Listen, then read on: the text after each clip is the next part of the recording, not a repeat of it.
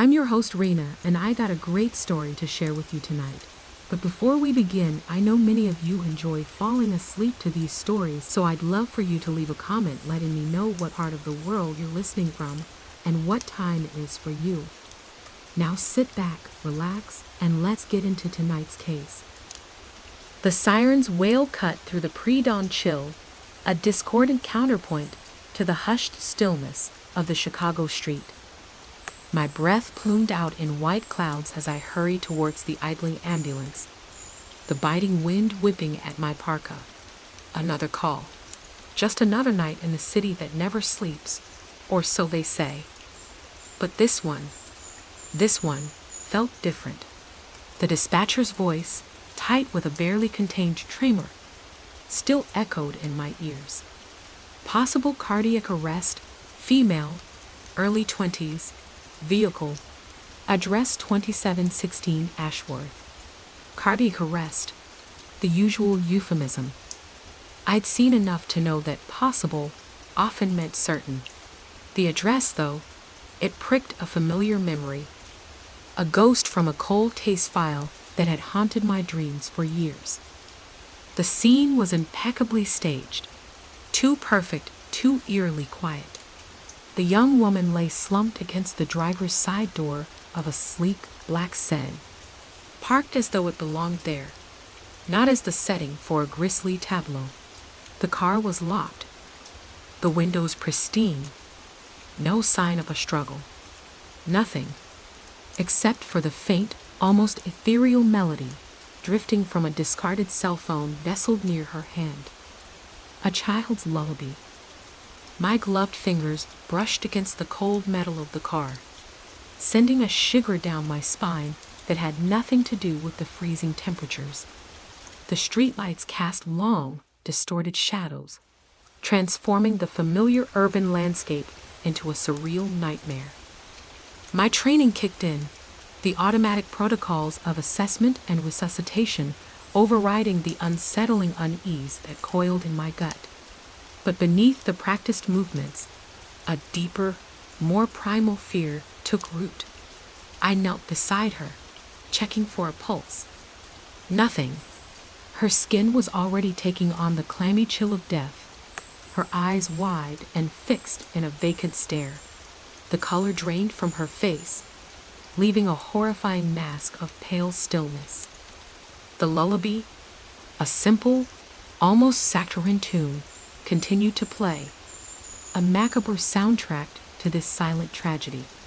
It was a jarring juxtaposition, the innocence of the melody against the brutal reality of the scene. The police were already on their way, their arrival announced by the distant, impatient blare of another siren. But there was something about this scene that went beyond the routine, something that defied logic and explanation. The precision of the staging, the unsettling quiet, the discarded phone, it was a deliberate orchestration, a perverse choreography of death. And the lullaby, it clung to me, a haunting melody that seemed to weave itself into the fabric of my being. Years of witnessing death had hardened me, built a wall around my emotions, a shield against the relentless tide of suffering.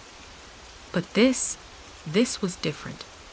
This wasn't just another statistic, another case closed with a weary sigh. This felt personal.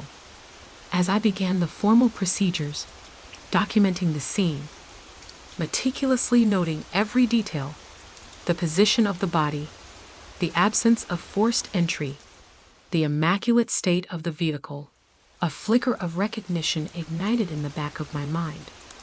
The location, the time, the lullaby, it all mirrored a case that had been relegated to the cold files of Chicago PD.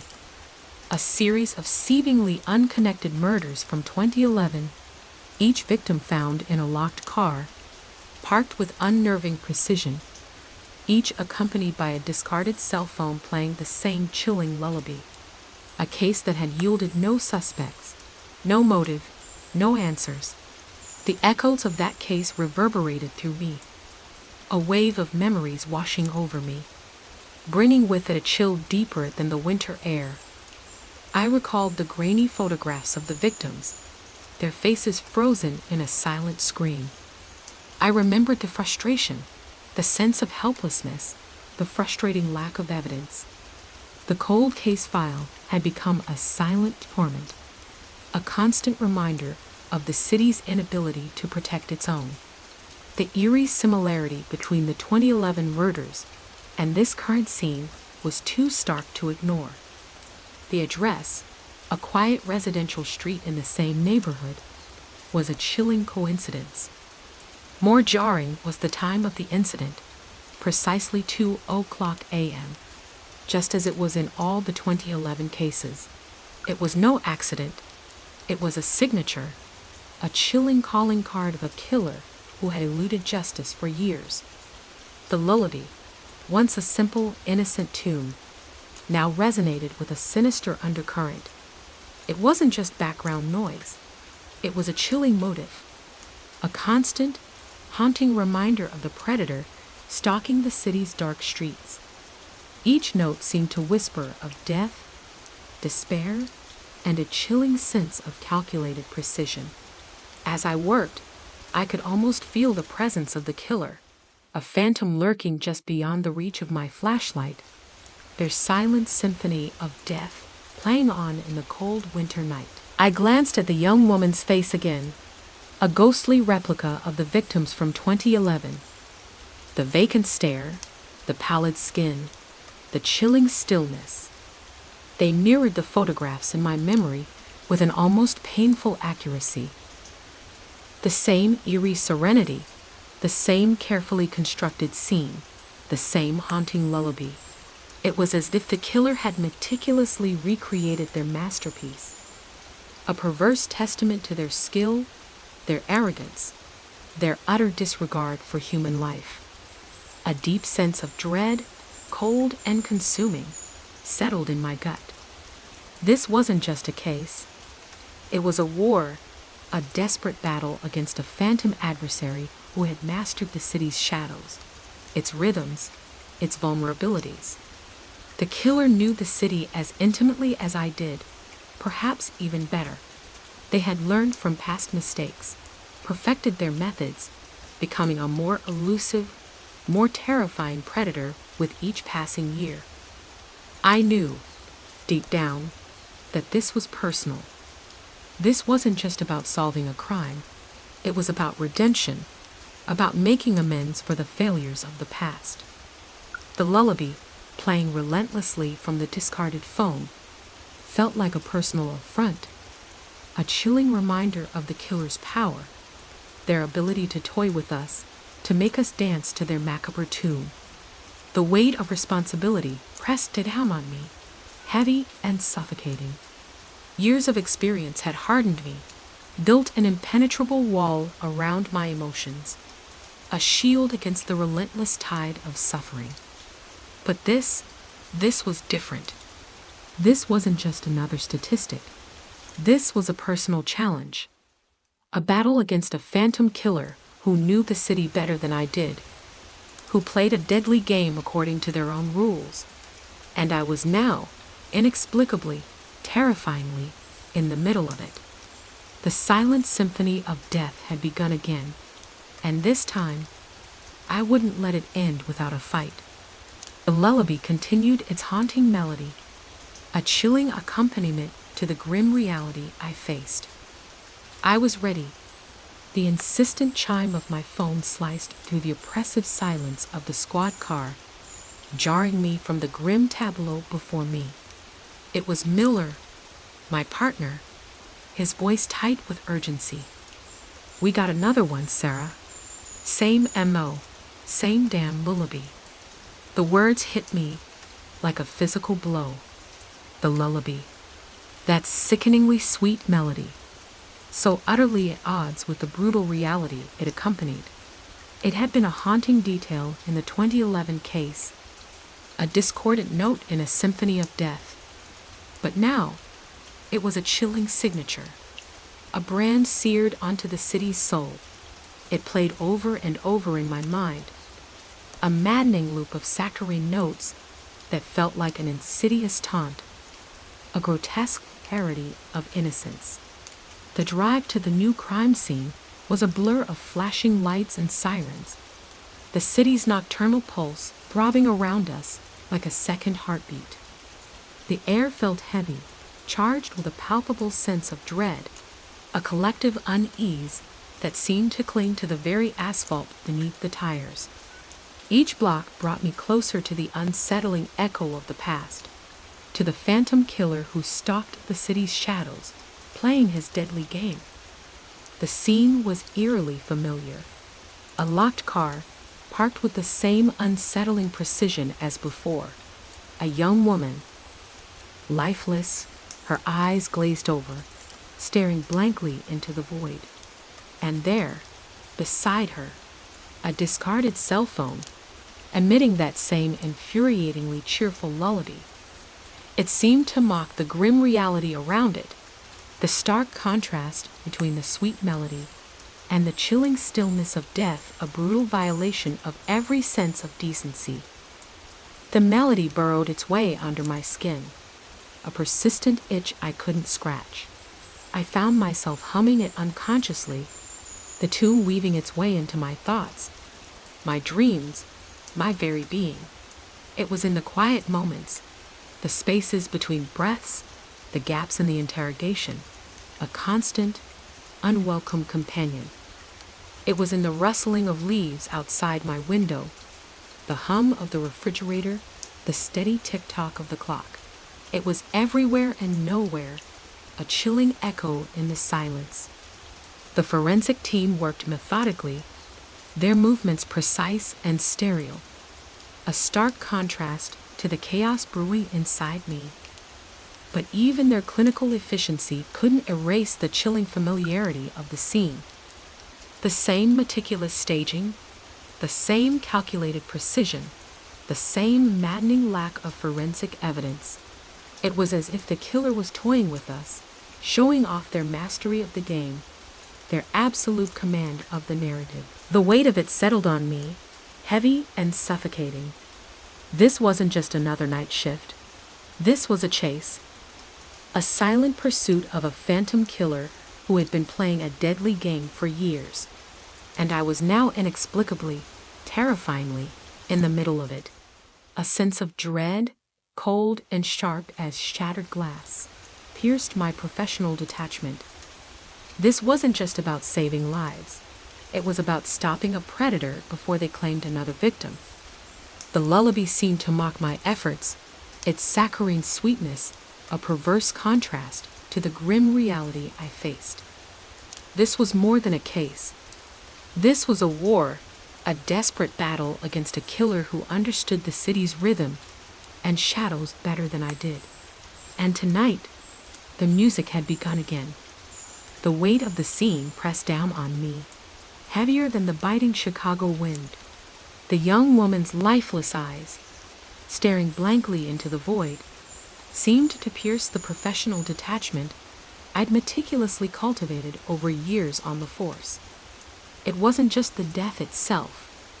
It was the unnerving familiarity, the chilling echo of a case I'd long since buried deep within the archives of my memory. A cold dread, sharp and insistent, clawed its way into my consciousness. 2011, the cold case file. It had haunted the margins of my mind for years. A recurring nightmare dressed in the drab reality of unsolved crimes. A series of murders, each victim found in a locked car, parked with an unsettling precision that bordered on the macabre. Each scene meticulously staged, a morbid tableau against the backdrop of Chicago's indifferent cityscape. And in each case, a discarded cell phone playing the same saccharine lullaby, a grotesque counterpoint to the brutal reality of death. The images flooded back, jarring and vivid. Grainy photographs from the case files, the faces of the victims frozen in silent screams, their lives extinguished in a cruel and calculated dance of death. I remembered the frustration, the gnawing helplessness that had consumed the investigation. The lack of forensic evidence, the dead ends, the frustrating silence that had shrouded the killer's identity. We chased shadows, pursued leads that crumbled under the weight of their own inconclusiveness. The case had become a chilling monument to our failure, a constant reminder of the city's vulnerability, its inability to protect its own. Now, years later, the echoes of that case reverberated through me with a terrifying immediacy. The address, 2716 Ashworth, resonated with a sickening familiarity. It was in the same neighborhood as the 2011 murders. And then, the time, precisely 2:00 a.m. The same time, every single victim. It wasn't a coincidence. It was a signature, a perverse calling card, a chilling declaration of intent. The lullaby, once merely a haunting detail, now took on a sinister new dimension. It wasn't just a soundtrack to death. It was a taunt, a mocking reminder of the killer's audacity, their calculated control over the narrative. The saccharine melody, so innocent in its simplicity, now resonated with a chillingly sinister undertone, a discordant counterpoint to the bleak reality of the scene. Each note seemed to whisper of planned precision, of cold calculation, of a mind operating on a level beyond comprehension. My hands, usually steady and precise, trembled slightly as I continued to document the scene. The methodical process, the careful cataloging of evidence, felt almost futile against the overwhelming sense of dread that threatened to engulf me. I felt the ghost of that 2011 investigation pressing down on me, a suffocating weight of unresolved trauma. The faces of the victims, their silent screams, haunted the corners of my vision, a macabre chorus echoing the chilling lullaby playing on the discarded phone. The memories were fragmented, sharp bursts of adrenaline, punctuated by the lingering numbness of defeat. I recalled the countless hours spent poring over forensic reports, the fruitless interviews with witnesses who offered nothing but speculation and vague recollections. The investigation had been a labyrinth of dead ends and false leads, a frustrating game of cat and mouse where the cat had vanished without a trace. We had been outmatched, outmaneuvered, by a killer who seemed to exist beyond the reach of justice. The frustration gnawed at me, raw and visceral. The weight of those unsolved murders, the families left without closure, the chilling silence that had followed the investigation. It all came crashing back with the force of a tidal wave. This wasn't just another case, it was a resurrection, a grim reminder of our failure to bring this predator to justice. I spent hours poring over the evidence, sifting through the minutiae, searching for any clue, any hint of the killer's identity. But the more I looked, the more the case seemed to unravel before me, the details merging into a confusing, frightening jumble of half-formed impressions. The investigation was a mirror reflecting my own growing unease, a reflection distorting into a nightmare. Night fell, the city transforming into a canvas of shadows and flickering neon. The lullaby played relentlessly on repeat in my mind, its once innocuous tune now warped into a sinister dirge. It was in my dreams too, weaving its way into nightmarish scenarios, a constant, unsettling presence that amplified my sense of dread. I couldn't escape its hypnotic rhythm, its maddening simplicity. Sleep offered no respite. The lullaby played on, an endless loop in the darkness, intruding upon even my unconscious mind. I saw fragments of faces in the shadows, the victims, their eyes wide with terror, their expressions frozen in a silent scream. The melody seemed to weave their fear into its fabric, intensifying its oppressive weight. I woke in a cold sweat, tune still ringing in my ears, a phantom echo in the silence of the night. The days bowled into one another, a continuous cycle of investigation and exhaustion. The lullaby became a part of me, an unwanted soundtrack to my life, to my every waking moment. It was in the hum of the city, the whispers of the wind, the distant sirens. It seemed to permeate the very fabric of reality, a constant reminder of the predator's chilling presence. The investigation stalled, the leads drying up like a forgotten stream in the desert. Frustration gnawed at me, a relentless worm feeding on my determination. The failures of the past hung over me like a dark cloud, weighing down every decision, every step forward. I was haunted by the faces of the victims, their unanswered pleas echoing in the lullaby's relentless melody. Miller, ever the pragmatist, tried to reason with me, to pull me back from the abyss of obsession. But he couldn't understand the depth of my entanglement, the way the lullaby had taken root in my mind, twisting its innocuous melody into a weapon of torment. It was more than just a case. It was a personal war, a battle against an unseen enemy who knew the city's rhythms better than I did, an opponent who played by rules I didn't understand.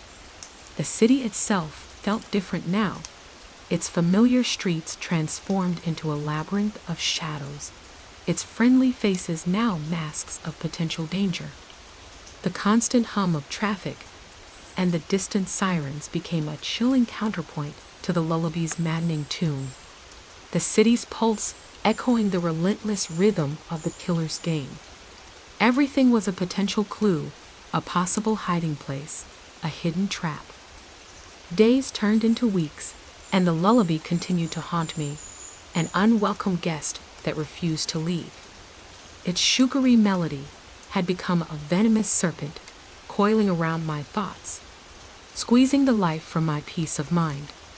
I found myself replaying the tune in my head, trying to find some hidden meaning, some clue buried within its seemingly simple structure, some secret message from the killer. But there was nothing, just a maddeningly sweet melody, a chilling soundtrack to a nightmare that refused to end. And the lullaby continued to play, its haunting melody, a constant reminder of the silent symphony of death that continued to unfold around me. The city waited, breathless, for the next note. And I, along with it, was trapped in the predator's macabre composition, a helpless participant in its unsettling, endless refrain. The fight was far from over. It was just beginning. The lukewarm coffee tasted like ash in my mouth. Another sleepless night fueled by the lullaby, its saccharine sweetness a cruel mockery of the horrors it accompanied. Miller, bless his pragmatist heart, had tried again this morning to talk some sense into me. "Sarah," he'd said, his voice laced with concern, "you need a break. You're burning out.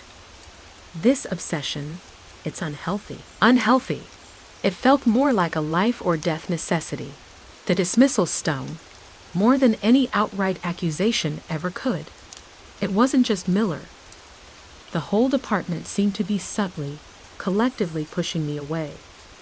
Whispers followed me down the hallways, pitying glances exchanged over my shoulder.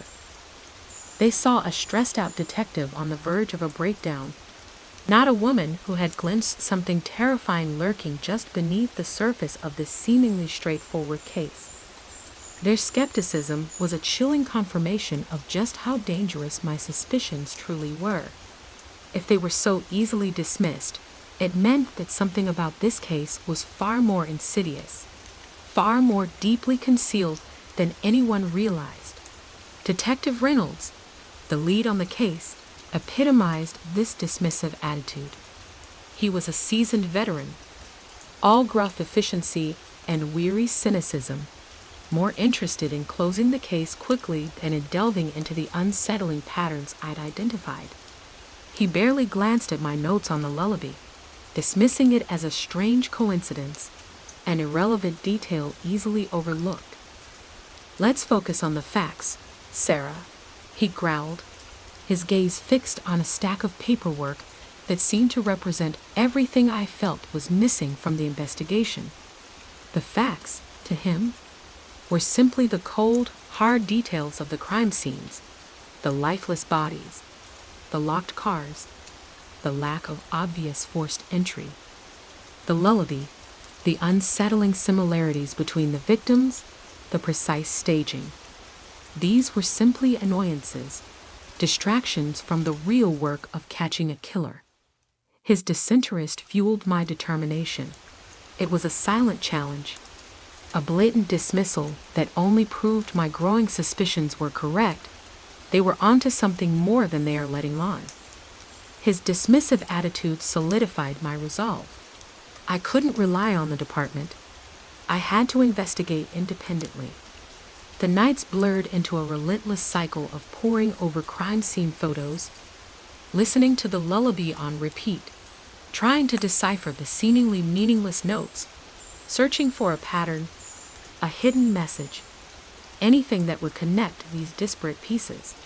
I spent hours at the library, researching obscure musical theories, ancient lullabies, anything that might hold a clue.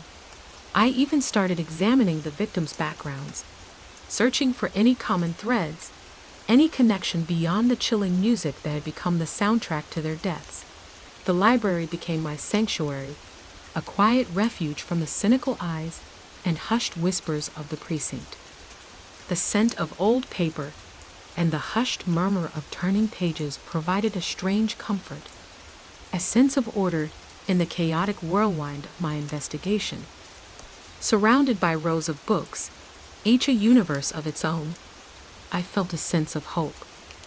Somewhere within those pages, I believed, lay the answer I was desperately seeking, a key to unlocking the mystery that haunted my every waking moment.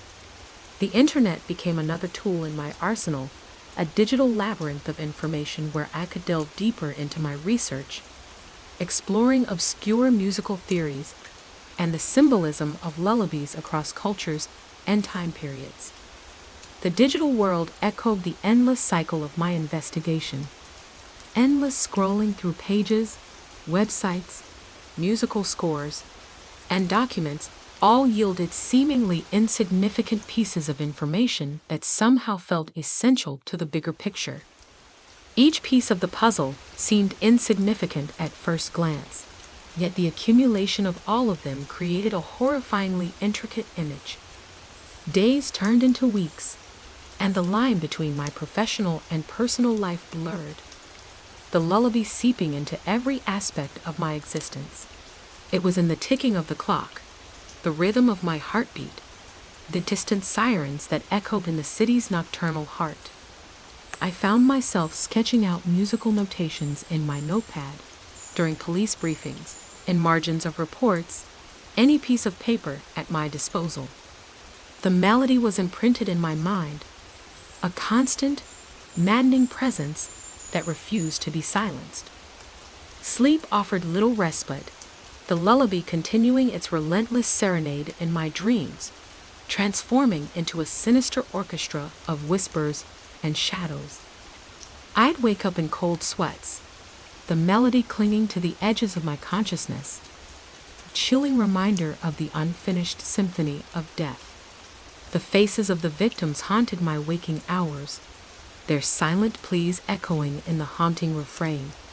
I felt myself unraveling, the relentless pressure of the investigation wearing away at my sanity. The distrust of my colleagues only intensified my sense of isolation. It was as if they were colluding to keep me away from the truth, subtly guiding my investigation down dead ends while remaining silent to the patterns I saw so clearly. The city itself felt like a conspirator, its bustling streets masking a sinister secret, the ambient noise, and the constant hum acting as a chilling counterpoint to the ever-present lullaby. And yet, amidst the growing paranoia and the relentless pressure, a tiny spark of hope flickered within me. A single, almost imperceptible detail, a subtle anomaly I had noticed in the crime scene photos. Something small, easily overlooked, yet something that felt profoundly significant. A single, misplaced button, a unique fabric fiber, a peculiar arrangement of leaves outside the car's windows. It was enough to rekindle the fire of hope, just enough to keep me going. The city, once a source of oppressive unease, now felt like a puzzle waiting to be solved, a vast labyrinth concealing the truth I was determined to unearth. It was time to act. The doubt was there, a gnawing presence whispering in the shadows of my mind, but I couldn't allow it to consume me. I had to trust my instincts, even if no one else would. I had to push forward, even if it meant facing the wrath of my peers, even if it meant risking everything. The city's shadows concealed a killer, and I, alone, held the key to stopping him. The symphony of death was far from over, but I was determined to write its final movement. The game had just begun. The weight of the unsolved cases pressed down on me, a physical burden as much as a mental one. The rhythmic pulse of the city, usually a comforting backdrop to my life, now felt like a mocking counterpoint to the unsettling silence of the victims. Each unanswered question was a nail hammered into the coffin of my sanity. Sleep offered no respite, only a relentless replay of the lullaby, a haunting melody woven into the fabric of my nightmares. The faces of the victims, their silent pleas for justice, haunted my waking hours. Then, a flicker, a spark, a tiny, almost imperceptible detail that ignited a flame of hope within the suffocating darkness. It started with a hunch, a nagging feeling that something was amiss, something overlooked, something deliberately buried beneath layers of dust and indifference. My relentless search for connections between the past and present murders led me back to the archives, to the dusty records of a case that had been deemed cold, closed, forgotten. The 2011 killings. Detective Reynolds had scoffed at the notion of any link, but I couldn't shake the feeling that the chilling lullaby was a thread connecting them all. The digital world, my second sanctuary, yielded little in terms of new information about the 2011 cases, but it was a physical exploration of the old files at the precinct that finally yielded something. I spent days poring over the old case files, each page a testament to the department's initial dismissive approach to the 2011 murders. The reports were terse, the conclusions rushed, the details scarce. The victims, like the current ones, had been meticulously staged. Each scene, a macabre tableau carefully orchestrated to confuse and mislead. And then I found it. Buried deep within the report of the third victim in 2011, a footnote mentioning a discarded coffee cup found near the scene, a detail dismissed as irrelevant. The report noted that a partial fingerprint was found on the cup, but it was never successfully matched to anyone in the system. A minor detail, an insignificant anomaly, perhaps, or perhaps a vital piece of the puzzle I'd been missing. Suddenly, the lukewarm coffee I'd been drinking earlier tasted less like ash and more like a potent elixir of possibility. Reynolds' dismissal echoed in my ears, but this time it didn't sting. Instead, it fueled my resolve. His skepticism was a testament to how easily crucial details could be overlooked, how quickly a case could be closed without truly uncovering the truth. This forgotten fingerprint, this minor anomaly, felt profoundly significant, almost like a message, a deliberate breadcrumb left for someone to find. The forensic lab was initially reluctant to reopen the case file. The fingerprint, they argued, was partial and degraded. The technology available in 2011 was far less advanced than what we had now, and the chances of obtaining a usable match were slim. But I persisted, I pleaded, I presented my theory. linking the 2011 killings to the current spate of murders, to the unnerving similarity of the staging, and of course, the ubiquitous lullaby.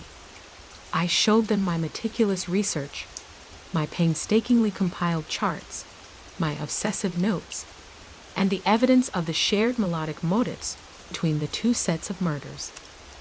The weight of my argument, the sheer force of my desperation, finally wore them down.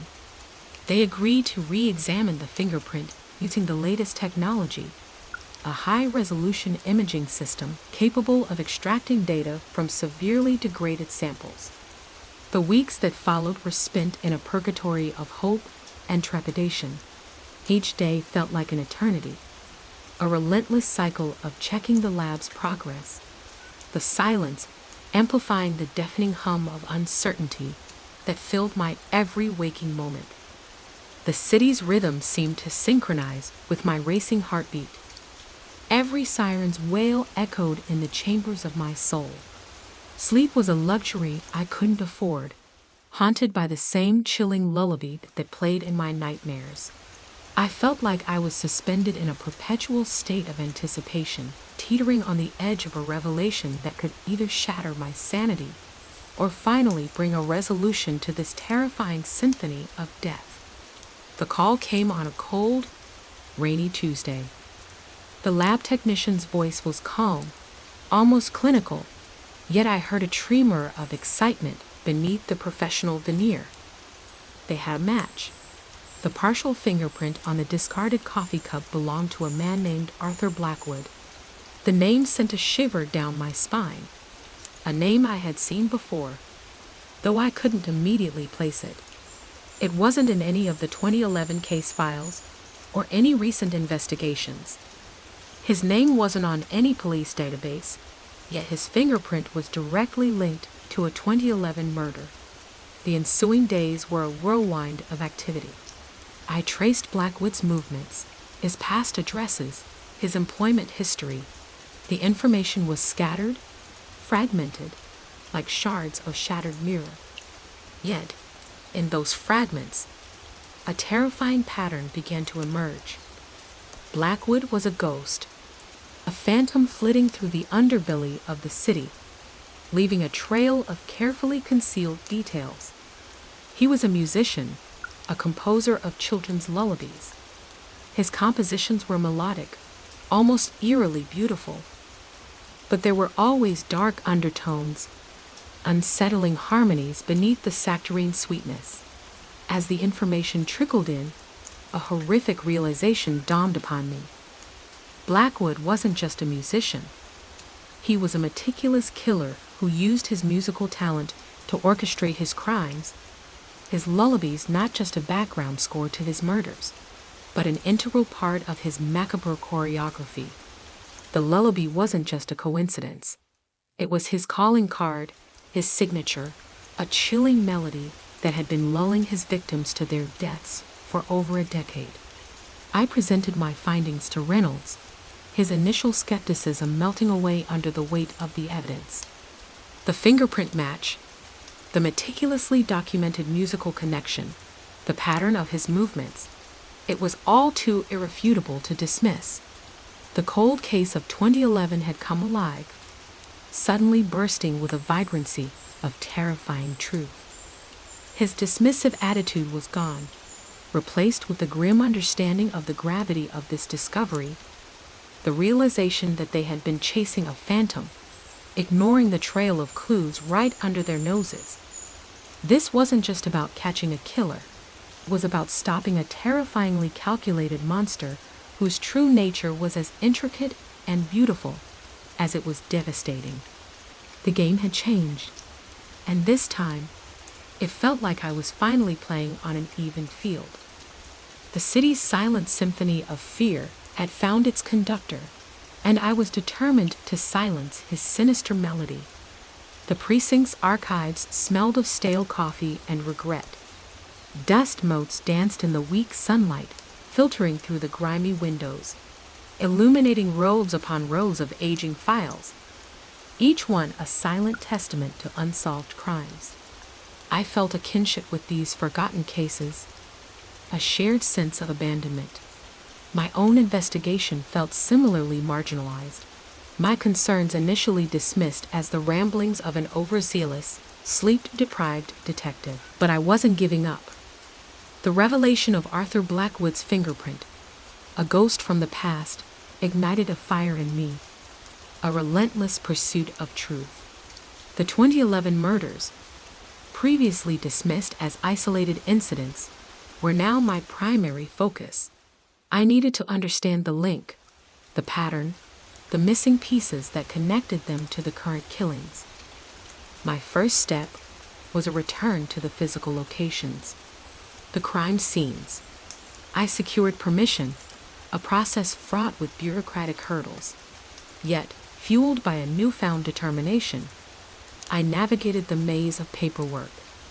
Each location was a pilgrimage, a journey into the chilling past, a silent conversation with the victims whose lives had been so brutally extinguished. The first location, a deserted warehouse on the city's outskirts, hit me hard. The air hung heavy with the stench of decay and forgotten dreams. I knelt, running my fingers across the concrete floor, tracing the faint outline of where the victim had lain. The police photos showed a meticulous arrangement, the body posed almost artistically, a macabre masterpiece. But there were nuances, details unseen in the hastily taken pictures, details that spoke to a deliberate artistry, a theatrical staging of death. A small smear of what looked like dried paint on the floor, barely visible to the naked eye. A detail the original investigators clearly overlooked. A tiny fragment of a torn fabric, unlike the victim's clothing, tucked away beneath a rusted metal beam. At the second scene, a dimly lit alleyway near the city's notorious red light district, I found more inconsistencies. The arrangement was similar to the warehouse, meticulous, chillingly precise. Yet, I found a loose thread, a piece of dark, embroidered ribbon snaking its way between two bricks. It wasn't mentioned in the original reports, a tiny detail swallowed by the larger narrative of a hasty investigation. The ribbon felt strangely familiar, its texture and delicate embroidery evoking a feeling I couldn't quite grasp. The third location, a seemingly innocuous apartment building, yielded even more. The apartment itself had been thoroughly cleaned, but a close examination revealed microscopic traces of a unique, almost antique perfume. The scent, faint but unmistakable, was a haunting echo of the past. It was not mentioned in the reports, an oversight that chilled me to the bone. This wasn't just sloppiness, it was a deliberate act of concealment. These minor inconsistencies, these overlooked details, painted a new picture, a more intricate and disturbing portrait of the killer than initially imagined. It suggested a level of methodical planning, a chilling understanding of forensic science, a skill in manipulating evidence that made me question the very essence of the original investigations. They weren't just missing clues, they were deliberately ignoring them. Days bowled into weeks as I delved deeper into the city's underbelly, a world of shadowy figures and hushed secrets. My own apartment, usually a refuge, became a temporary sanctuary from the oppressive weight of the investigation. Sleep was a luxury I rarely afforded myself, haunted by the haunting lullaby, its melody, a constant companion, a chilling reminder of the victim's fate. The relentless pursuit of truth became a consuming obsession, pushing me further and further into the heart of the darkness. I revisited Blackwood's gnome addresses, each one a faded photograph in the album of his life. A cramped apartment in a decaying part of the city, an old Victorian house on the edge of town, a series of rented rooms scattered across the city's various boroughs, each location hinting at a life spent running, a life lived in the shadows. I spoke to neighbors, acquaintances, anyone who knew him, piecing together the fragmented pieces of his life like a macabre jigsaw puzzle. His neighbors remembered him as a recluse, a quiet man who kept to himself, a man shrouded in an unsettling silence. The landlady of one of his previous residences remembered him as a talented musician, a composer of haunting melodies. She kept a faded recording of one of his lullabies, its ethereal melody resonating with a darker, more unsettling undercurrent. The recording was a grim reminder of the chilling lullaby echoing in my nightmares. His employment history was patchy at best. Short-term stints as a freelance musician, composing for commercials and children's television programs, suggesting a man desperate for money, always moving, always hiding. But his true calling, his true passion, lay elsewhere. It was his music, not his employment, that was the key. His lullabies, hauntingly beautiful yet subtly disturbing, had a pattern, a subtle shift in harmony, a melancholic undertone that repeated in each song. The same pattern I had identified in the murder scenes, the staging, the placement of the bodies, the choice of locations. It was all orchestrated to a silent symphony, the lullaby acting as a conductor's baton, guiding the dark ballad of death. The seemingly random locations were chosen to mirror the notes of his compositions. The subtle variations in the staging reflected the emotional shifts in the music. It was a meticulous performance designed to unsettle and bewilder, designed to evade detection. I discovered an online forum dedicated to obscure composers where Blackwood's work was discussed. The comments were a mixed bag. Some praised his creativity, his mastery of melody. Others mentioned something unsettling, a dark shadow beneath the surface of his music. One comment caught my eye. His music makes you sleep, but it also makes you dream of death. The weight of the evidence, the sheer volume of detail, pointed to one terrifying conclusion. Blackwood wasn't just a musician. He was a master manipulator, a cunning artist of death. His lullaby wasn't a mere coincidence. It was his signature, a twisted calling card, a perverse artistic statement woven into the fabric of his horrific crimes. The city's rhythm was no longer a comforting backdrop, but a constant reminder of the horror unfolding. Every lullaby heard, every child's innocent sleep, was a chilling echo of Blackwood's deadly symphony. My determination solidified, my fear replaced by a fierce, unwavering resolve. I was going to bring him down. The game had only just begun. The rain hammered against the corrugated iron roof of the dilapidated garage, a rhythmic counterpoint to the gnawing unease in my gut. Blackwood's shadow stretched long and dark across my mind, a chilling reminder of the deadly symphony he'd orchestrated. I sifted through the worn files, the scent of dust and despair clinging to the brittle pages, my fingers tracing the faded ink of police reports from 20 years prior. The original investigation, I now knew, was riddled with errors, omissions that spoke volumes about negligence, or worse. A cough rattled in the shadows behind me. I spun around, my hand instinctively reaching for the heavy flashlight I'd carried since leaving the precinct. An older man stood there, silhouetted against the faint glow of a single bare bulb hanging precariously from the ceiling. He was tall and thin, his frame stooped with age, a tweed jacket pulled tight against the chill.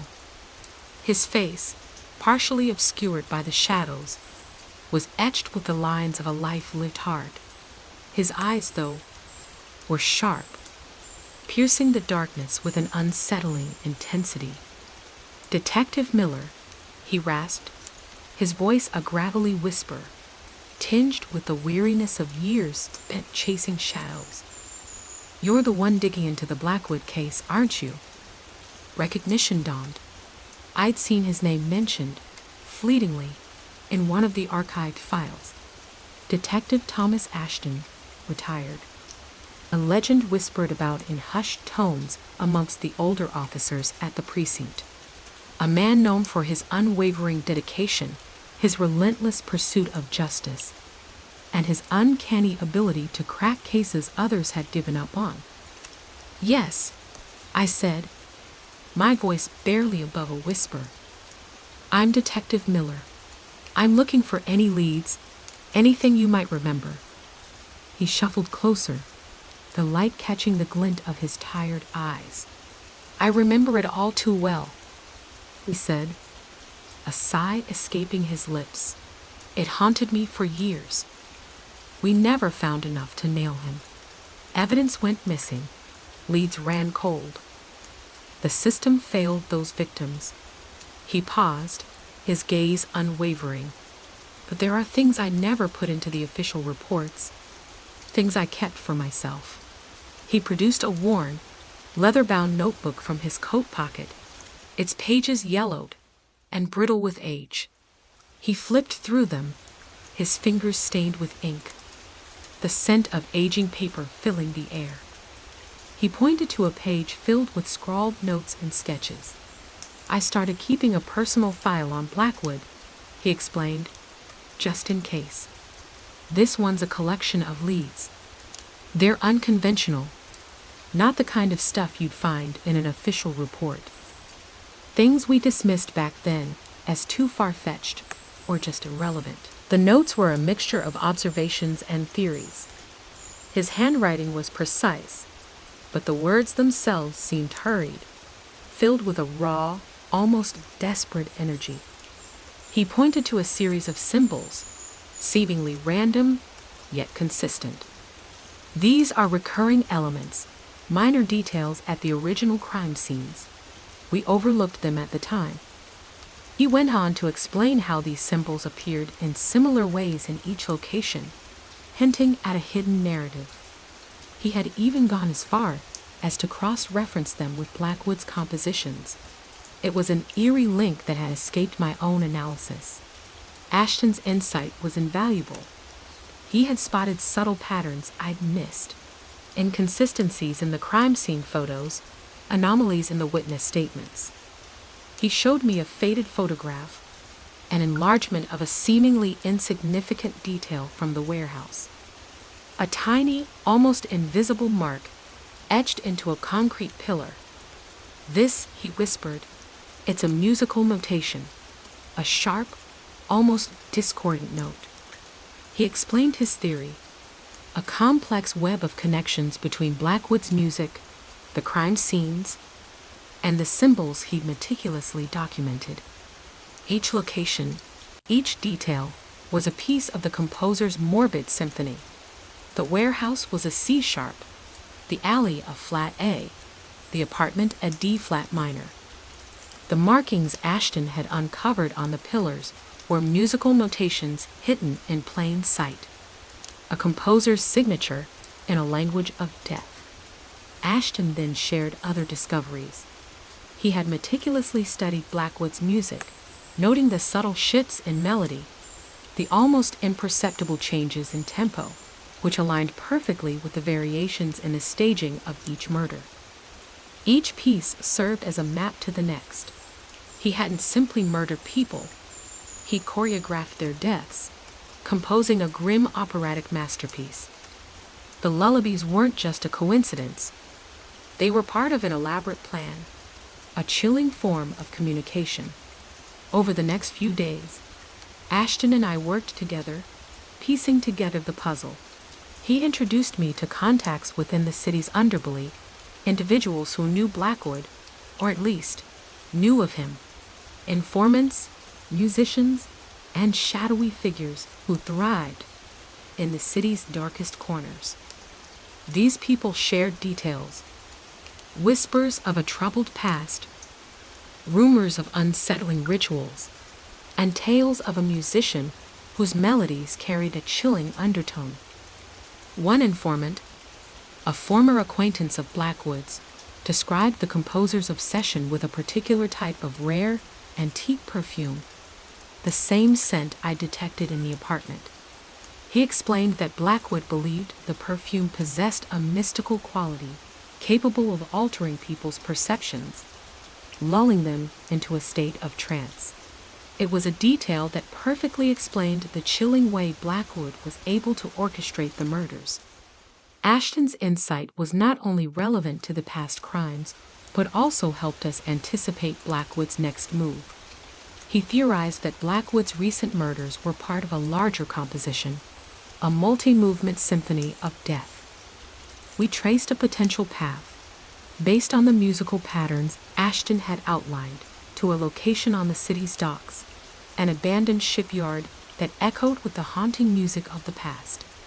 As we delved deeper, we uncovered a pattern of escalating violence. Blackwood wasn't content with simply killing his victims. He was refining his technique, improving his methodology, always striving for the perfect performance. Each murder was a step closer to a grand finale, a culminating act of macabre artistry. The discarded notes, sketches, and fragments of information pieced together a picture of a man consumed by his art. A man who saw death not as an ending, but as a perfect expression of his creative genius. The music wasn't a mere soundtrack to his crimes. It was their architect, the conductor of a deadly symphony that had been playing out for years. We knew we were racing against time. We were walking on a tightrope, balancing on the edge of a precipice, the wind of uncertainty threatening to push us into the abyss. Each passing hour brought a new wave of dread. The chilling lullaby, once a distant echo, now played relentlessly in my mind, a haunting reminder of the victims and the deadly symphony yet to conclude. Ashton, despite his age, moved with surprising agility, his mind sharp, and his instincts honed by decades of experience. He was more than just an ally. He was a mentor, a guide leading me through the labyrinthine corridors of this complex case. He was a seasoned warrior, guiding me through this battle against a composer of death. His presence was a beacon of hope in the encroaching darkness, a reassurance that the fight wasn't over. We had to stop him. We had to bring Blackwood down. The symphony had to end. The abandoned shipyard reeked of salt and decay, the skeletal remains of rusting ships looming like ghostly sentinels against the bruised twilight sky. The wind howled a mournful dirge, carrying with it the scent of brine and something else, something acrid, metallic, faintly sweet. The same unsettling aroma I'd encountered at each of Blackwood's crime scenes. Ashton, his breath misting in the frigid air, pointed towards a dilapidated warehouse, its windows dark and vacant. "This is it," he rasped, his voice barely audible above the wind's mournful wail. The final movement. My flashlight beam cut through the gloom, illuminating peeling paint and crumbling brickwork. The structure was eerily silent, the only sound the rhythmic creak of the wind and the gnawing unease in my gut. As we cautiously approached the warehouse, a sense of dread washed over me, thicker and more potent than the fog rolling in from the lake. This wasn't just a crime scene. It was a stage, meticulously prepared for a final, gruesome performance. Inside, the air was thick with the cloying sweetness of the antique perfume. The warehouse was vast and cavernous, echoing with the whispers of the wind. Boxes lay scattered, their contents long since looted or decayed. But one detail stood out, stark against the desolation: a single, ornate music stand, positioned center stage, as if awaiting the conductor's baton. On the stand rested a sheet of music, its notes elegant and deadly. It was Blackwood's final composition, his grand finale. Ashton's flashlight danced across the floor, revealing faint traces of blood, almost entirely cleaned, but still detectable to our practiced eyes. There were also other traces, tiny, almost imperceptible markings etched into the concrete floor, a continuation of the musical notations we found at previous scenes. It was a chilling score, written in blood and shadow, the notes of a symphony of death. But the music wasn't the only clue. As I examined the area more closely, I noticed a series of barely perceptible markings on the walls, hidden behind layers of grime and decay. They weren't musical notations. They were symbols, similar to those Ashton had found in his old notebook. Symbols which were not only linked to Blackwood's works, but had a deeper connection I was only beginning to comprehend. The symbols were subtly different from those at previous crime scenes. They hinted at a shift in Blackwood's methods, a refinement of his technique. This wasn't just another murder. It was a ritual, a culmination of everything he'd done before. It was his masterpiece. Ashton, meanwhile, had begun studying the sheet music on the stand. His eyes, normally clouded with weariness, now burned with an intense focus. He muttered to himself, running a weathered finger across the notes. The tempo, it's accelerating. The dissonance, it's escalating. The sheet music wasn't just a score, it was a blueprint. It detailed the choreography of a deadly performance, a meticulously planned ritual that would surpass all his previous acts of violence. It described not just one victim, but multiple victims, each death a note in his grand crescendo. Ashton then pointed to a series of numbers subtly embedded within the musical score, a sequence of seemingly random digits. These are not musical notations, he explained. These are coordinates to something else entirely. He painstakingly copied the numbers into his worn notebook, his hands trembling slightly. The numbers, it turned out, led to a series of locations across the city, locations that seemed completely unrelated at first glance. A disused subway station, an abandoned factory, and a secluded alleyway. Each was marked with a similar pattern of symbols I was getting familiar with. These locations were all linked to a network I hadn't previously grasped. As we pieced together the coordinates, a chilling realization dawned on me. The locations weren't just random. They were part of a network far more sinister than we had initially imagined. These weren't just locations related to the murders. They were locations where the victims had once worked. Suddenly, everything clicked. The seemingly unrelated organization dealing with shady dealings. The organization our informants mentioned in hushed whispers was not only supplying Blackwood's victims, but they also facilitated his methods, hiding his activities behind their own.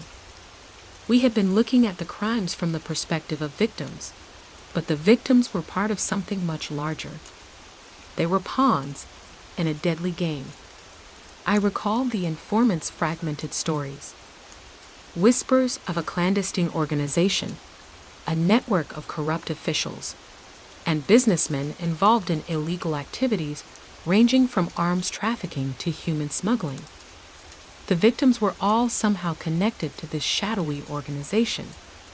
The organization's network had provided Blackwood with his targets, each a carefully chosen note in his deadly composition. They were not just random victims, they were pawns, carefully placed on the board to create the macabre masterpiece Blackwood was composing.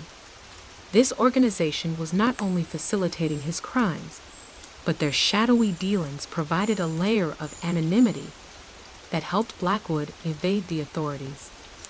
The crimes were merely the notes to a larger score, orchestrated by the organization's dark network, and their connection to Blackwood went far beyond supplying victims. The antique perfume, the symbols, the musical notations.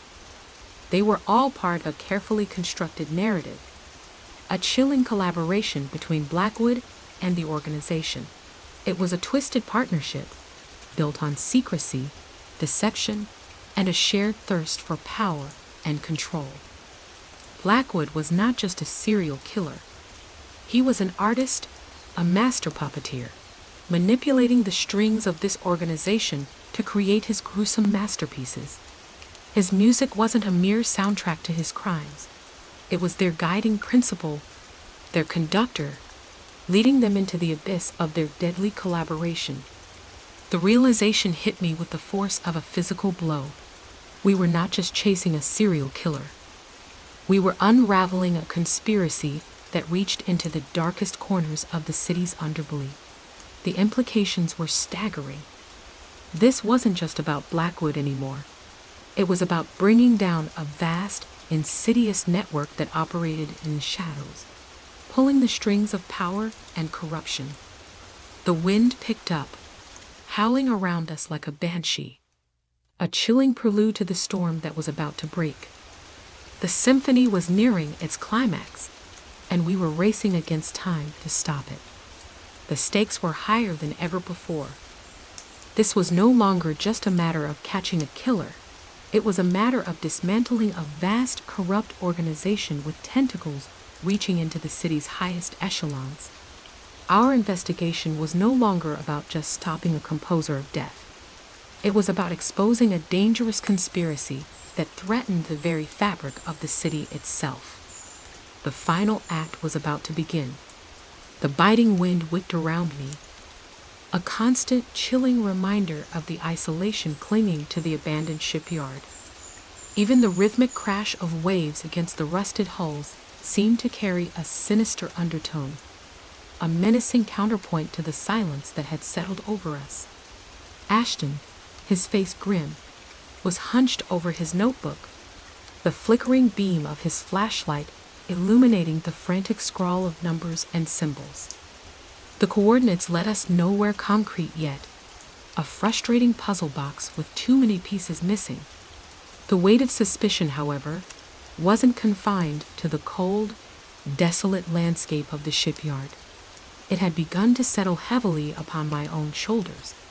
It started subtly, a misplaced file, a cryptic phone call, a shadow flitting across my peripheral vision when I was alone in the office. Then, the threats grew bolder. A single red rose, its thorns wickedly sharp, left on my doorstep. A chilling message, etched into my car window with a diamond-tipped tool. "You're next." The messages weren't crude. They weren't overtly violent. They were carefully calculated, designed to sow seeds of fear, to make me question my every move. They were a chilling performance, a prelude to something far more sinister. I felt the killer's gaze upon me, constant, invisible pressure that tightened its grip with each passing hour. My apartment, usually a sanctuary, now felt like a cage. I slept fitfully, haunted by the faces of the victims, their eyes wide with a silent scream. The scent of the antique perfume, that cloying sweetness that clung to the crime scenes, now seemed to permeate my own living space, a ghostly reminder of the danger that lurked close. I knew this wasn't a coincidence. This escalation wasn't merely a coincidence. It was a deliberate tactic, a calculated move by the killer to silence me. He sensed that the net was tightening around him, that the careful construction of his deadly symphony was unraveling, and he was lashing out in response. The escalation wasn't random. It was a response to the progress of the investigation. The police protection offered felt less like a safeguard and more like a gilded cage.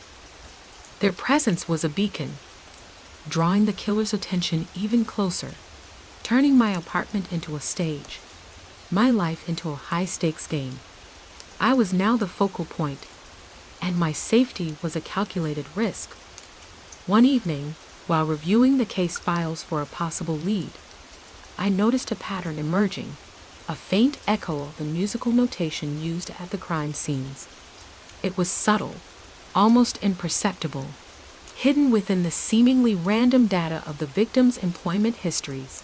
It was a code, an intricate cipher concealed within mundane records. Each victim had worked, at some point in their careers, for a different firm operating under a different name, but with a similar modus operandi, involved in shady dealings ranging from money laundering to arms trafficking. It wasn't a coincidence. The pattern sent a shiver down my spine. It was a chilling realization, an undeniable confirmation of our suspicions. Blackwood wasn't working alone. He was a pawn in a larger game, a tool used by a sinister organization whose shadowy figures lurked in the city's underbelly. The victims weren't randomly selected. They were carefully chosen, each one a note in a deadly concerto orchestrated by a far more powerful entity. I worked late that night, decoding the cipher. The code was intricate and complex, but slowly, painstakingly, the meaning began to emerge. It was a list of names, a roster of individuals involved in the clandestine organization. The list wasn't just a list of names. It was a roadmap, a key to understanding Blackwood's deadly artistry. It revealed the depth of the conspiracy. As I looked at the list, I realized that not all of the names were unknown to me. Some were familiar faces from the city's upper echelons, influential figures who held positions of power and influence. The revelation was stunning. The conspiracy extended far beyond the shadows. It had infiltrated the city's very foundations. The implications were terrifying. If the killer was merely an artist, a tool, then who was the conductor? Who was the mastermind pulling the strings, orchestrating this deadly symphony of violence? That night, sleep eluded me. I was consumed by a torrent of chilling possibilities, each more terrifying than the last. The investigation had taken a sinister turn. The stakes were immeasurably higher. The weight of the investigation, the potential consequences of failure, crushed my spirit. The next morning, I received an anonymous package. Inside, a single black feather, soft as silk, lay nestled against a photograph of myself, taken surreptitiously from a distance. A chilling message was scrawled on the back, its meaning clear. The music is ending, detective, and you're the final note. The message was stark, cold, devoid of any emotion. It conveyed the unsettling reality of my position. I was no longer just investigating. I was a target. The line between observer and observed had blurred, and I was now firmly within the killer's sights. My life was no longer my own. It had become a pawn in his game, a carefully orchestrated piece in his final deadly movement. The feeling of being watched was now constant. I felt eyes on me, even in crowded places. Every shadowed alleyway, every dimly lit street corner, every unfamiliar face seemed to hold a potential threat. My instincts screamed danger, and my carefully constructed world of order and logic was crumbling around me, replaced by an ever-present, chilling fear. The sense of dread intensified with each passing day. Sleep became a luxury I could ill afford. Even the sanctuary of my apartment felt violated, infiltrated by the cold breath of a silent predator. The weight of suspicion, the crushing reality of being targeted, was heavier than anything I'd ever experienced. Ashton, sensing my growing unease, tried to reassure me, but even his assurances, though calm and measured, couldn't erase the gnawing fear that consumed me. We were racing against time, working against an enemy who knew our every move, who was meticulously orchestrating our demise. He spoke of the elaborate code, the musical notations at the crime scenes, the carefully chosen victims, all meticulously orchestrated pieces of a deadly symphony. He explained the hidden meanings, the layers of encryption, the complex web of connections. He revealed names, places, events, details that filled in the missing pieces of the puzzle. His knowledge was invaluable, a treasure trove of insights into the darkest corners of the city's underworld. But there was a constant undercurrent of suspicion, a feeling that he wasn't telling me everything. His motives remained shrouded in mystery. Was he genuinely cooperating, seeking redemption for his past misdeeds? Or was he playing a game of his own, using me to achieve his own nefarious goals? His past was a tapestry woven with threads of betrayal, deceit, and violence. Trust was a luxury I couldn't afford, not with a man like Marcus Thorne. He spoke of the maestro, the shadowy figure who orchestrated the organization's activities, the true mastermind behind the deadly game. The maestro, Thorne claimed, was a ghost, a phantom who pulled the strings from the darkness, his identity carefully concealed behind layers of anonymity and deception.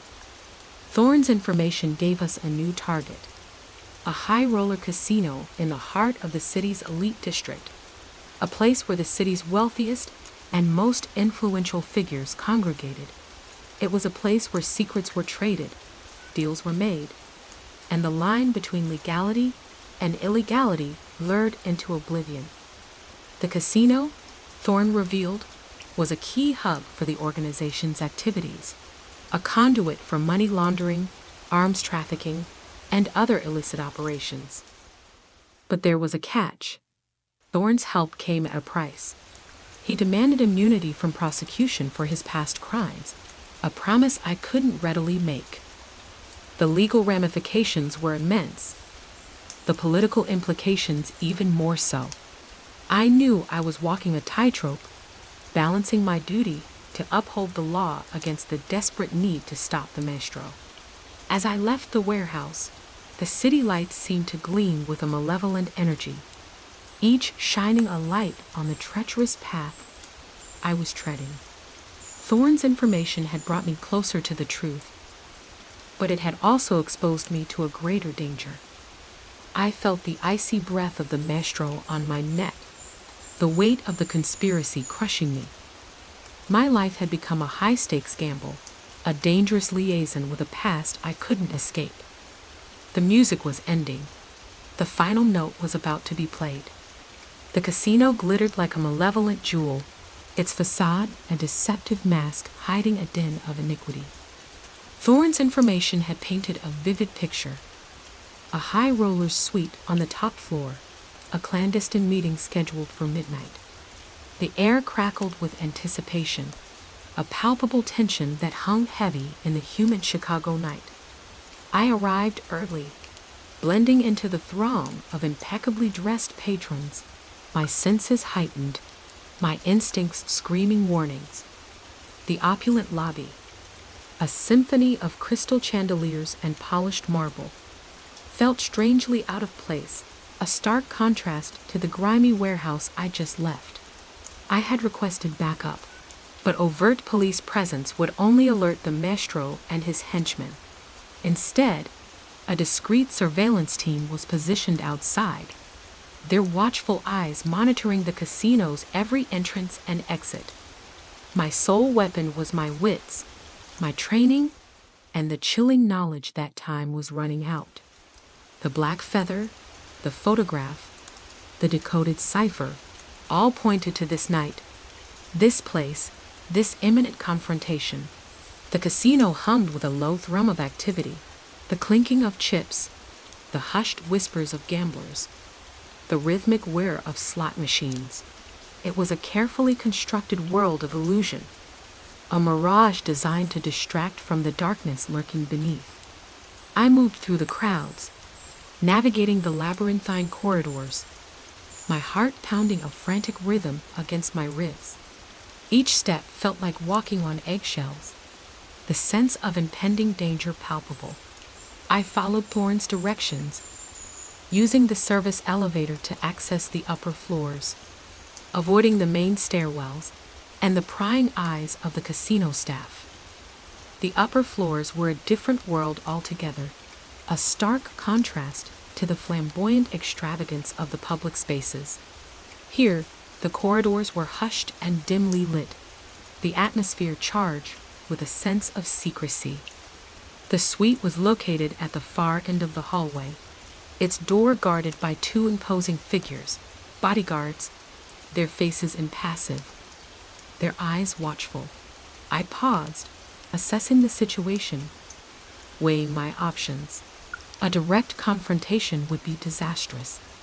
I needed a distraction, something to create chaos and provide me with an opportunity to slip inside. The abandoned shipyard, the site of Blackwood's final performance, now seemed less like a location of a crime scene and more like a premonition of my future. The wind still howled, a mournful symphony of impending doom, a chilling reminder of the deadly game I had unwittingly entered.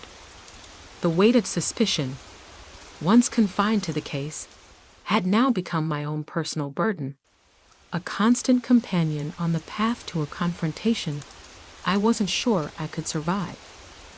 The final movement was approaching, and the conductor was playing a symphony of fear.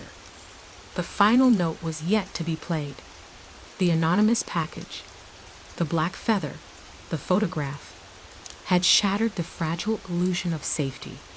My apartment, once a refuge, now felt like a pressure cooker, the air thick with unspoken tension. Sleep was a distant memory, replaced by a constant, low-level anxiety that gnawed at my insides. Even the mundane tasks of daily life, making coffee, showering, even breathing, felt fraught with a sense of impending doom. Ashton, ever the pragmatist, urged me to accept police protection, but the idea felt suffocating. It was like being a caged bird, constantly aware of the bars, even though they ostensibly offered security. The killer knew where I was. The police presence only served as a spotlight, highlighting me as the prime target. It was during one of my sleepless nights, consumed by the chilling possibilities unveiled by the decoded cipher, that a name surfaced from the murky depths of my memory. Marcus Thorne, a name whispered in hushed tones, a legend in the city's underworld, and a name I hadn't consciously recalled in years. He was a ghost, a phantom from my past, a former associate of the organization whose tentacles had ensnared the victims. Thorne's past was as dark and tangled as the organization itself. Rumors painted him as a brilliant but ruthless operator, a man who had climbed the ranks before making a daring escape. A betrayal of epic proportions. Now he lived a secluded life, rumored to be hiding somewhere within the city's labyrinthine network of hidden alleyways and forgotten spaces. Finding Thorne was like searching for a needle in a haystack made of shadows and deceit. But the potential reward, his insider knowledge, outweighed the considerable risks. I knew I couldn't do it alone. This wasn't a police matter. This was a fight for survival. It was a treacherous dance on the edge of the abyss, a game where one wrong step could cost me my life. My first lead came from an unlikely source, a dusty file in the archives, detailing a forgotten financial scandal that had embroiled Thorne years ago. The file mentioned a specific address, a rundown warehouse district on the city's outskirts.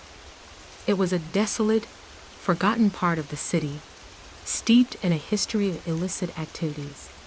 The warehouse was a crumbling monolith, its windows dark and empty, the air heavy with the scent of decay and neglect. The entrance was shrouded in shadow, an ominous portal to the unknown. I hesitated for a moment, the weight of my fears pressing down on me. But the urgency of the situation, the potential to unravel the conspiracy, pushed me forward. Inside, the air was thick with dust motes dancing in the weak beam of my flashlight. The space was vast and echoing, the silence broken only by the occasional drip of water from a leaky pipe. It was a claustrophobic labyrinth, a maze of decaying crates and forgotten machinery. each shadow a potential threat. I found Thorn in the deepest recesses of the warehouse. Hunched over a dilapidated workbench, his back to me. He was older than I remembered, his face etched with the lines of a hard life. His eyes, when he finally turned, were sharp and wary, like a cornered animal. "Detective Miller," he said, his voice raspy, a testament to the years of smoke and shadows. I wasn't expecting a visit. There was a hint of irony in his tone, a grim acceptance of the inevitable. We talked for hours, under the dim glow of a single bare bulb. Thorn was a fountain of information, spilling secrets like a dam had burst. He detailed the organization's structure, its ruthless methods, its reach into the highest echelons of power. He spoke of Blackwood, confirming my suspicions. The killer was merely a pawn, a highly skilled assassin, a tool of the organization. My gaze fell upon a nearby maintenance closet, its door slightly ajar. A sudden idea sparked in my mind. It was a risky maneuver, but it might just work. I discreetly slipped into the closet, my movements fluid and silent. Inside, I discovered a fire extinguisher and a small toolkit. The plan began to form in my mind, a desperate gamble with potentially lethal consequences. I waited until the guard's attention was momentarily diverted. Then, with a swift, precise movement, I released the extinguisher's nozzle, aiming a stream of foam towards a strategically chosen point. A bank of expensive video screens displaying live footage of the poker games.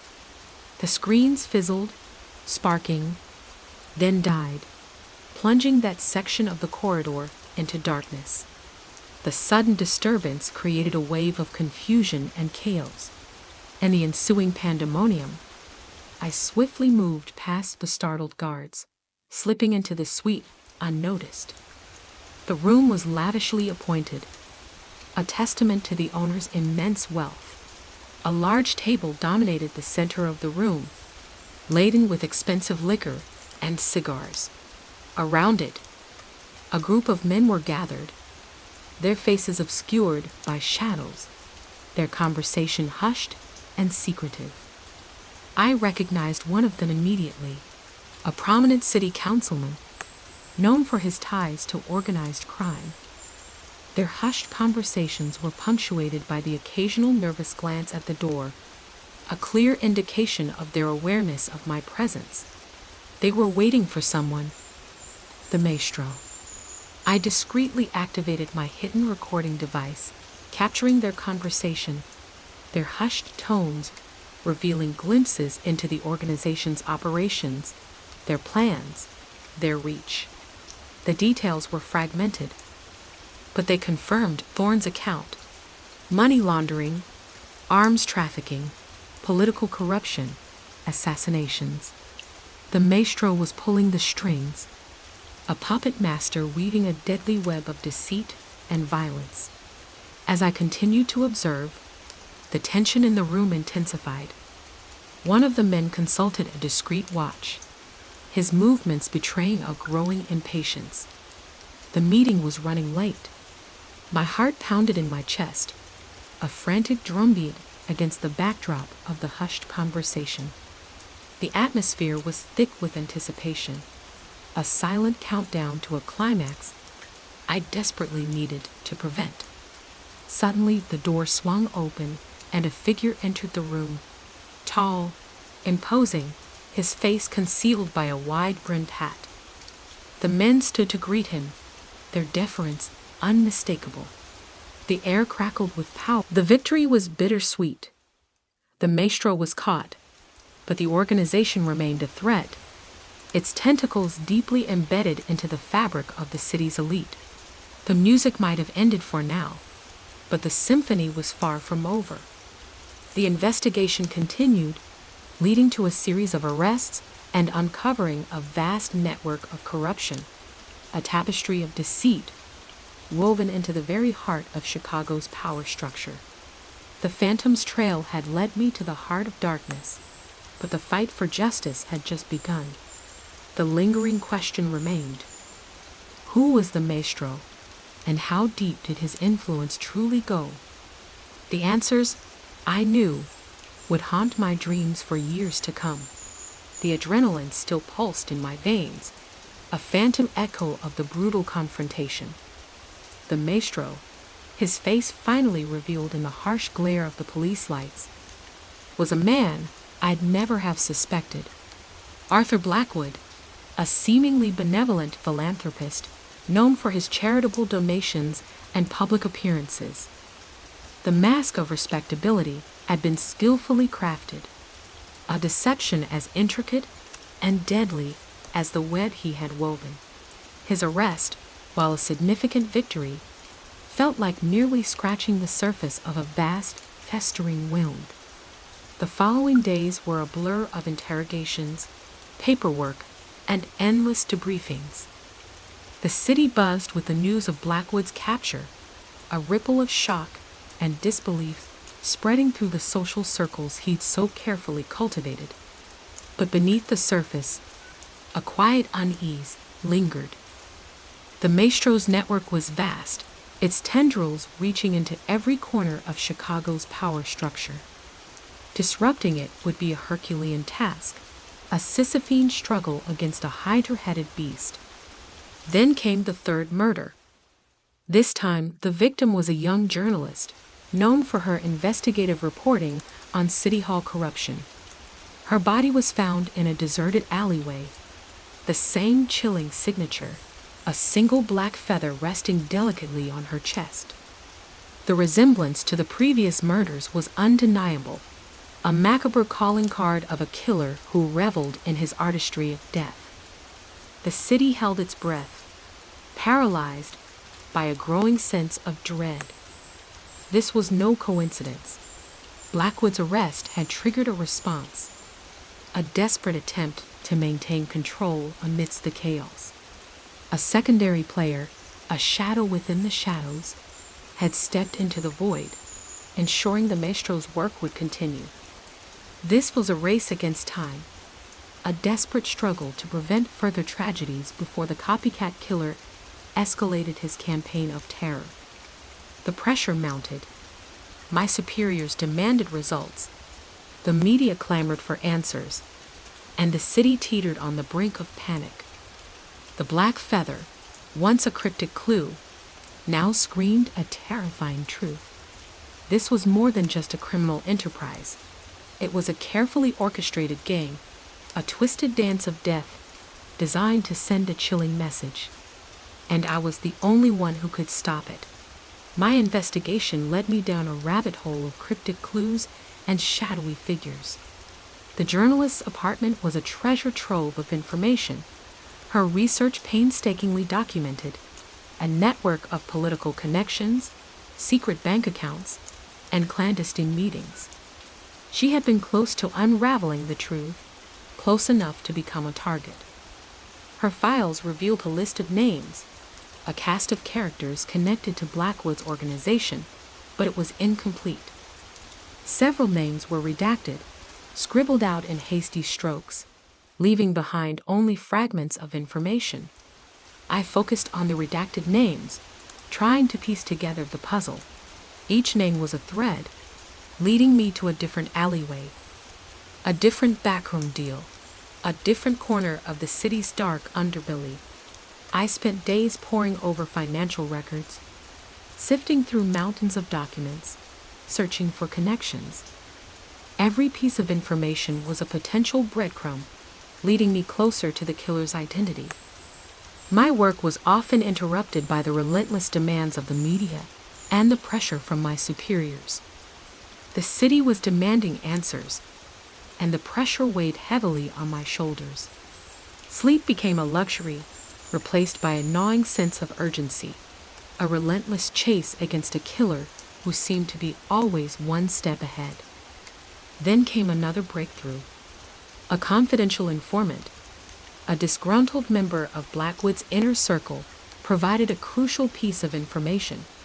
He spoke of a hidden meeting, a clandestine gathering of Blackwood's loyalists scheduled for that night, at a secluded warehouse on the outskirts of the city.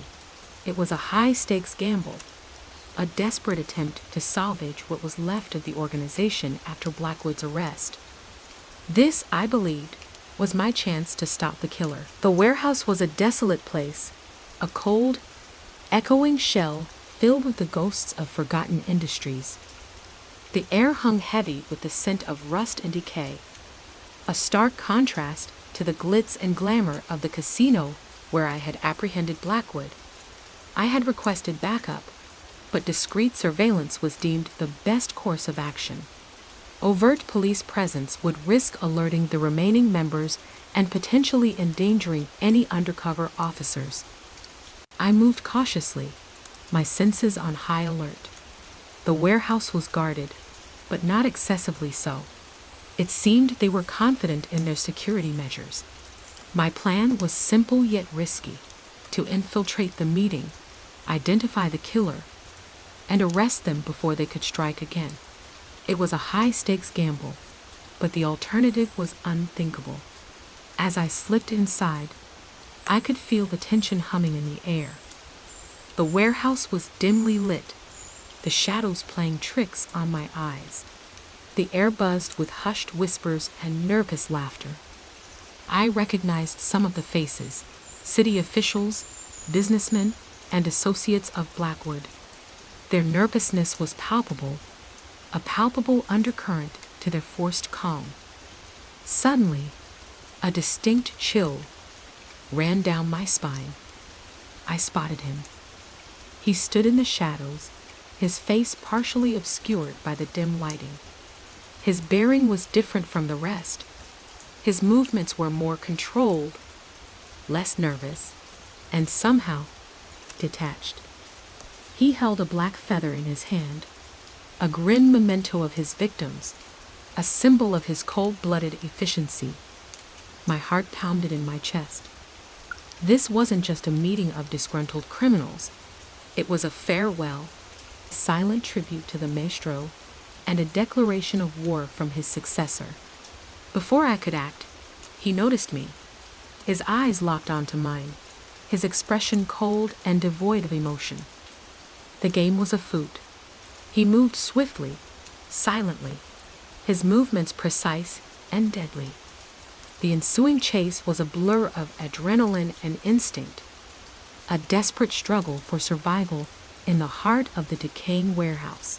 I needed to get closer, to understand what they were planning. But any direct approach would be risky, a gamble with potentially fatal consequences. I decided on a more indirect approach, utilizing the warehouse's maze-like structure to my advantage.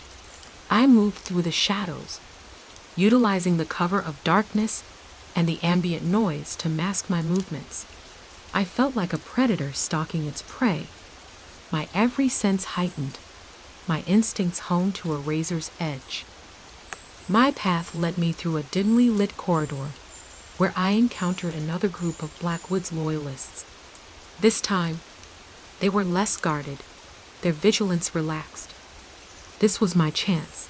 I moved swiftly, silently, neutralizing them with a series of precisely aimed strikes. My training, honed over years of rigorous practice, allowed me to subdue them quickly and efficiently.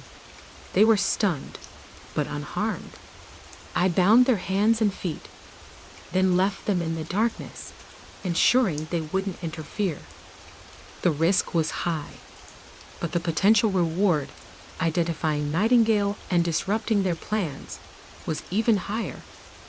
The weight of the city's safety rested on my shoulders, a crushing burden that fueled my resolve. The pursuit of Nightingale led me to a hidden room, a clandestine office tucked away behind a false wall. Inside, I discovered a trove of information: financial records, coded messages, and a list of names, many redacted. This was the heart of the operation, the nerve center of Blackwood's legacy. I photographed everything I could, gathering evidence that would unravel the entire network. But as I worked, a chilling feeling of being watched settled over me. I felt eyes on me, piercing the darkness, and knew I was no longer alone. Two figures emerged from the shadows, their faces obscured by the darkness. Finally, I cornered her on the roof, the city lights a distant, indifferent glow. She was skilled, agile, and relentless, but I had the upper hand, my years of experience giving me the edge. It was a desperate struggle, fight to the death, but I managed to subdue her, finally bringing her reign of terror to an end. The city's sirens wailed in the distance, a signal that my fight had come to an end, but the battle for justice was only just beginning. The arrest of Nightingale was a significant victory, but it also revealed the depth and breadth of Blackwood's organization, a network that spread across the city like a malignant tumor. The fight was far from over. The trail of the Phantom continued, stretching far beyond the city limits. The rhythmic pulse of the city's sirens still echoed in my ears, a counterpoint to the frantic thumping of my own heart. Nightingale's capture felt like a fleeting victory, a momentary reprieve in a war that had only just begun. The warehouse, once a scene of brutal combat, now lay silent, its shadows still heavy with the residue of violence. I had secured Nightingale, but the Phantom's trail remained, winding through the city like a venomous serpent. The lullaby, the haunting melody that had played a sinister role in each of Blackwood's crimes, played on a repetitive loop in my mind. It was more than just a macabre soundtrack. It was a key, I suspected, unlocking the deeper secrets of this organization. Back at headquarters, the air was thick with the scent of stale coffee and the palpable tension of a city teetering on the brink. The interrogation room was stark, devoid of comfort, mirroring the grim reality of the situation. Nightingale, her face pale and drawn, sat across from me, her eyes betraying a flicker of defiance despite her defeat. She was a formidable opponent, a skilled operative with years of experience. But her silence was now a weapon against her. I needed to break that silence, to unravel the twisted logic behind Blackwood's actions. The lullaby, I began, my voice calm, but firm. It's more than just a coincidence, isn't it? It's a message. She didn't respond, her gaze fixed on a point beyond my shoulder. I continued, feeling the weight of the city's hopes resting on my shoulders. Every victim. The lullaby was played before each murder. It's a signature, a calling card, but also something more. I leaned forward, lowering my voice. It's a code, isn't it? A clue to Blackwood's identity, to his ultimate goal. A subtle shift in her posture, a barely perceptible nod, finally broke her silence. It was a small concession, but enough to fuel my resolve. I pressed on, pushing her towards the brink of confession, guiding her to reveal the hidden meaning embedded within the seemingly innocent melody. The lullaby, it's not random, she whispered, her voice barely audible. It's a cipher. Each note, each phrase, it points to something. Nightingale then began to explain. The lullaby, a seemingly innocuous children's song, was a complex cipher. Each note corresponded to a letter in the alphabet, its rhythm and duration dictating the arrangement of words. Deciphering the code required specialized knowledge, knowledge possessed only by those deep within Blackwood's inner circle. It was a cruel irony, a child's lullaby used as a tool for murder, a testament to Blackwood's twisted sense of humor. Together, we painstakingly worked to break the code. I called in Dr. Anya Sharma, a brilliant cryptographer I'd met years ago while working on a similar case. She confirmed that the lullaby was indeed a complex cipher. Hours passed, each note, each measure meticulously scrutinized, analyzed, and translated. The silence in the room was deafening, broken only by the click of keyboards and the occasional murmur of discussion. Finally, after what felt like an eternity, the message emerged, a chilling revelation that sent a shiver down my spine. The lullaby revealed a series of coordinates, not geographic coordinates, but a sequence of dates and times, hinting at a pattern within Blackwood's murders. The dates were significant, corresponding to the anniversaries of unsolved murders, cases that had haunted the city for decades, cases that the police had written off as cold cases. Blackwood was systematically targeting the victims' families, enacting his own twisted form of revenge, or perhaps completing his predecessor's unfinished business.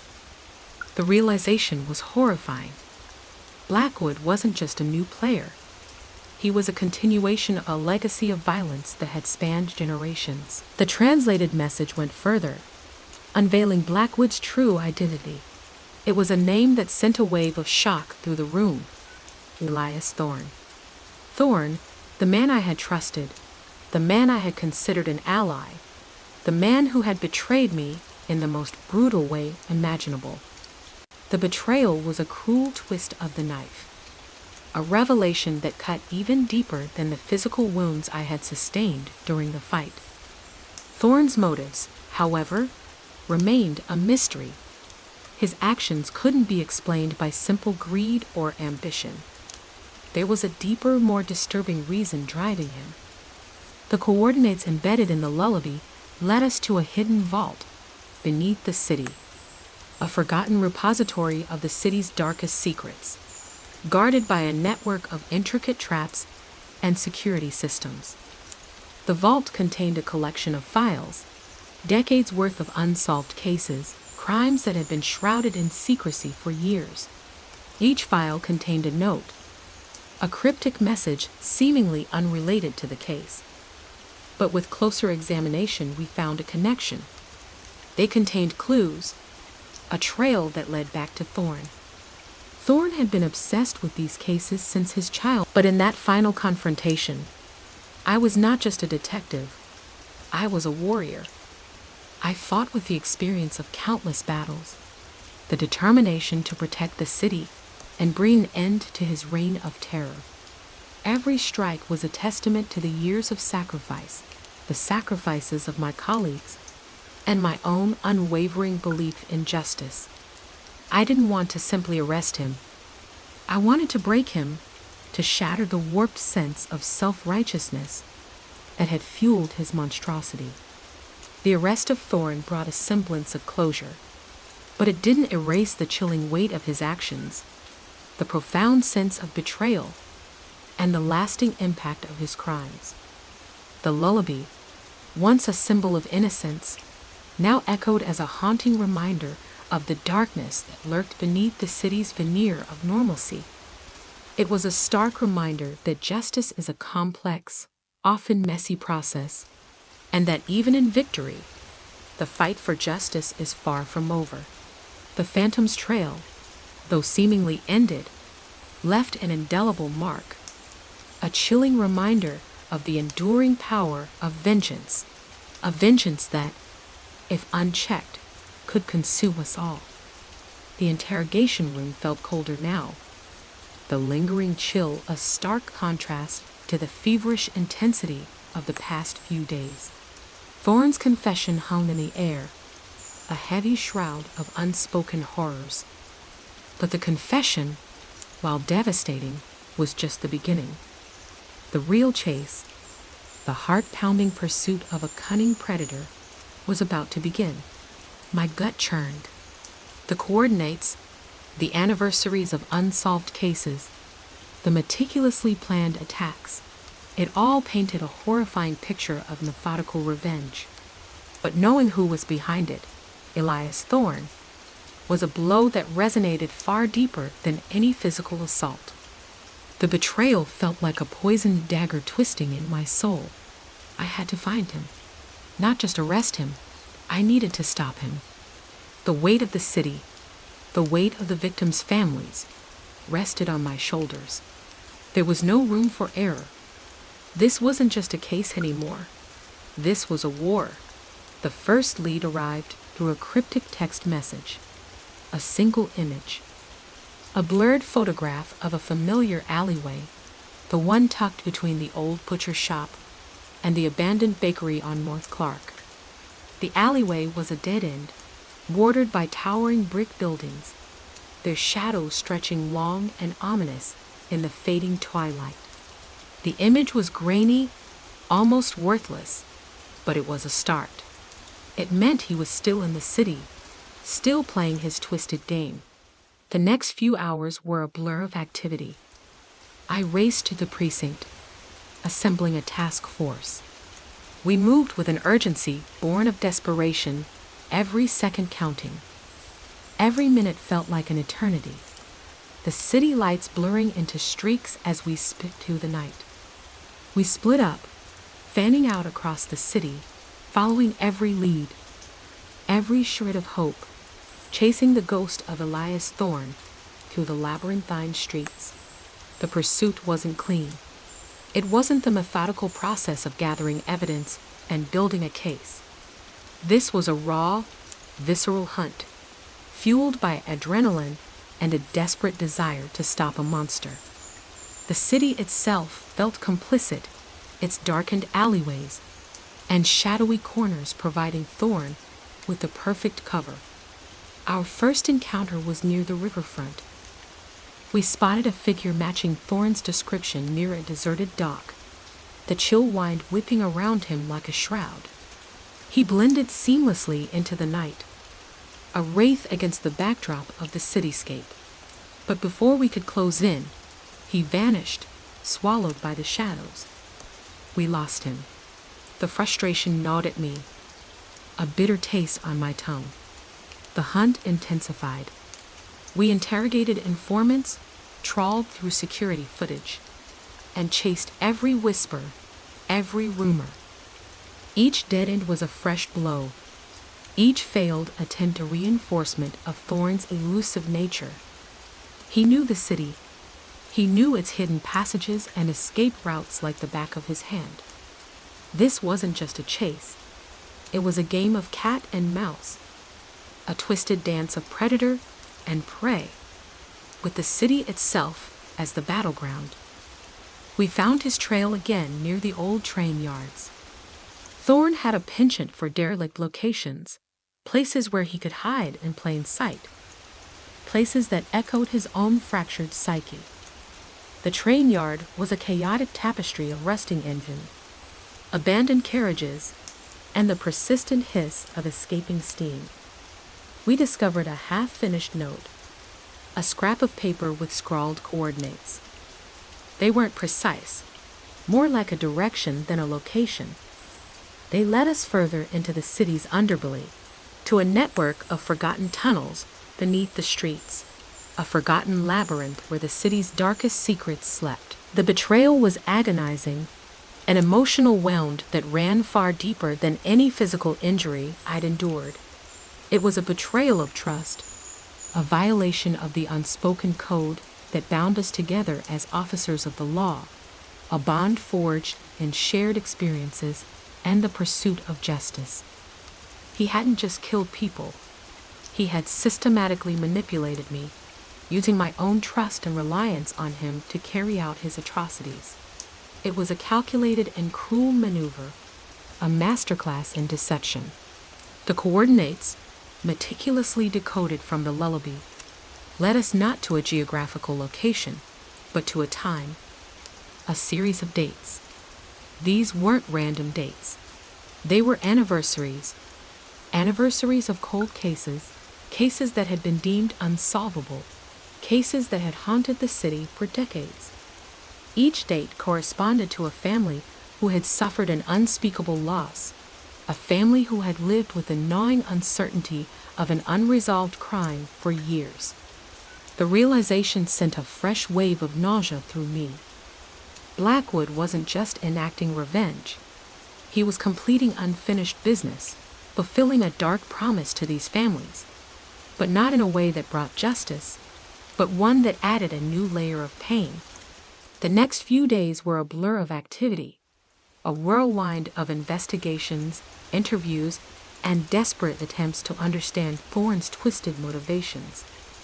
We delved into his past, his childhood, his family history, searching for any clue that might shed light on the genesis of this madness. We discovered his obsession with these unsolved cases, a deep-seated fascination that had consumed him since he was a child, an obsession that had warped into a perverse sense of justice, a belief that he alone could right the wrongs of the past. We learned that Thorne's childhood was steeped in tragedy. He had lost loved ones to unsolved crimes, crimes that had left deep, gaping wounds on his family. Those unresolved cases became a fixation, a mental obsession.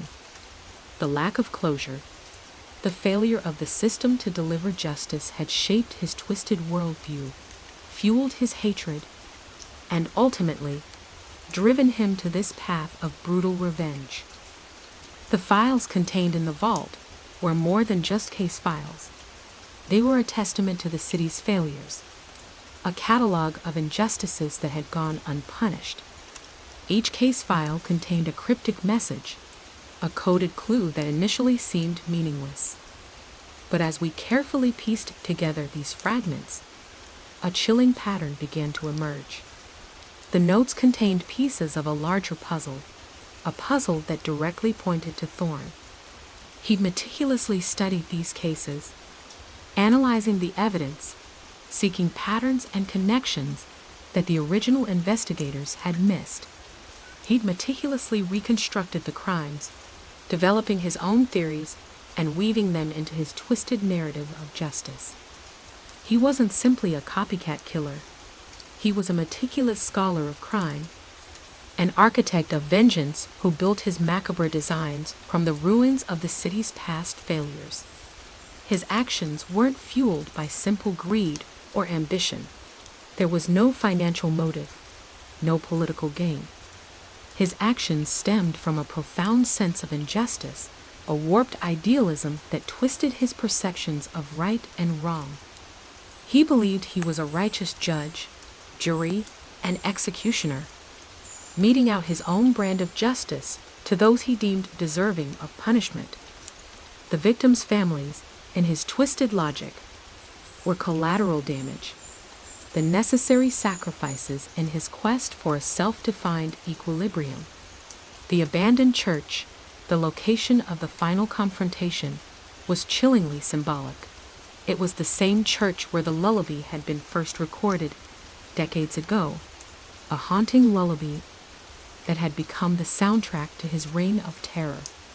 It stood as a testament to the enduring nature of evil, a reminder that the past has a way of casting a long, dark shadow into the present. The final confrontation wasn't a straightforward shootout.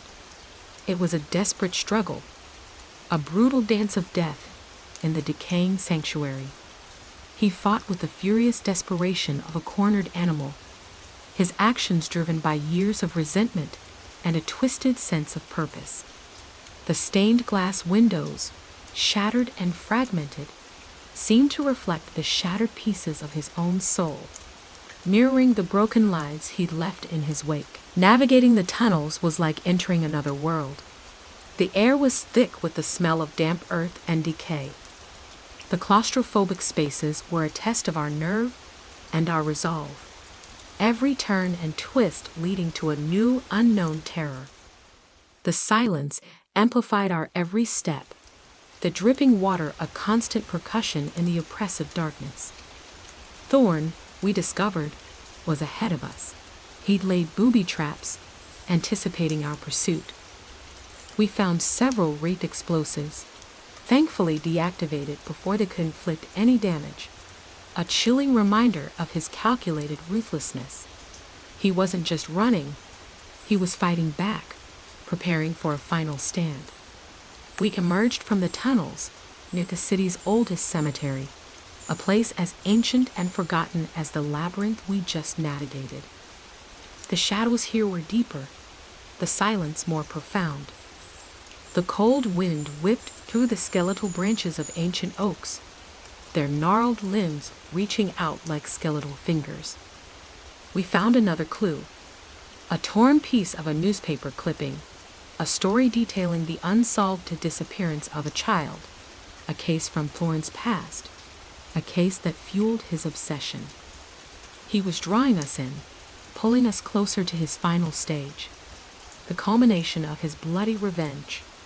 The chase wasn't just a physical pursuit, it was a psychological game, a test of our resolve, our determination, our sanity.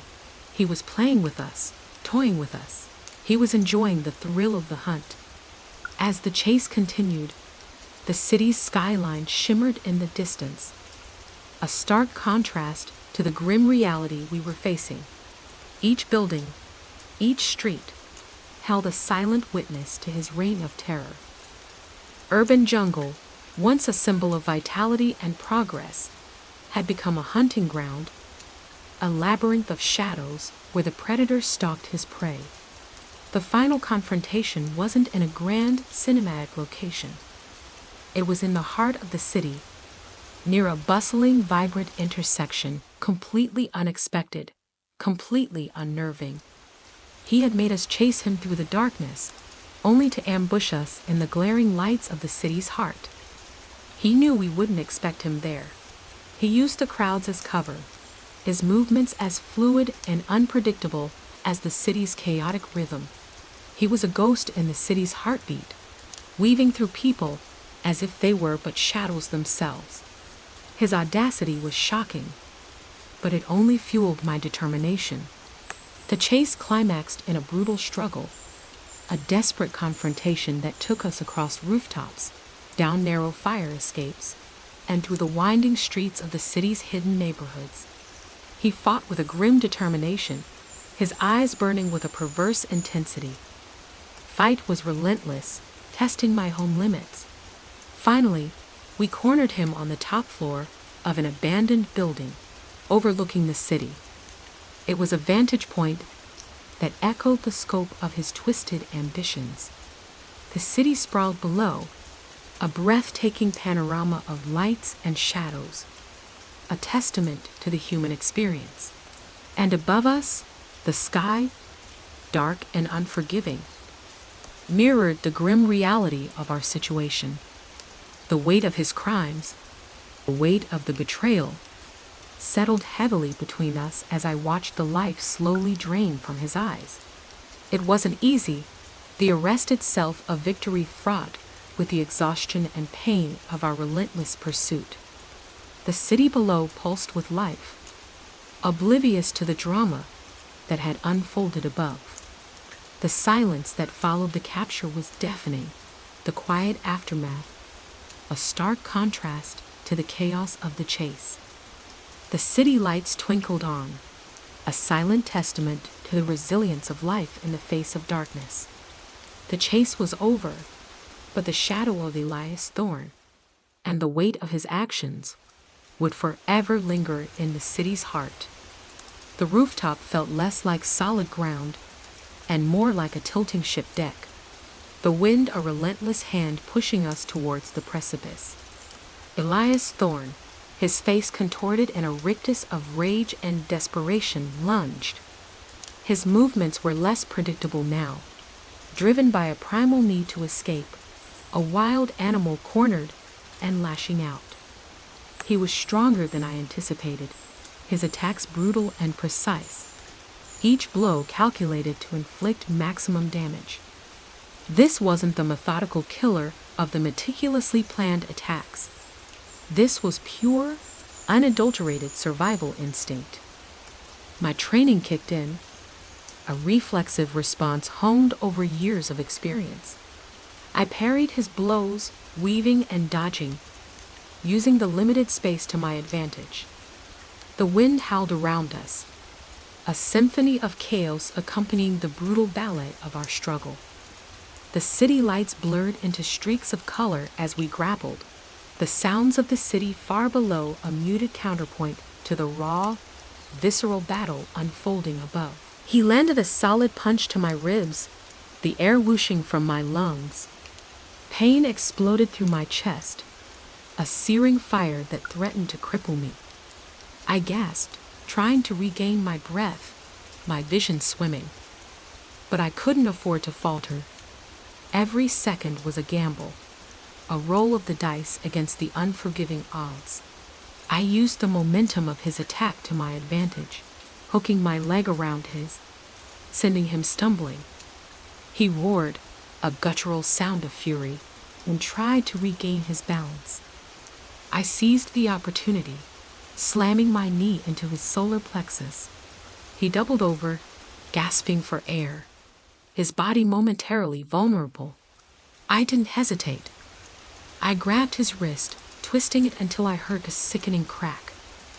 He screamed, a raw, animalistic sound, his grip loosening. I took advantage of his momentary incapacitation, seizing the opportunity to subdue him.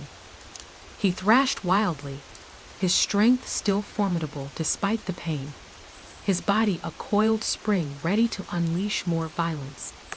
But I held firm. Years of hand-to-hand combat training, years spent learning to control my own primal instincts, now served me well. I wasn't just fighting him. I was fighting for the victims, for their families, for the city itself. I had to win. The fight spilled over the edge of the rooftop, a treacherous dance on the narrow ledge. The wind whipped at our clothes, threatening to send us tumbling into the abyss. Below us, the city sprawled out, a dazzling spectacle of lights and shadows, a stark contrast to the desperate, brutal reality of our fight. He tried to push me off the edge, a desperate act of self-preservation. I fought back with every ounce of my strength, our bodies locked in a deadly embrace. For a moment, I felt the terrifying lurch of falling, the wind tearing at my clothes, the city below a terrifying blur. But I managed to regain my footing, clinging to the edge with a desperate grip. The battle raged on, a brutal dance of survival. We tumbled across the rooftop, crashing into rusted metal and broken debris. Every blow landed with the force of a sledgehammer, every wound a testament to the intensity of our struggle. My body screamed in protest, battered and bruised, but my will remained unbroken. I had to stop him, no matter the cost. Finally, exhausted and bleeding, I managed to gain the upper hand. I pinned him to the ground, my weight pinning his shoulders to the rusty metal. He struggled against me, his eyes blazing with a furious hatred, but he was spent, his strength sapped by our brutal exchange. I secured his wrists, cuffing them tightly. The satisfying click of the cuffs was a sound of victory, punctuation mark to the end of a relentless, terrifying fight. The silence that followed the capture was as deafening as the roar of the battle. The wind still howled, but the only sounds now were the heavy breaths of us both. The city lights, once a breathtaking backdrop to our struggle, now seemed muted, almost distant, as if the universe itself had paused to witness the end of our deadly dance. The arrival of backup was a welcome relief, a wave of uniformed officers breaking the stillness. They moved with practiced efficiency, securing the scene, ensuring Thorne's capture was complete, irrefutable. I stood up, my legs shaky, my body aching with the accumulated damage. The satisfaction was immense, profound, but it was immediately eclipsed by the exhaustion, a heavy weight settling upon me, the aftermath of a fight for survival. As they led Thorne away, his face a mask of defeated rage, I looked down at the city sprawling below. The lights twinkled, indifferent to the drama that had unfolded on the rooftop. The city lived on, oblivious to the near-death battle that had played out within its shadowed heart. The predator had been defeated, but the weight of his actions, the memories of the victims, would remain. a stark reminder of the darkness that lurked beneath the surface.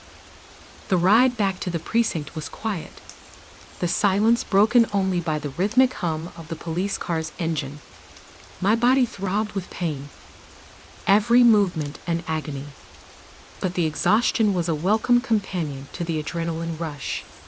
It was the sweet taste of victory after a grueling battle. The interrogation room, once the stage for Thorne's confession, now felt different, strangely calm, the tension replaced by a quiet sense of accomplishment. The weight of responsibility still pressed down, but it no longer carried the same crushing pressure. We had won. Thorne's game was over.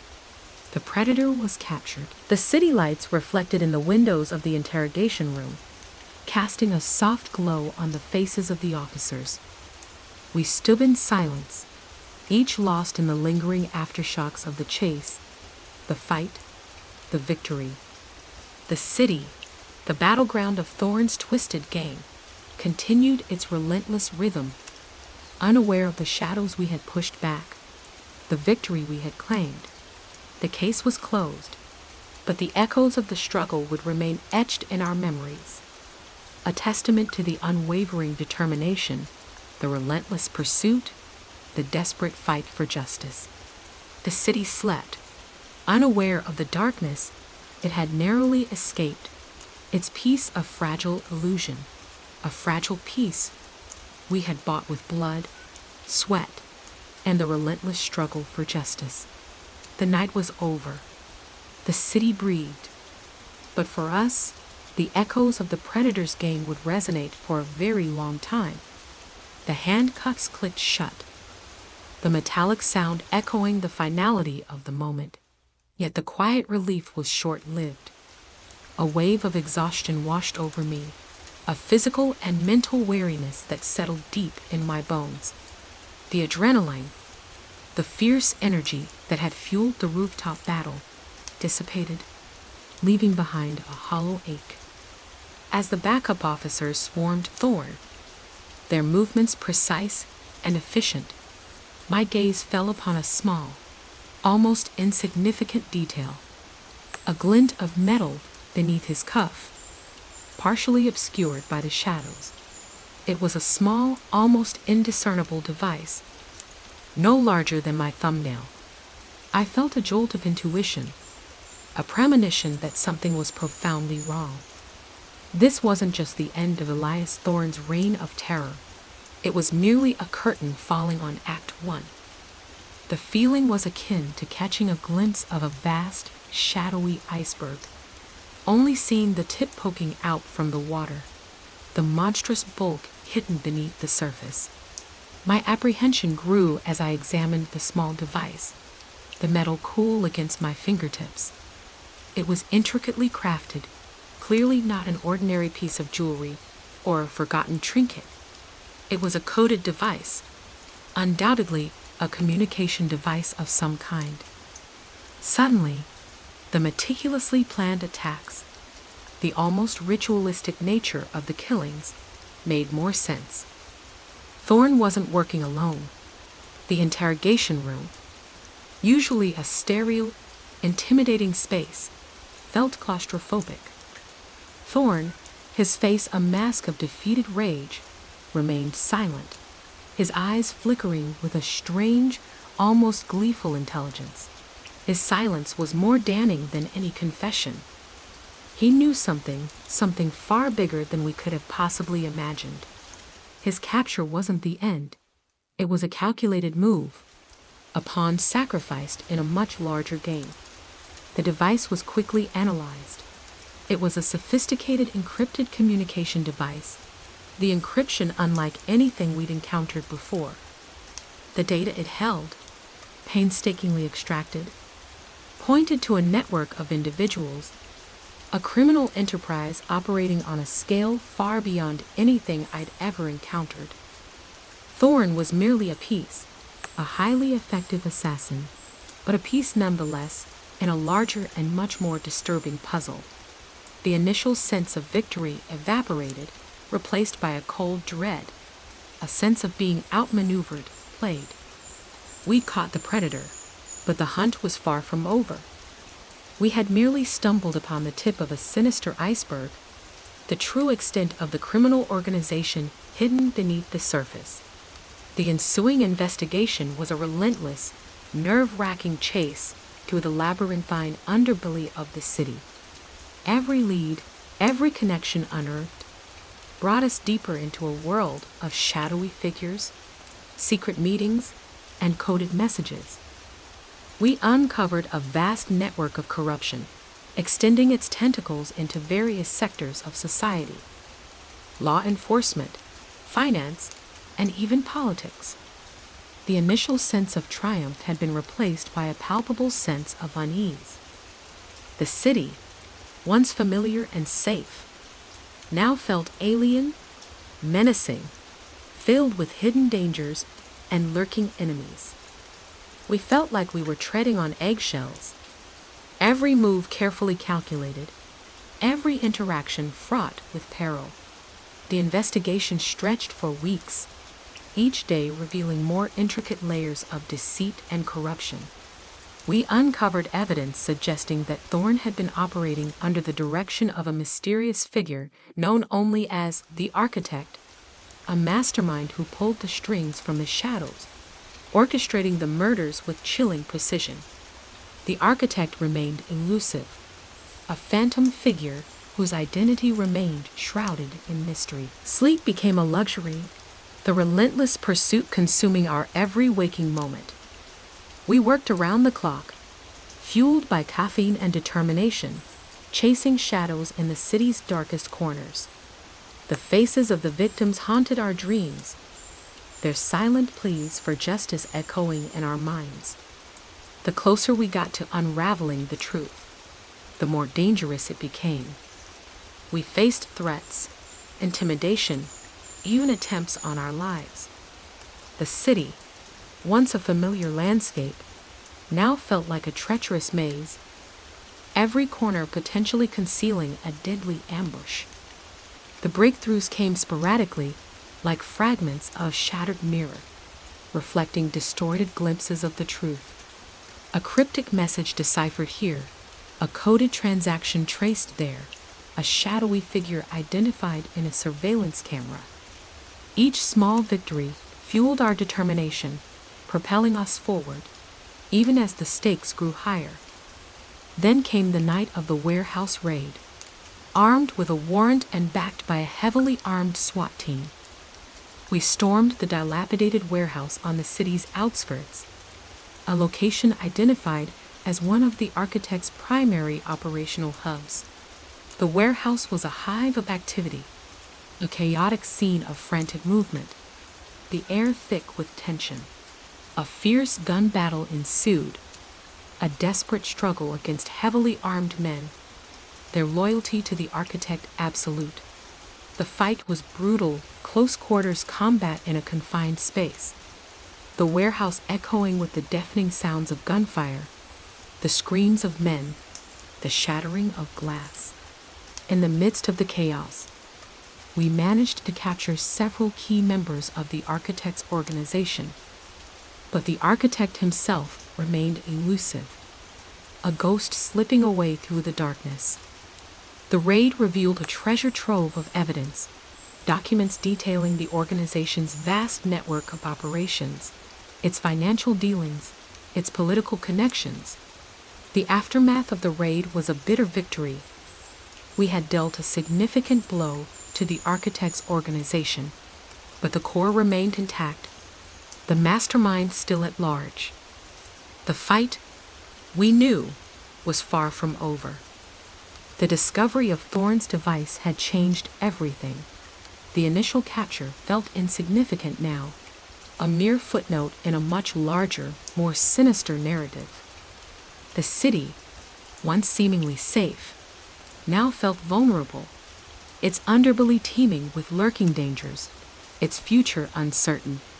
The Predator's game was over, but the real game had only just begun. The hunt for the Architect was on, a relentless pursuit into a world of darkness where the lines between right and wrong, friend and foe, had become hopelessly blurred. The city slept, its surface calm, but beneath the veneer of normalcy, a storm raged, a storm we were now caught in the middle of. The echoes of Thorne's game would resonate for a long time to come, but they were only the prelude to a much larger conflict, a battle against a more formidable foe. The city's safety and our own hung precariously in the balance. The celebratory mood in the precinct, usually a cacophony of relieved sighs and backslapping, felt strangely muted. The capture of Elias Thorne, a victory hard won after months of relentless pursuit, felt hollow, overshadowed by the chilling discovery of the communication device. It was a stark reminder that we'd only scratched the surface, that the intricate web of Thorne's operation extended far beyond his singular brutal acts. The device, after weeks of painstaking analysis by our digital forensics team, yielded a treasure trove of encrypted messages, revealing a sprawling network of individuals, not just criminals, but seemingly respectable members of society, from lawyers to politicians, all linked by a shared sinister agenda. Thorne, it turned out, was just a highly skilled pawn, a disposable piece in a much larger game orchestrated by someone far more cunning, far more dangerous. This realization sent a cold wave of dread through the team. The city, once familiar and safe, now felt like a treacherous labyrinth, filled with unseen enemies and lurking threats.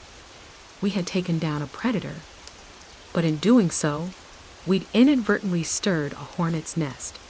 The initial euphoria of Thorne's capture gave way to a chilling sense of unease. Sleep became a luxury, our days a blur of late-night interrogations, frantic data analysis, and the ever-present feeling of being watched.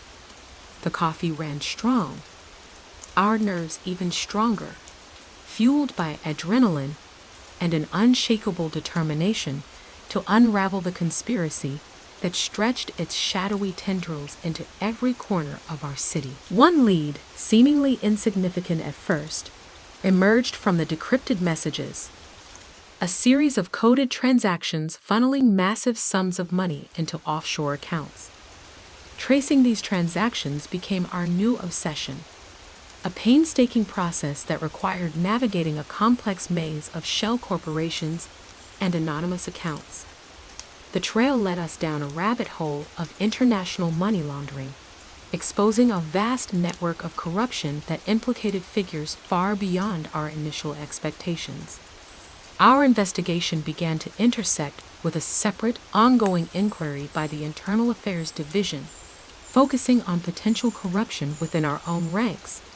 The overlaps were unsettling, revealing a chilling conspiracy that extended its tendrils into the very heart of our law enforcement system.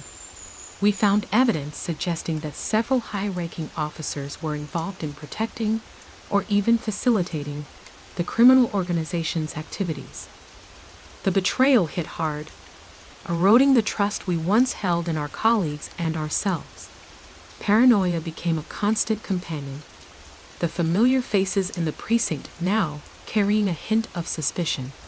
As we delved deeper, the stakes grew exponentially higher. Threats began to escalate, moving from veiled warnings to open intimidation.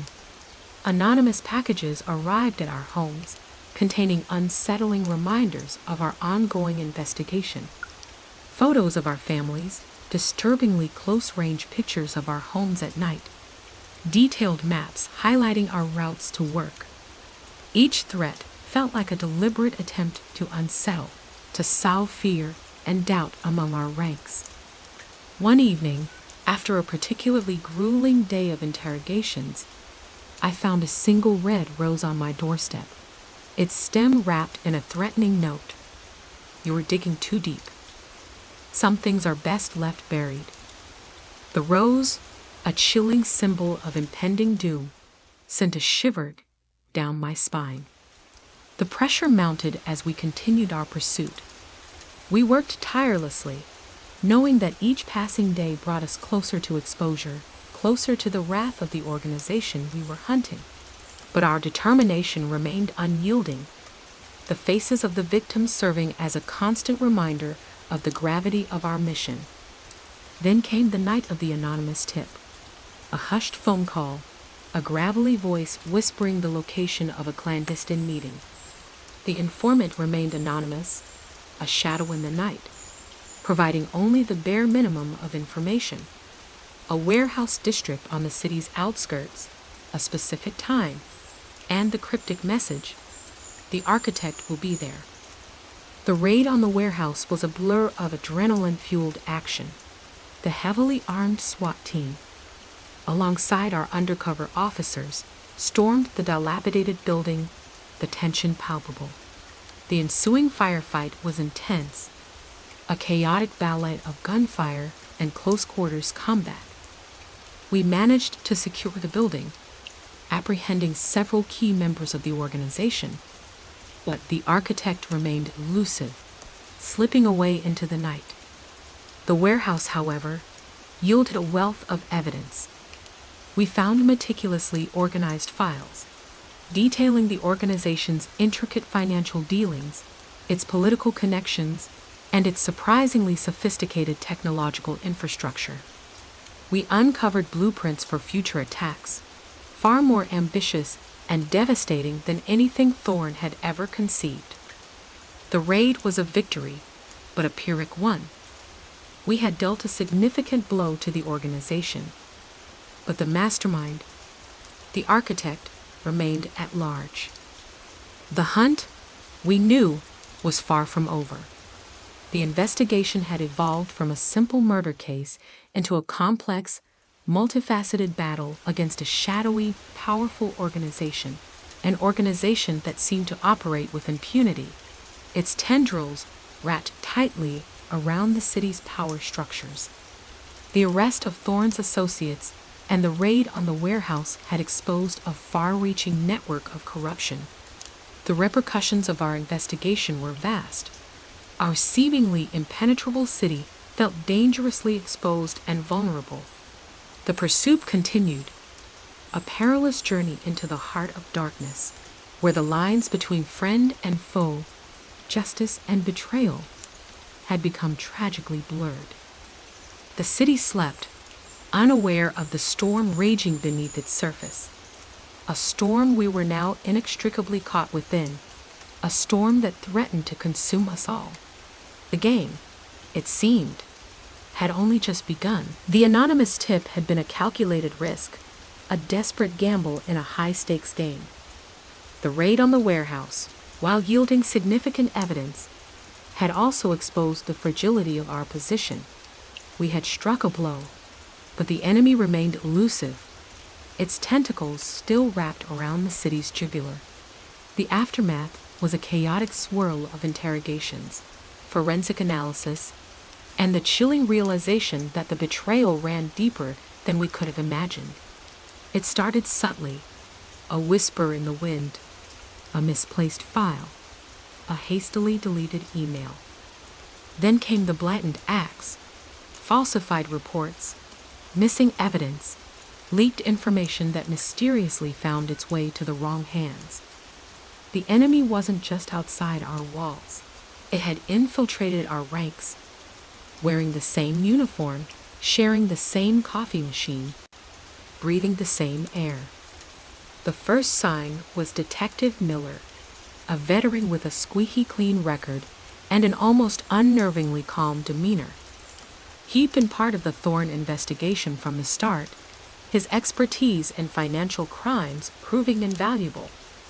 But now, inconsistencies in his reports, unexplained delays in processing crucial evidence, and subtle shifts in his behavior raised red flags. He became evasive, his once open demeanor replaced with a guarded silence. His eyes, usually bright and sharp, now held a disturbing flicker of apprehension, perhaps even guilt. Then came Captain Reynolds, a man who embodied the ideal of law enforcement, a pillar of the precinct, a mentor to many. His involvement, however, was far more insidious. Discreet meetings in dimly lit bars, hushed phone calls late at night, and unexplained absences, the pieces of the puzzle were slowly falling into place, revealing a treacherous picture of corruption at the highest levels. Reynolds wasn't just passively involved. He was actively obstructing our investigation, feeding information to the enemy, protecting the organization from within. The betrayal wasn't limited to our immediate colleagues. Internal affairs, tasked with investigating the corruption within our ranks, suddenly seemed less interested. The lead investigator, a woman named Agent Davies, showed up less and less, her progress reports becoming increasingly sparse and vague. The information flow dried up, crucial evidence mysteriously disappearing from the case files, hindering our investigations. It was a calculated strategy of obstruction, designed to sabotage our efforts from both the inside and the outside. The weight of the betrayal pressed down, suffocating. Trust, the very foundation of our work, had crumbled. Every handshake felt like a potential handshake of a traitor.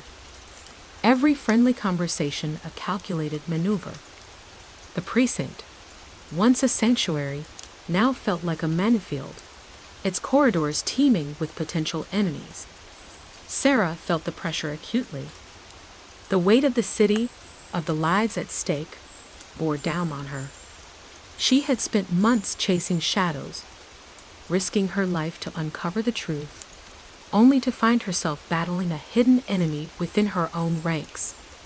The betrayal was a gut punch, a betrayal that went beyond mere professional disappointment. It was a personal affront, a violation of the sacred oath they all had sworn to uphold.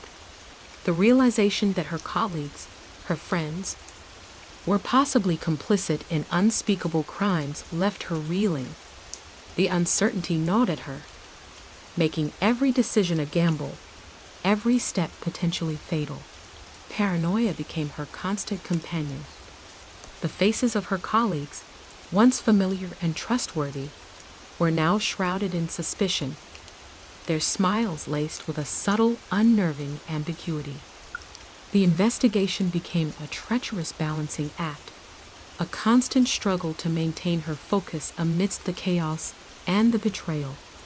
She had to tread carefully, playing the long game, gathering evidence without alerting the enemy to her suspicions. She spent sleepless nights poring over files, cross-referencing information, trying to identify the weak points in the network, the cracks in the facade of trust. The pressure intensified.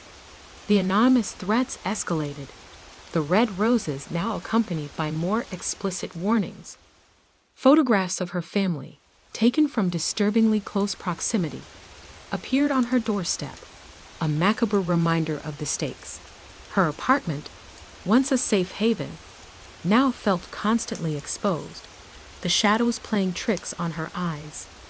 She started to use different routes to work, changing her routine constantly, always looking over her shoulder. She moved in and out of her home quietly, feeling the weight of surveillance bearing down on her. She installed an alarm system, updated the locks, and even started carrying a concealed weapon, a measure that felt as much like self-preservation as it did a badge of honor. Amidst the chaos, she found unexpected support in Detective Jackson, a young, ambitious officer who had been assigned to her team recently. Jackson was sharp, observant, and utterly unflappable.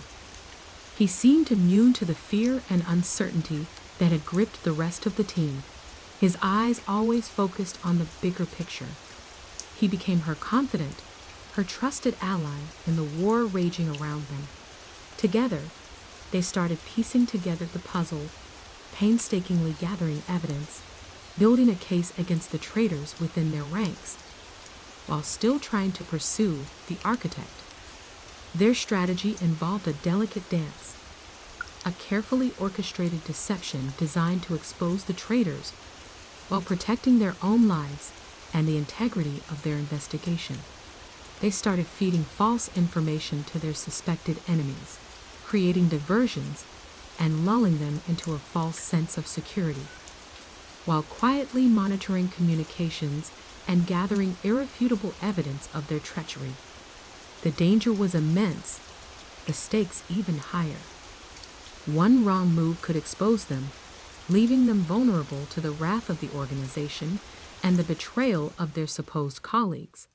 The nights were long, punctuated by the insistent hum of her computer and the nervous twitch of her fingers as she analyzed the data.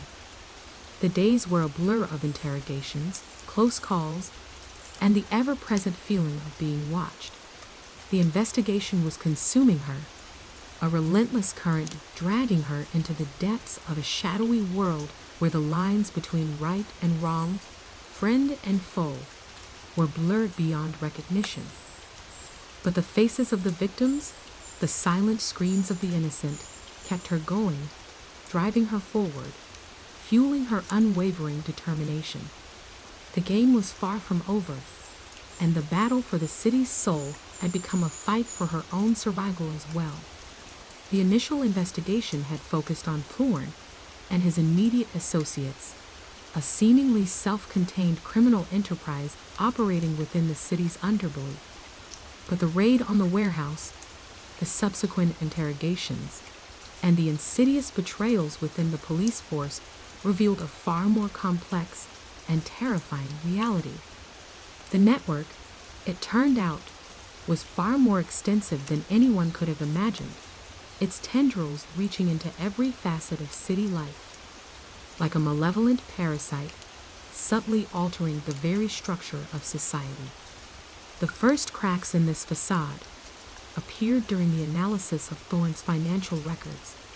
The sheer volume of money, the intricate web of shell corporations and offshore accounts pointed towards a much larger, more sophisticated operation. It wasn't just drug trafficking and arms dealing. The money flowed into seemingly legitimate businesses, construction firms, real estate agencies, even charities, effectively laundering the organization's ill-gotten gains while simultaneously gaining a powerful foothold in the city's infrastructure. Jackson, with his sharp eye for detail, uncovered a pattern in the real estate transactions linked to Thorne's organization. Several high-profile developments, including a new hospital wing and a much-needed community center, had received significant funding from seemingly legitimate sources that, upon closer inspection, were tied to Thorne's network. This wasn't simple money laundering. It was a sophisticated strategy to gain influence and control, to weave their criminal enterprise into the very fabric of the city's social and economic life. The investigation then led them to a prominent city council member, Robert Sterling, a man known for his charitable work and community involvement. Sterling, outwardly a pillar of the community, enjoyed the reputation of being incorruptible. However, Sarah and Jackson discovered a series of coded messages exchanged between Sterling and a known associate of Thorne, confirming Sterling's deep involvement in the organization's activities. He wasn't just receiving bribes, he was actively participating in their schemes, using his political influence to steer lucrative contracts and permits toward businesses connected to the network. The depth of the infiltration was shocking. The organization had not only infiltrated the police force, but also other crucial elements of the city's power structure. Judges, lawyers, and even certain members of the media were seemingly under their influence. The media blackout surrounding Thorne's activities was no accident. It was a deliberate strategy orchestrated by the organization to maintain control and suppress any investigations. Sarah found herself facing a seemingly insurmountable wall of silence. Witnesses were either too afraid to speak or had disappeared entirely. Those who did come forward provided fragmented pieces of information, often contradictory and unreliable. The sense of dread and overwhelming paranoia intensified. The network's reach extended beyond the city limits, involving international connections that complicated the investigation further. The seemingly disparate elements of Thorne's enterprise, drug trafficking, arms dealing, and money laundering, were now clearly part of a much larger, globally interconnected criminal enterprise. The discovery of a hidden server room in a seemingly innocuous office building in a quiet residential area proved to be a breakthrough. The server room, meticulously disguised and heavily secured, contained a wealth of information, financial records, encrypted communications, and detailed maps of the organization's global operations. Decrypting the information proved to be a Herculean task, requiring the combined expertise of several specialists. However, what they uncovered was staggering. The information revealed a complex hierarchy, a multi-layered structure with regional bosses reporting to a central command operating from an undisclosed location. Thorne, it turned out, was merely a regional lieutenant, a powerful figure in his own right, but ultimately subservient to a shadowy figure known only as the Architect. The Architect seemed to be the mastermind behind the entire operation, a figure shrouded in secrecy, pulling the strings from the background. The organization's influence stretched across continents, its tentacles deeply embedded in various industries, from construction and finance to shipping and transportation. Their investigation also unearthed a series of secret meetings held in various locations across the city, coded messages, carefully planned rendezvous, all seemingly orchestrated with military precision. The organization's operational structure was akin to a highly organized military unit, with strict codes of conduct, advanced communication systems, and an elaborate system of checks and balances. This revealed the sophisticated nature of the network, far surpassing their initial assessment. The level of organization was astounding, indicating years of careful planning and execution. The organization wasn't just a criminal gang. It was a well-oiled machine, carefully designed to ensure its longevity and operational security. One chilling discovery was a list of names, a roster of individuals who seemed to be compromised, people from all walks of life, their details meticulously documented, their addresses, their routines, their vulnerabilities. The list indicated the organization's capacity for intimidation, control, and its disturbing ability to leverage information to exert power and maintain its grip on the city. Some of the names were familiar. Others were completely unknown. This unsettling discovery highlighted the pervasiveness of the network and emphasized the significant threat it posed to the city and its citizens. Sarah felt the weight of this revelation acutely. The initial betrayal within the police force was horrifying, but the extent of the network's reach was an even more significant threat to the very foundation of the city. The organization's influence had reached into places they never anticipated, compromising every level of the city's power structure, creating a pervasive culture of fear and intimidation. Her own life, and the lives of those she cared for, were increasingly at risk. The struggle against the organization was far from over. The investigation had become a race against time, a desperate attempt to expose the network and bring down the Architect before it could consolidate its power completely and solidify its control over the city, potentially leaving irreversible damage. The weight of the city's fate rested heavily on her shoulders. The battle ahead was daunting, and the stakes were higher than she had ever imagined. The enemy wasn't just a criminal organization. It was a shadow government, silently manipulating the city from the depths of its underworld, and Sarah and Jackson were the only ones standing in its way. The decrypted data from the hidden server room yielded more than just organizational charts and financial records. It revealed a chilling tapestry of hidden agendas, each thread more insidious than the last. One particular file, labeled Project Nightingale, caught Sarah's attention. It detailed a plan to manipulate the city's water supply, a slow, insidious poisoning designed to weaken the population and increase reliance on the organization's control. The plan involved subtly altering the chemical composition of the water over an extended period, causing widespread illness and ultimately dependency on the organization for both medical treatment and essential supplies. The sheer audacity of the scheme was breathtaking. It was not simply about profit, but about absolute control, a terrifying level of calculated cruelty that chilled Sarah to the bone. Further investigation revealed Project Nightingale was only one of several such clandestine operations.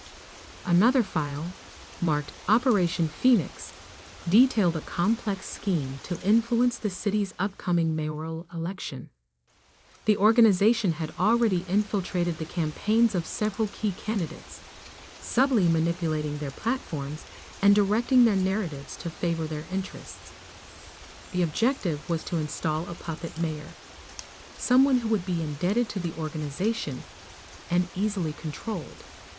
This explained the seemingly arbitrary endorsements and shifts in the candidates' political stances. The sophistication of the manipulation was evident, the influence subtle and insidious, making it almost impossible to trace back to its origin. The sheer scale of the organization's ambition was staggering. They weren't merely interested in criminal activity. They aimed to fundamentally reshape the city, to seize control of its infrastructure, economy, and political landscape. It was a slow-burning coup d'etat, orchestrated with ruthless efficiency and terrifying precision. Each piece of the puzzle, each discovered file, painted a clearer picture of a malevolent entity with far-reaching plans. Jackson, meanwhile, was focusing on the organization's logistical operations. He uncovered a series of shell companies involved in importing and distributing various goods, seemingly legitimate businesses masking a sophisticated smuggling operation. These companies provided the organization with a veneer of legitimacy, while simultaneously facilitating the movement of weapons, drugs, and other illicit materials. The intricacy of the network was astounding, a complex web of interconnected entities that obscured the organization's true nature and made tracing its activities incredibly difficult. Their investigation led them to a seemingly innocuous shipping company, Ocean Gate Logistics. On the surface, Ocean Gate appeared to be a reputable firm handling standard cargo. However, their records revealed a pattern of unusual shipments, often containing unmarked containers destined for various locations across the country. Closer inspection of these shipments suggested the presence of advanced weaponry and potentially even components for biological warfare. The discovery sent a chill down Sarah's spine. The implications were immense. The organization's activities were far more dangerous than they initially believed. Their next lead took them to a secluded compound outside the city limits. Intelligence gathered from intercepted communications suggested that this compound served as a training facility for the organization's operatives. The compound was heavily fortified, with sophisticated surveillance systems and armed guards. Infiltrating the compound was an incredibly risky endeavor, but it was necessary to understand the organization's capabilities and operational procedures. Sarah and Jackson, accompanied by a small, highly trained SWAT team, executed a carefully planned night raid on the compound. The operation was fraught with peril. The guards were highly skilled, well-armed, and incredibly vigilant. The fierce resistance they encountered confirmed their suspicions about the training facility's purpose. This was no ordinary criminal organization. This was a highly disciplined, well-trained force capable of carrying out highly complex operations. The raid yielded valuable intelligence, training manuals, detailed plans for future operations, and even a list of potential targets. This included prominent figures within the city's government, law enforcement, and even the media.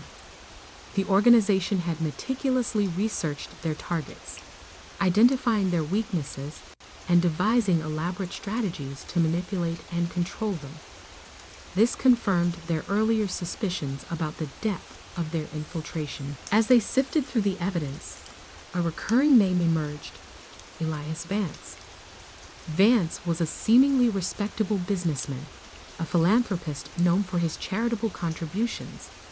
However, his name was repeatedly mentioned in the compound's documents, always in connection to high-level operations. This raised a major question. Was Vance merely a front, a wealthy benefactor funding the organization, or was he deeply embedded within its hierarchical structure, possibly even one of its top leaders? The deeper Sarah and Jackson delved into the investigation, the more they realized that the organization was not merely a criminal enterprise, but a sophisticated shadow government, manipulating events from the dark corners of the city. The lines between legitimate businesses and criminal activities were blurred, almost indistinguishable. Their intricate system of money laundering and influence peddling enabled them to operate with impunity, making investigation incredibly difficult and dangerous. Sarah felt an overwhelming sense of dread. The organization was far more powerful and resourceful than they initially suspected. Their reach extended far beyond the city limits. They operated with a level of sophistication and organization that defied belief. The revelation of Elias Vance's involvement added another layer of complexity, signifying that the web of deceit was even more tangled and intricate than they could have imagined. The discovery of a hidden network of underground tunnels beneath the city was the final piece of the puzzle. These tunnels, meticulously concealed and extending for miles, served as clandestine communication lines and escape routes, effectively making the organization untraceable. The sheer scale of the underground infrastructure shocked Sarah. It was an intricate network of passageways and hidden chambers, a hidden city within a city.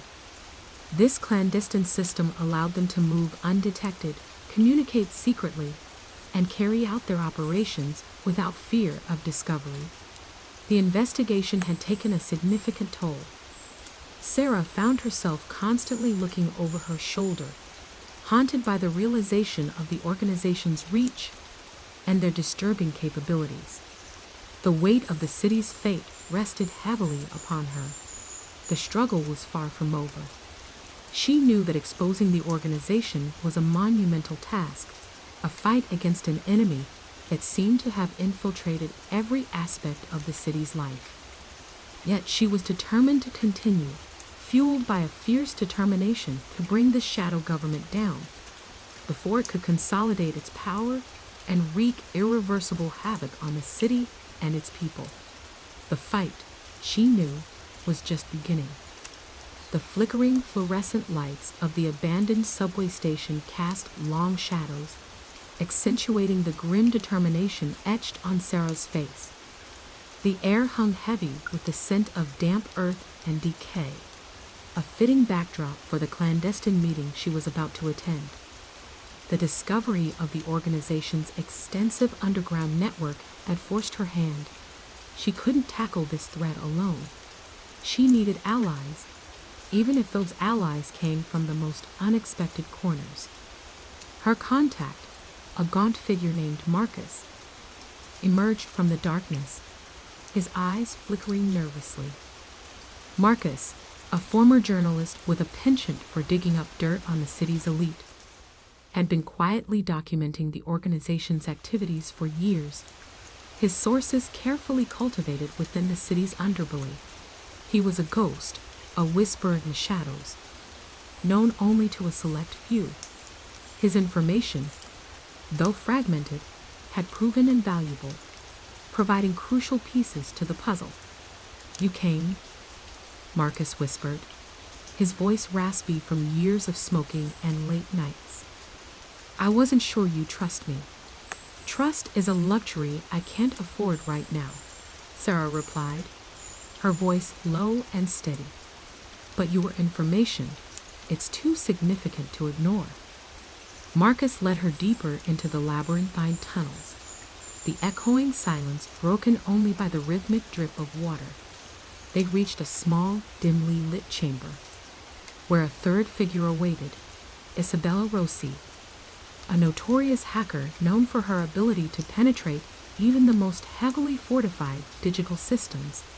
Isabella, with her vibrant purple hair and piercing gaze, was an enigma, a master of deception who operated outside the bounds of the law. Yet, her skills were precisely what Sarah needed. The air crackled with unspoken tension. These were not typical allies. These were individuals operating in the gray areas, individuals with their own agendas and their own reasons for wanting to bring down the organization. Trust, in this environment, was a fragile commodity. "I've analyzed the data you provided," Isabella said, her voice calm but sharp. "And the network is far more extensive than we thought. It's not just a criminal enterprise. It's a sophisticated, well-funded shadow government with tentacles reaching into every corner of this city. They've infiltrated everything: the police, the government, the media." Sarah nodded grimly. "We already knew that, but the sheer scale of it, it's overwhelming." Marcus chimed in. "I've been tracking their money trail for years. They're laundering billions through shell companies, using offshore accounts and cryptocurrency. It's like trying to follow a ghost through a mirror maze." "But there are weaknesses," Isabella interrupted, a glint in her eyes. "There are points of vulnerability in their digital infrastructure. I can exploit them. I can expose their operations. But I need access, and I need time." The three of them spent the next few hours discussing strategy, planning their next move. It was a delicate dance, a balancing act of trust and deception. Each of them possessed knowledge and skills that the others desperately needed, but each also harbored suspicions and anxieties. Sarah, used to working within the confines of the law, found herself operating in a morally ambiguous gray area. The alliance was uneasy, built on mutual benefit and a shared sense of danger. Each member of the alliance harbored their own secrets, their own motives, their own reasons for taking on this formidable enemy. The lines between ally and adversary blurred as the night wore on. The next few weeks were a blur of clandestine meetings, data breaches, and close calls. Isabella, working tirelessly, managed to penetrate the organization's digital defenses, exposing a vast network of secret communication channels and hidden financial transactions. Marcus, with his extensive network of informants, provided crucial ground-level intelligence, helping Sarah and her team navigate the organization's intricate web of influence. The evidence they uncovered was damning, detailing not only the organization's criminal activities, but also their plans to destabilize the city, control its resources, and manipulate its political landscape. They had amassed enough evidence to bring the entire organization down, but exposing them would mean putting themselves in significant danger. The organization, sensing their vulnerability, retaliated. Sarah found herself under constant surveillance, her movements tracked, her communications intercepted. She was forced to evade her pursuers, relying on her instincts and the skills she had honed over years of police work. Even Marcus and Isabella weren't safe, their lives threatened. The organization was ruthless, its reach far-reaching and its methods brutal. One night, Isabella called Sarah in a panic. She had been discovered. Sarah, knowing the stakes, rushed to her location, a forgotten warehouse district on the city's outskirts. She found Isabella surrounded by armed operatives, their weapons trained on her. A tense standoff ensued, the air thick with the smell of fear and gunpowder. Sarah, relying on her tactical training, managed to disable the guards, creating a diversion that allowed Isabella to escape. But the rescue came at cost. Marcus, who had been following Sarah, was captured. The capture of Marcus left them severely weakened, their intelligence network compromised. Sarah was forced to make a difficult choice, to proceed with their plan to expose the organization, risking further casualties, or to retreat and regroup, allowing the organization to consolidate its power. The weight of the decision pressed heavily on her. The fate of the city, and possibly her own life, hung in the balance.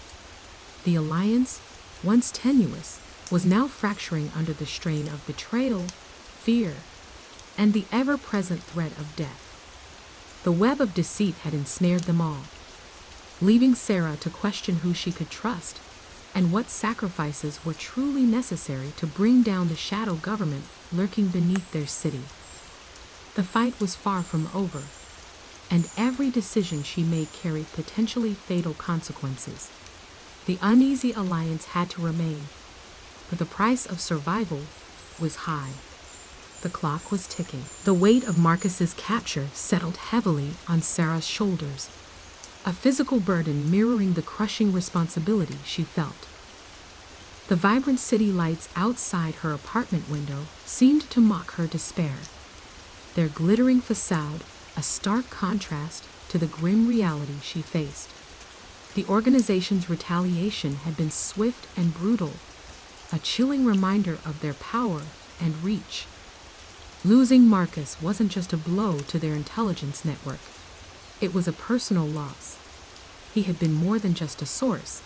He had become a reluctant ally, a fellow soldier in a war they were barely winning. Sleep offered no escape. Night after night, Sarah replayed the events of the warehouse raid in her mind, analyzing every detail, searching for a mistake, a missed opportunity. The image of Marcus's terrified face, silhouetted against the harsh glare of the operative's flashlights, haunted her waking hours.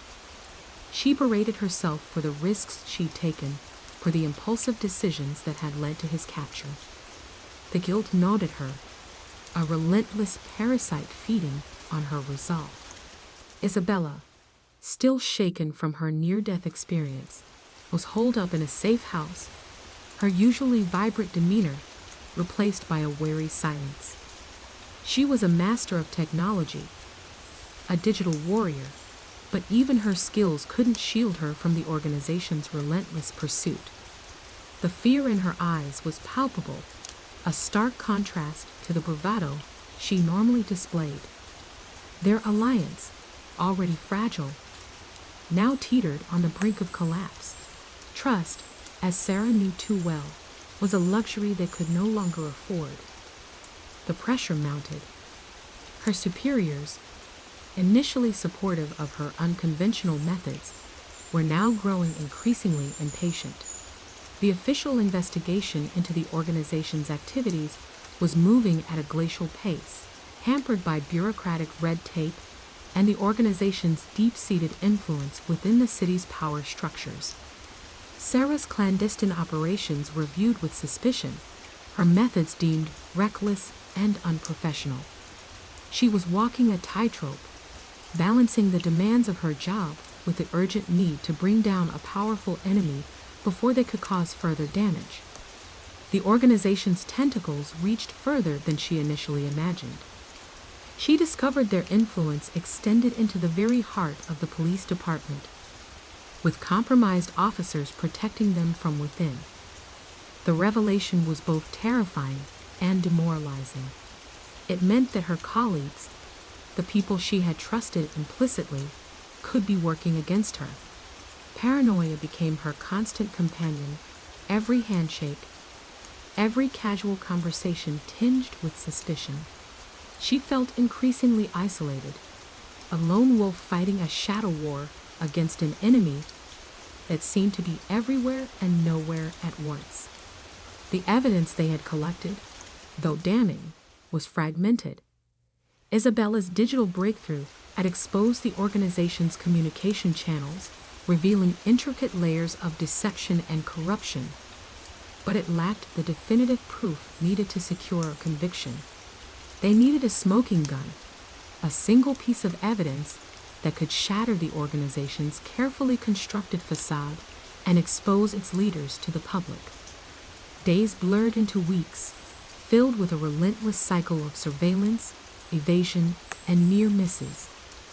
Sarah lived a double life, a respected detective by day, a clandestine operative by night. The strain was immense, wearing her down both physically and mentally. The lines between her professional and personal life had become hopelessly blurred, her identity fractured. Her apartment became a sanctuary, but even there she felt unsafe, the constant threat of discovery a suffocating weight. One evening, while reviewing Isabella's latest findings, Sarah stumbled upon a hidden file, a digital ledger detailing the organization's financial transactions. It was encrypted, heavily protected, but Isabella, ever resourceful, found a way to decrypt it. What they discovered sent a chill down their spines. The ledger wasn't just a record of financial transactions. It contained a list of names, a roster of influential figures, politicians, business leaders, and even high-ranking police officers, all implicated in the organization's activities. The scale of the conspiracy was staggering, reaching into the very highest echelons of power. The revelation brought a renewed sense of urgency. They had the evidence they needed, the smoking gun. But releasing this information publicly would unleash a firestorm, a political earthquake that could shake the city to its foundations. The risks were immense, but the potential rewards, the promise of finally bringing down this organization, outweighed the dangers. They needed a plan, a carefully orchestrated leak, a precise surgical strike that would expose the organization's crimes without endangering themselves further. They started working on a strategy, using Isabella's hacking skills to anonymously leak the information to a select group of investigative journalists, carefully chosen for their integrity and their reach. The leak triggered a chain reaction. The media exploded with revelations, igniting a public outcry. Investigations were launched, careers ruined, and reputations tarnished. The organization, exposed and vulnerable, began to crumble. But their downfall wasn't without a fight. A desperate attempt was made to silence them, and Sarah found herself once more in the crosshairs. This time, the attack was personal. They targeted her family, her loved ones, threatening their safety unless she abandoned her pursuit of justice. The threat was terrifying, a stark reminder of the sacrifices she had made, and the price she was willing to pay. Sarah wrestled with her conscience, her loyalty to the city and her commitment to justice pitted against the safety of those she loved. She found herself on the edge of a precipice, forced to make an impossible choice. In the end, she chose to fight, not just for herself or for the city, but for the memory of Marcus, for the countless others caught in the web of deceit, for the promise of a future free from the shadow of this organization. The price of justice, she realized, was often measured not in dollars or cents, but in the sacrifices she was willing to make and the battles she was willing to fight, even if it meant risking everything she held dear. The fight was far from over. The war had just begun. The chilling threat hung over her like a guillotine blade, poised to fall. Her family, her lifeline, her reason for breathing, were now pawns in this deadly game. The organization, exposed yet defiant, had struck a nerve, a blow so precise, so personal, it left Sarah reeling. She hadn't anticipated this. The calculated risks she'd taken, the meticulously planned leaks, had achieved their purpose. The organization was crumbling, but at what cost? The anonymous call had been brief, devoid of emotion, yet chillingly effective. A raspy voice, distorted beyond recognition, had delivered the message with stark clarity. Cease the investigation or face the consequences. The consequences, they implied, would be visited upon those she held most dear. Her younger sister, Emily, a vibrant, carefree college student, oblivious to the dangers lurking in the shadows. Her elderly parents, their lives marked by quiet dignity and unwavering love. Their vulnerability a gaping wound in Sarah's carefully constructed armor. Sarah paced her apartment, the rhythmic thud of her footsteps, a counterpoint to the frantic rhythm of her heart. The city lights outside, once a symbol of hope, now felt like a cruel mockery, highlighting her isolation, the weight of her impossible choice.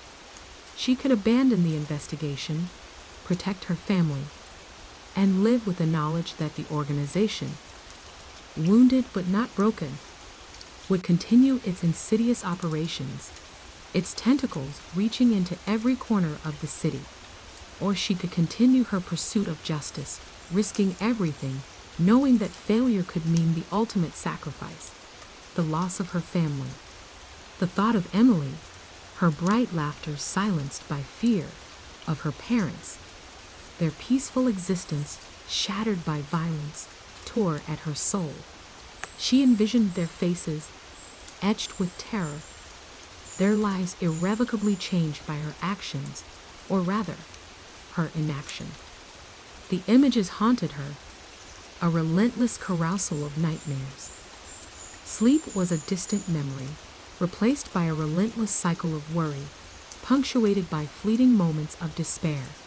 Isabella, her digital confidant, was equally distraught.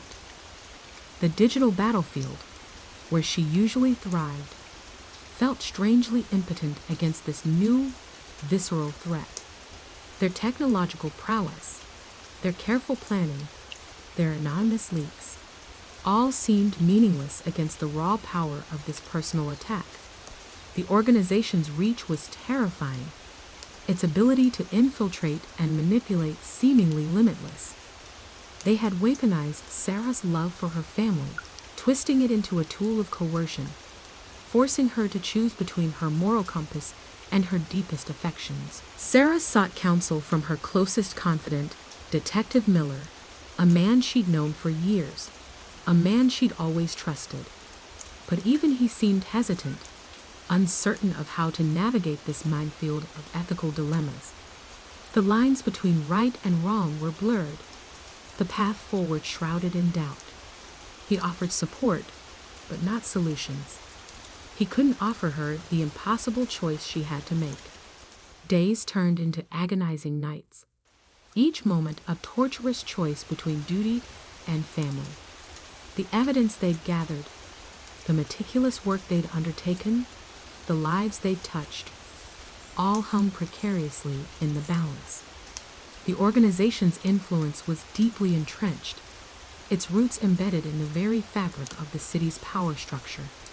To abandon the investigation would be a betrayal not only of justice, but of everyone who had been affected by the organization's crimes. Yet, the thought of her family's suffering, of seeing their lives irrevocably altered by her choices, was unbearable.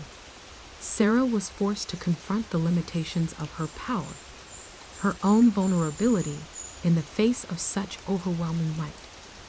The weight of the world seemed to rest on her shoulders, crushing her under its immense pressure. She contemplated every possible scenario, every conceivable outcome, searching for a sliver of hope, a glimmer of light in the encroaching darkness. She explored every avenue, every possible loophole. Could she negotiate? Could she trade information for her family's safety? The idea filled her with a sense of disgust. It felt like a betrayal of everything she stood for. She rejected it instantly.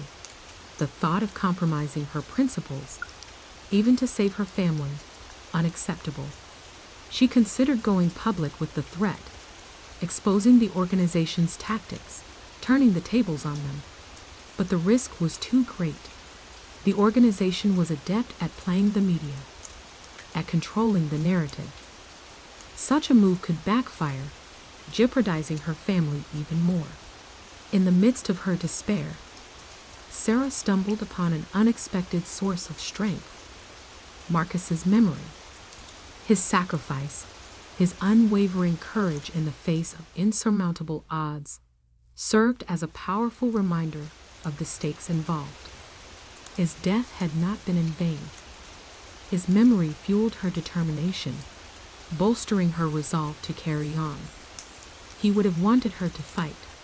She decided then, in that moment of profound clarity, that her duty extended beyond herself, beyond her family, to the countless others who had been wronged, who had suffered under the weight of the organization's tyranny. The fight for justice was not just about bringing down the organization.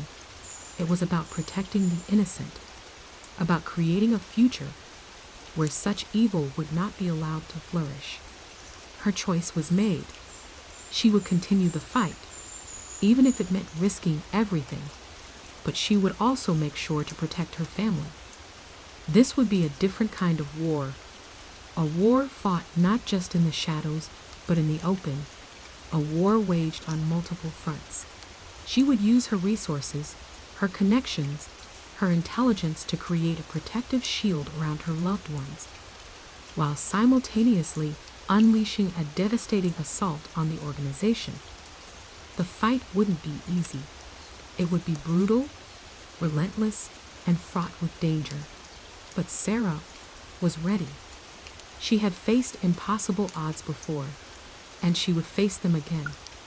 The memory of Marcus, the love for her family, the unwavering belief in justice. These would be her weapons, her armor, her guiding stars in the darkness.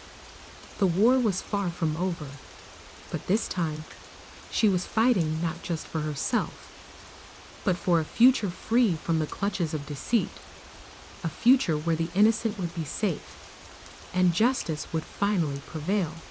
The web of deceit, she vowed, would be unraveled, thread by painful thread. The flickering neon sign of the Golden Dragon cast an eerie glow on the rain-slicked alleyway. Sarah, her trench coat pulled tight against the chill night air, felt a familiar knot of apprehension tighten in her stomach. This wasn't her usual hunting ground. The elegant penthouses and upscale restaurants of the city's financial district were a world away from this grimy, forgotten corner. But Isabella's encrypted message had led her here, to a place shrouded in secrecy, a place where the city's darkest secrets were whispered in hushed tones. The Golden Dragon wasn't just a restaurant.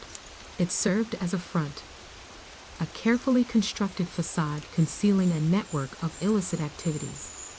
Isabella had discovered a pattern. Coded messages hidden within the restaurant's online ordering system, cryptic transactions that pointed towards a sophisticated money laundering operation directly linked to the organization Sarah was investigating. This was where the money flowed, the lifeblood of the criminal enterprise. Inside, the air hung thick with the smell of cheap incense and stale beer. The clientele was a motley crew: shady businessmen in expensive suits, hardened criminals with eyes that missed nothing, and a sprinkling of unsuspecting tourists, oblivious to the true nature of their surroundings. Sarah moved with practiced ease, her presence blending seamlessly into the dimly lit space. She'd spent years honing her skills, learning to read people, to anticipate their moves, to disappear into the background. Her investigation began subtly. She ordered a simple tea, pretending to be a weary traveler, observing the patrons, listening to their hushed conversations. She noticed the subtle signals, the furtive glances, the coded phrases exchanged between individuals who clearly knew each other. It was a world of unspoken rules, of clandestine meetings, and of transactions conducted in whispers and veiled glances. She saw a pattern in their behavior, a ritualistic exchange of small, seemingly insignificant objects. Matchbooks, lighters, napkins, each carrying a hidden message. Days turned into weeks as Sarah meticulously pieced together the puzzle. She deciphered the coded messages, traced the money trails, and identified key players within the organization's financial network. She discovered that the Golden Dragon was just one piece of a much larger network, a complex web of interconnected businesses and individuals, all working in concert to launder millions of dollars in illicit funds. One evening, she noticed a particular individual, a man in a sharp, tailored suit who seemed to orchestrate the activities within the restaurant. He went unnoticed by most, a silent conductor leading the orchestra of illicit activity. His demeanor suggested power, authority, and a chilling lack of remorse. He was always present, a constant, yet he seemed to effortlessly blend into the background. Sarah recognized him from a photograph. Anton Volkov, a name whispered in hushed tones within law enforcement circles, a man rumored to be untouchable. His presence here confirmed her suspicions. The Golden Dragon wasn't merely a front. It was Volkov's personal command center. Sarah's investigation took an unexpected turn when she discovered a hidden room behind the restaurant's kitchen. It was a stark, dimly lit space, equipped with state-of-the-art technology, encrypted computers, sophisticated surveillance equipment, and a secure server room. Here, the true nature of the organization's activities was laid bare. She uncovered incriminating documents, files detailing the organization's intricate network of corruption, its reach extending into the highest levels of the city's government and law enforcement. The truth was far more sinister and complex than she had ever imagined.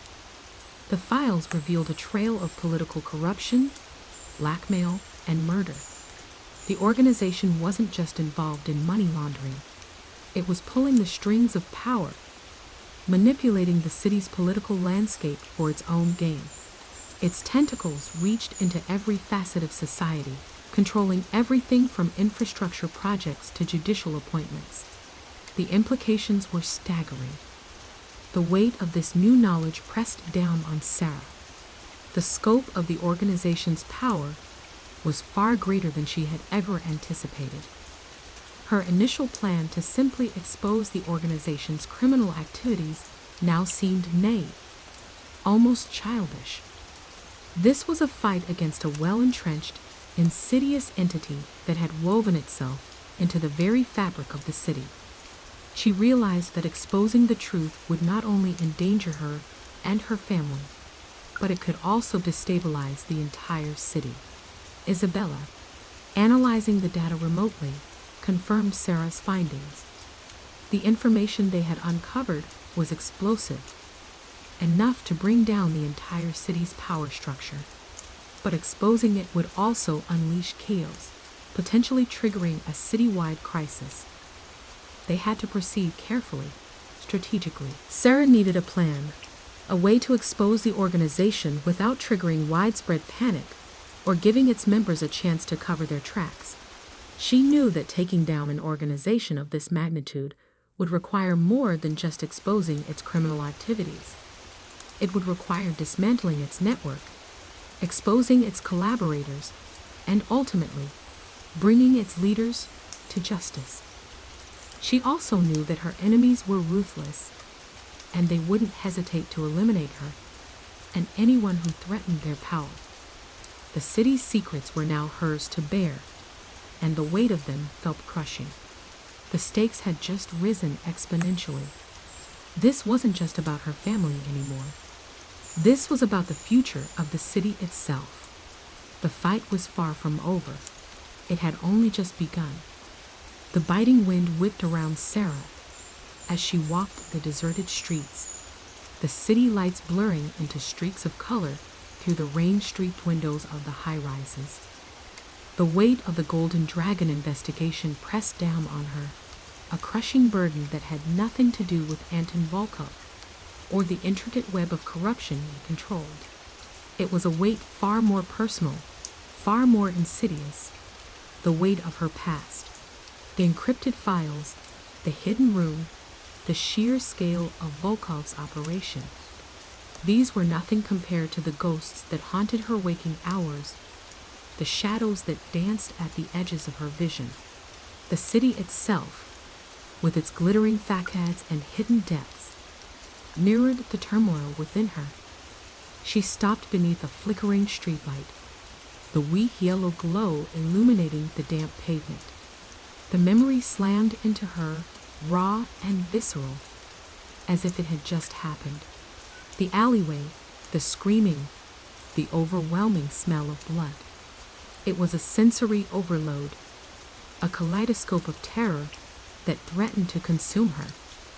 She buried it deep, locked it away in the darkest recesses of her mind.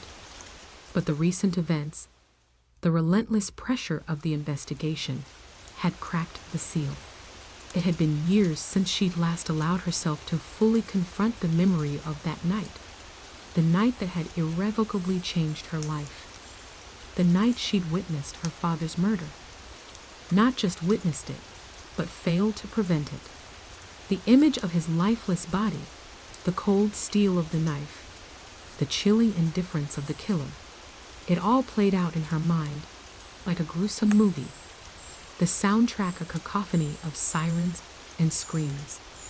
That night had forged her, shaped her into the woman she was today.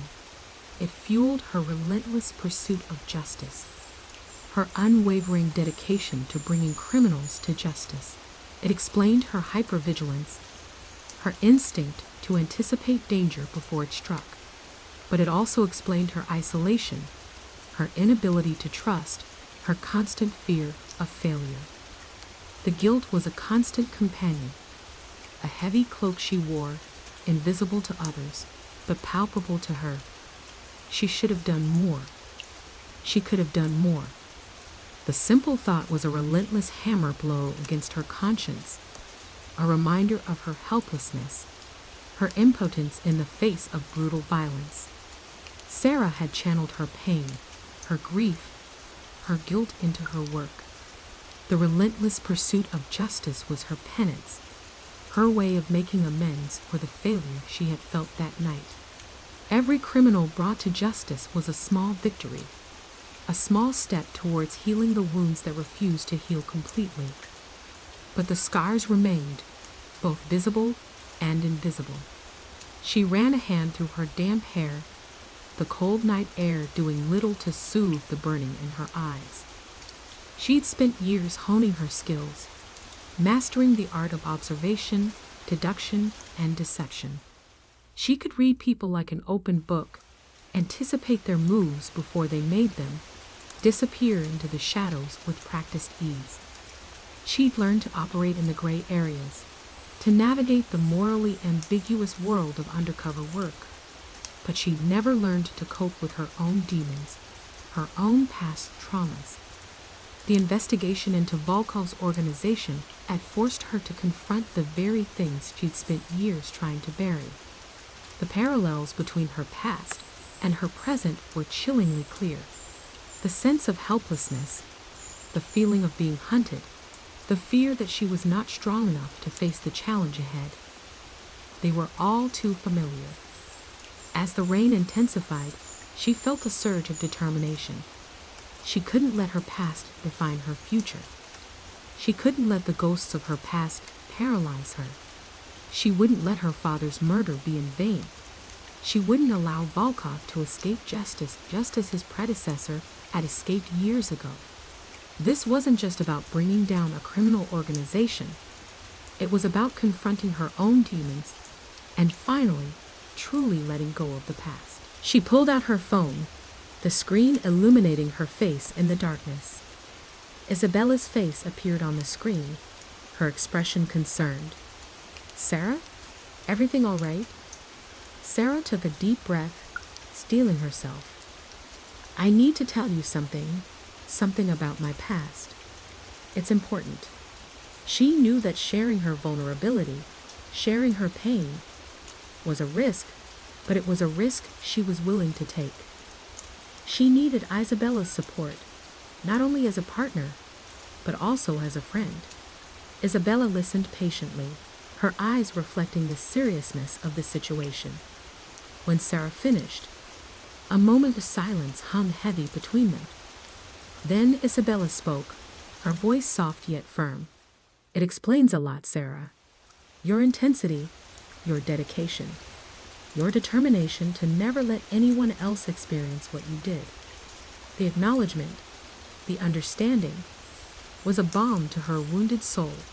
It was the validation she had craved for so long, the recognition that her pain was not a weakness, but a strength, a source of her unwavering resolve."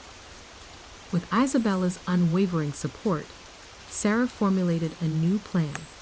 It was a riskier plan, a more audacious plan than she'd initially envisioned, but it was a plan that took into account her own vulnerabilities, her past experiences, and her newfound understanding of Volkov's network.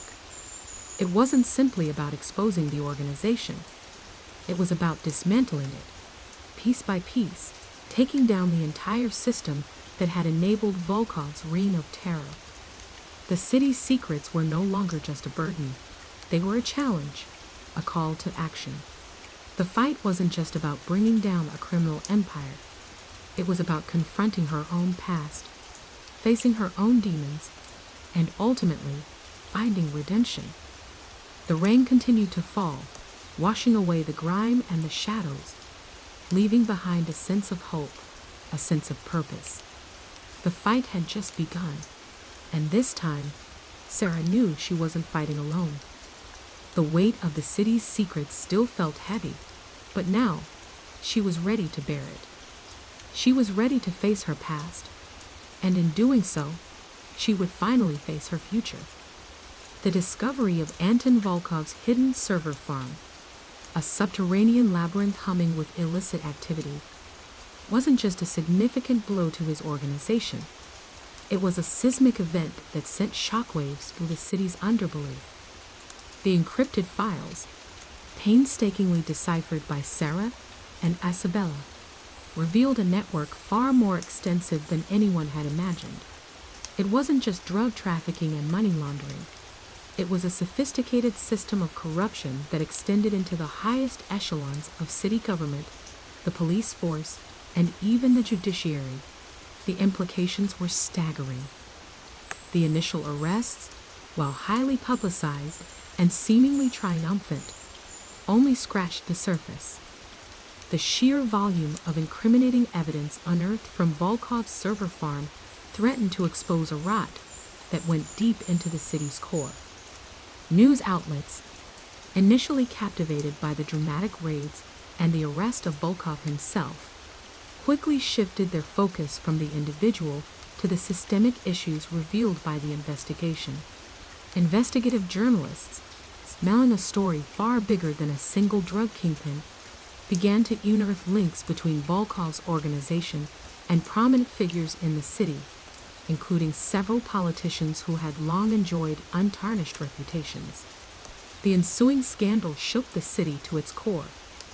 The once respected mayor, a man known for his carefully crafted image of integrity and public service, was implicated in several shady deals, his name appearing repeatedly in encrypted emails detailing bribes and illicit campaign contributions. His carefully constructed facade crumbled under the weight of the evidence, leaving behind a gaping void of disillusionment and distrust. The public outcry was deafening, demanding accountability and immediate action. Protests filled the city streets, fueled by years of simmering resentment against a system perceived as rigged in favor of the wealthy and powerful. The fallout extended beyond the political sphere. Several high-ranking police officers were implicated in the scandal, accused of accepting bribes and turning a blind eye to Volkov's activities. The revelation brought a wave of cynicism and distrust toward law enforcement, further eroding the already fragile public trust. The Internal Affairs Division was swamped with investigations, leading to a period of uncertainty and upheaval within the police department. The sense of betrayal was palpable, the consequences rippling outwards, affecting morale and operational efficiency. Even the judiciary wasn't immune to the repercussions. A prominent judge, known for his strict sentences and seemingly unwavering commitment to justice, was revealed to have accepted lavish gifts from Volkov, influencing several crucial rulings in the drug lord's favor. The revelation shook the foundation of the justice system, casting doubt on the impartiality of the courts and raising concerns about the integrity of past convictions. Public confidence in the judicial process plummeted, leaving many feeling as though the entire system was corrupt and beyond redemption.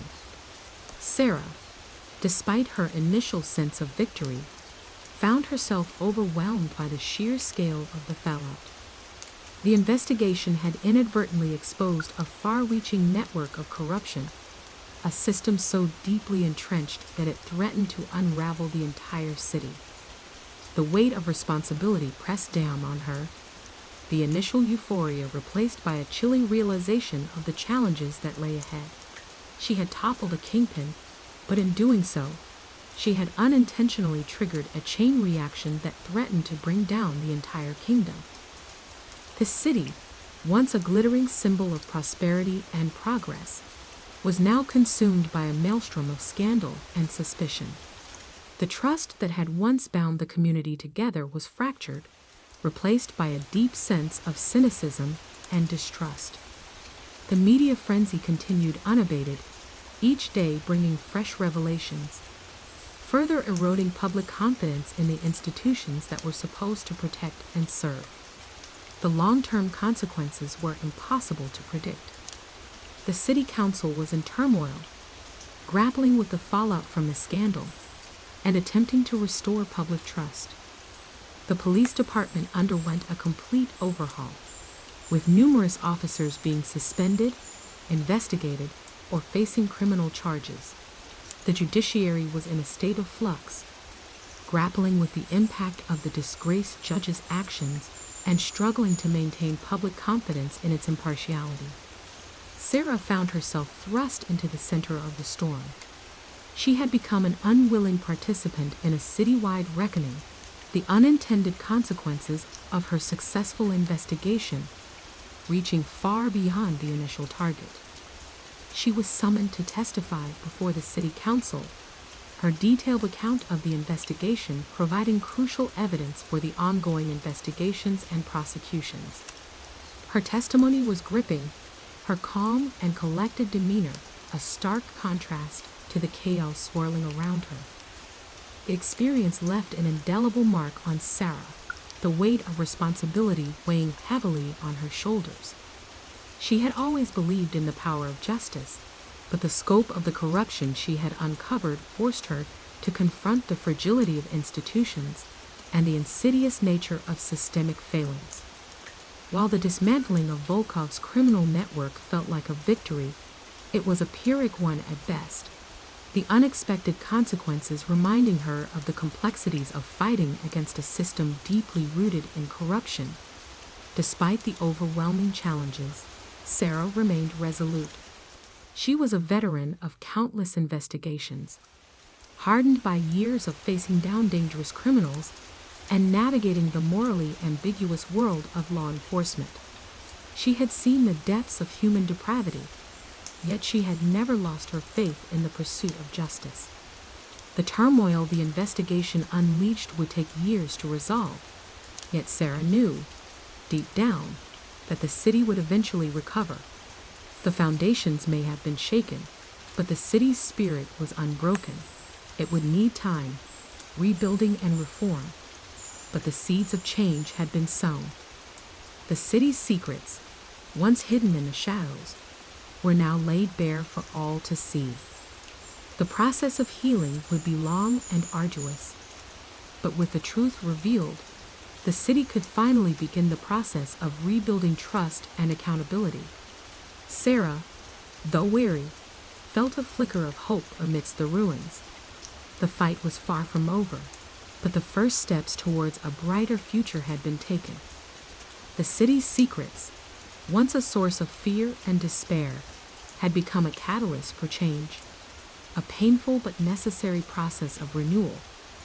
The road ahead was long and uncertain, but with the support of Isabella and a renewed sense of purpose, Sarah was prepared to face whatever challenges lay ahead.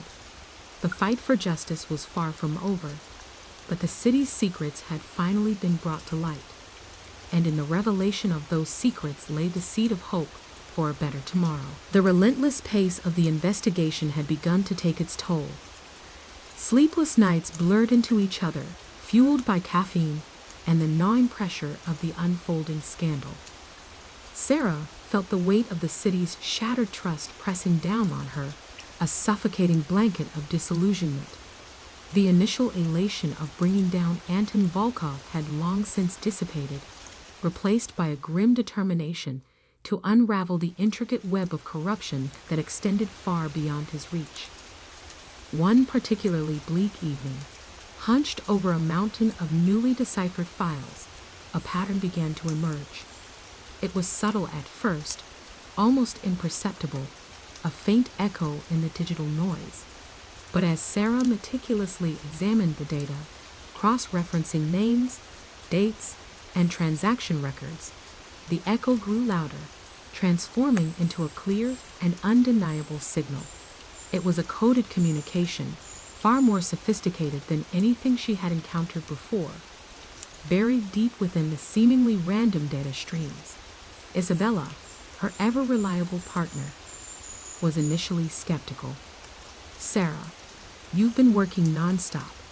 You're seeing patterns where there are none," she warned, her voice laced with concern. But Sarah was relentless. She knew, with a certainty that defied logic, that she was onto something significant. She had spent years honing her skills, learning to discern the subtle nuances hidden beneath layers of deception. This was different. This was a revelation. Days turned into weeks as they worked tirelessly, poring over the coded messages, painstakingly piecing together the fragments of information.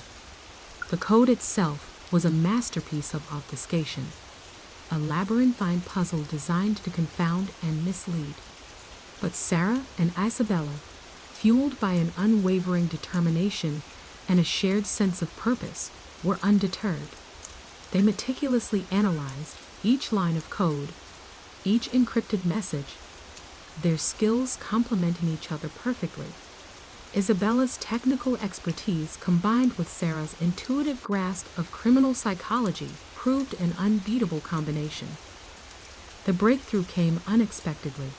It wasn't a sudden flash of insight, but a gradual realization, a slow dawning awareness of a hidden connection. The coded messages weren't just random data. They were part of a far larger system, a sophisticated network of communication that connected Volkov's organization to a previously unknown entity, a shadowy international organization known only as the Syndicate. The revelation sent shivers down Sarah's spine.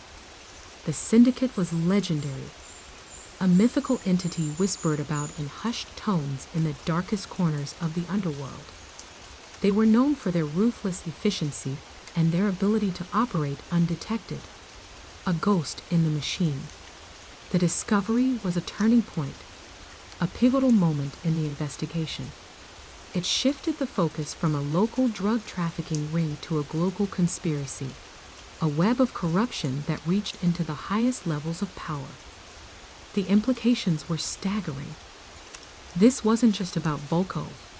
This was about bringing down an international criminal empire. The new information provided Sarah with a powerful weapon, a key that could unlock the remaining mysteries. The encrypted communications detailed the syndicate's operations, their methods, and their vast network of contacts.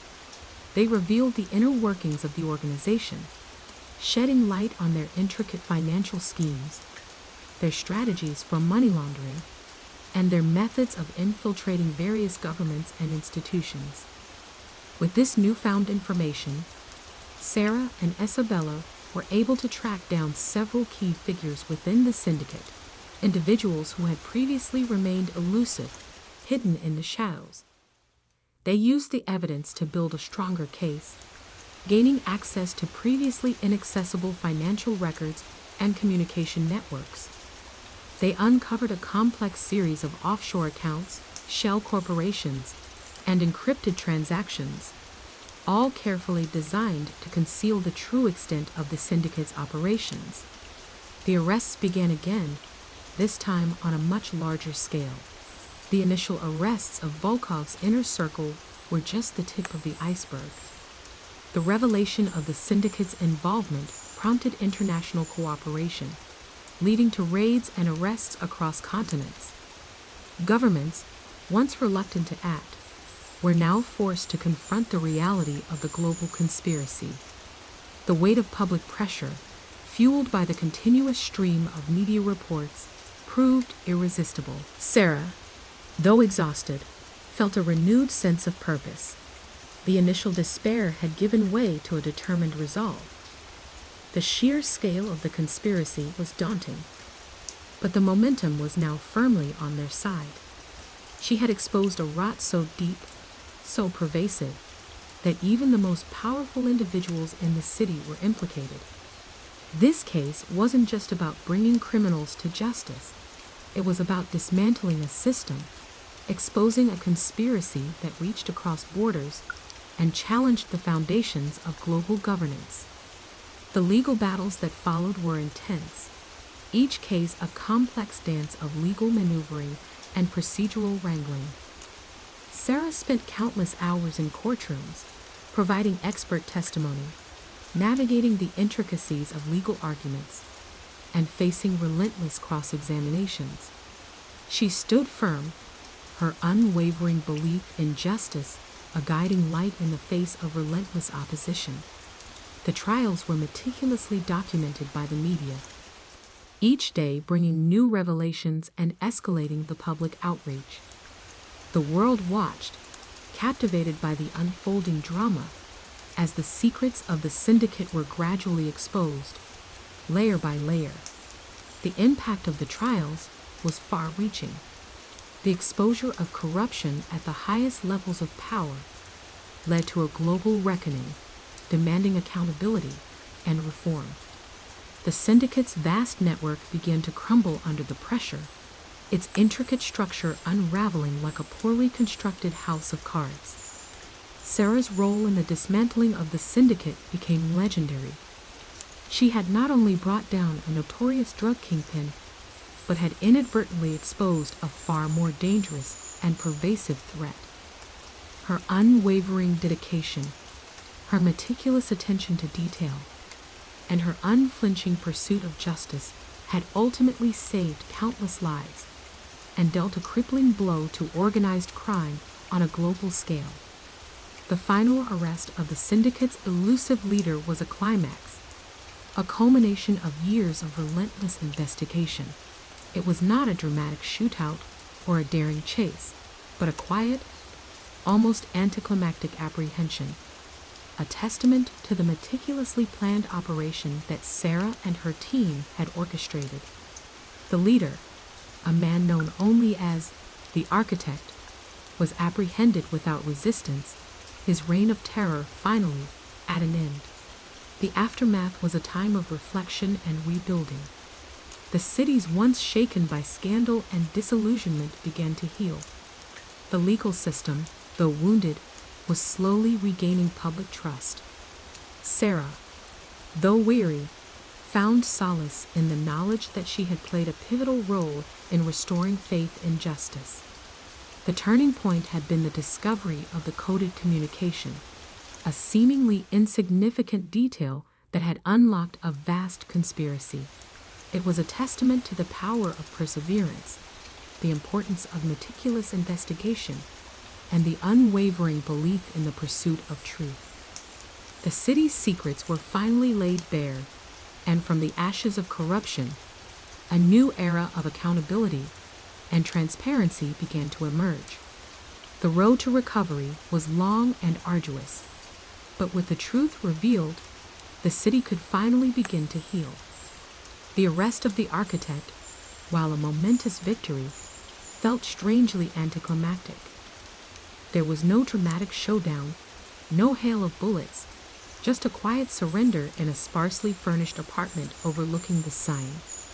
The man, older than Sarah had imagined, offered no resistance, his eyes holding a chilling emptiness that spoke volumes about the years spent orchestrating chaos. The relief that washed over her was immediate, yet tinged with a profound sense of unease. The victory was bittersweet, a hard-won triumph, shadowed by the knowledge of the sacrifices made and the potential consequences yet to unfold. The immediate aftermath was a whirlwind of press conferences, official statements, and a relentless barrage of media attention. Sarah, thrust into the spotlight, became a symbol of hope, a beacon of justice in a world that seemed increasingly bleak. The public hailed her as a hero, praising her unwavering dedication and courage. But behind the carefully constructed facade of strength, a gnawing anxiety festered. She knew that the dismantling of the syndicate was far from complete. The organization was a hydra, its tentacles reaching into every corner of the globe. Severing one head only allowed others to grow stronger, more vicious. The risks had been immense, and she played a high-stakes game of cat and mouse with individuals whose ruthlessness knew no bounds. She thought back to the coded messages, the painstaking hours spent deciphering them, the sleepless nights spent piecing together the fragments of information. The gamble she'd taken, trusting her instincts and pushing forward despite the warnings from her colleagues and superiors, could easily have backfired. Had she misjudged the situation? Had she underestimated the reach and power of the syndicate? These questions haunted her, a constant undercurrent beneath the surface of her public triumph. The weight of responsibility pressed heavily upon her. The arrests had caused ripples throughout the global financial system, shaking the foundations of powerful institutions and exposing the intricate networks of corruption that had thrived for decades.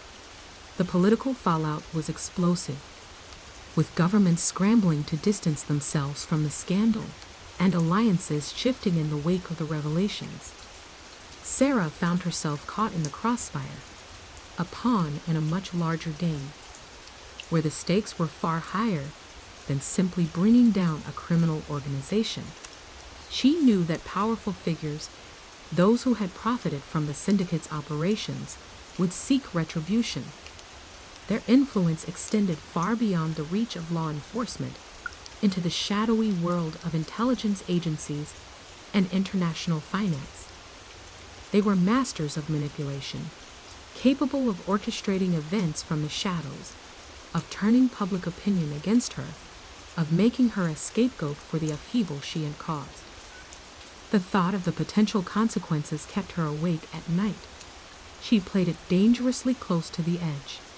And now, she was acutely aware of how exposed she was.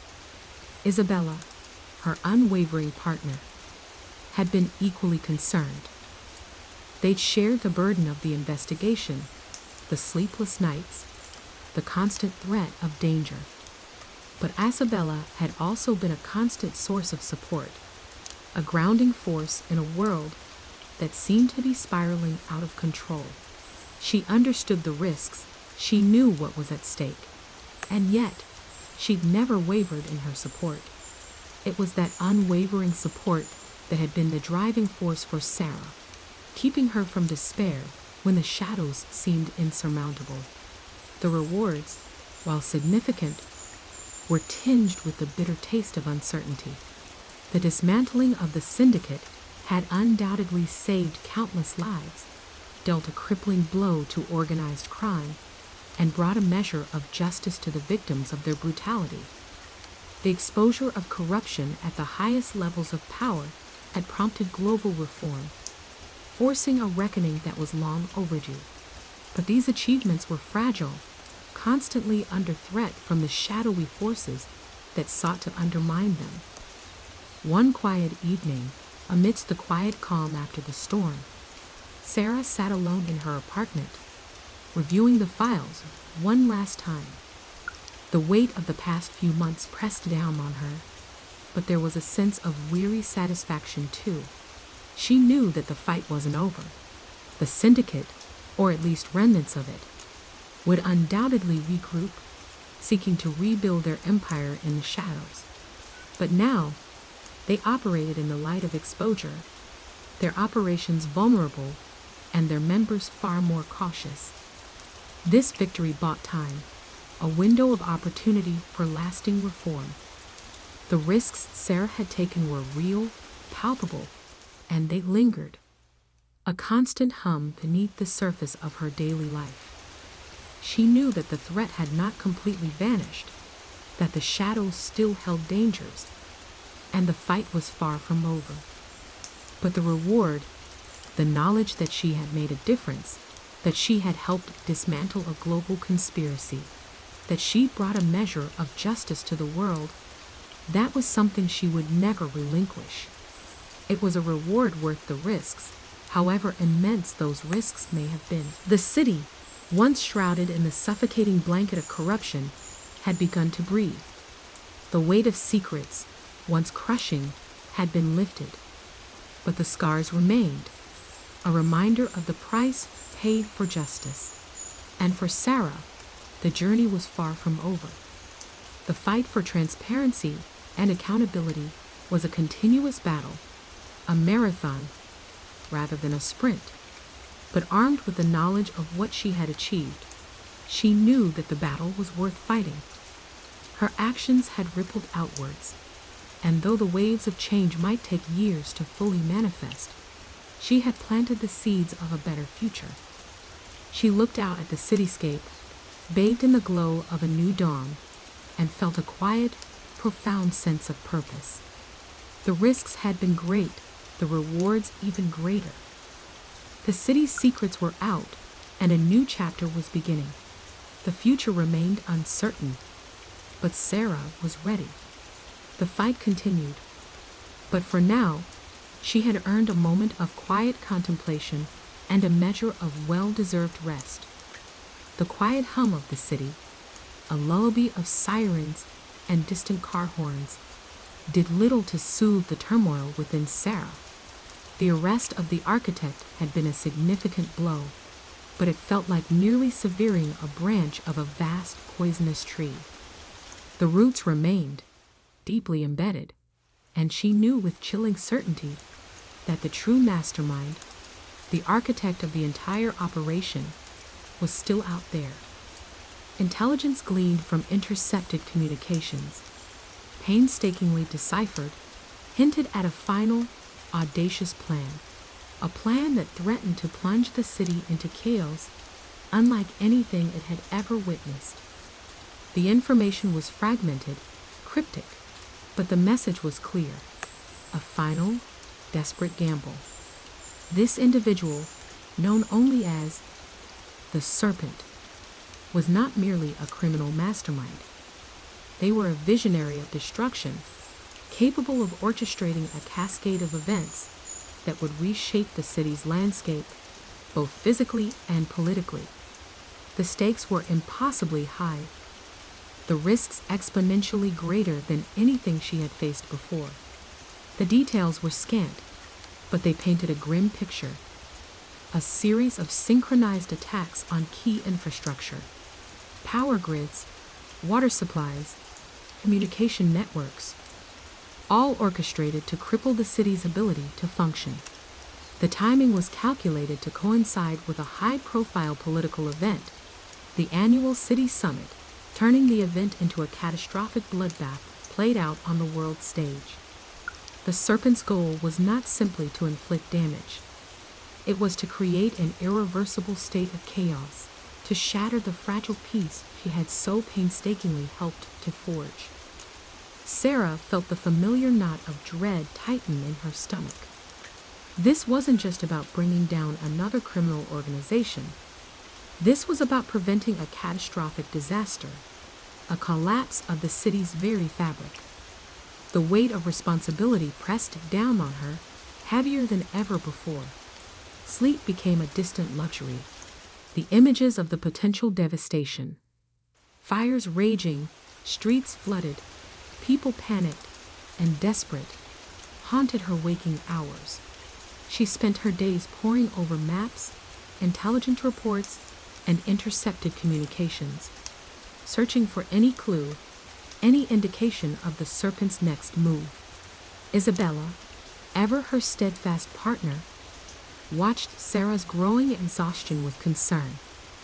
"You need rest, Sarah," she said one evening, finding her hunched over a desk, surrounded by papers and empty coffee cups.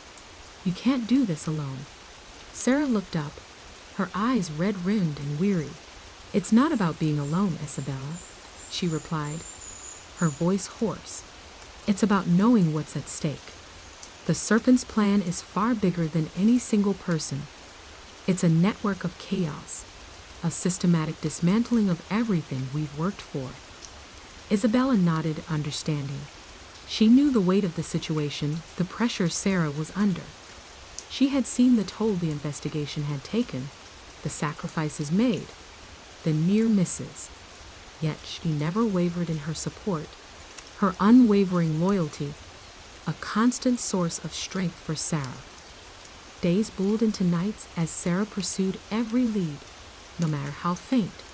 Her team worked tirelessly, tracing connections, verifying information, piecing together the fragmented puzzle.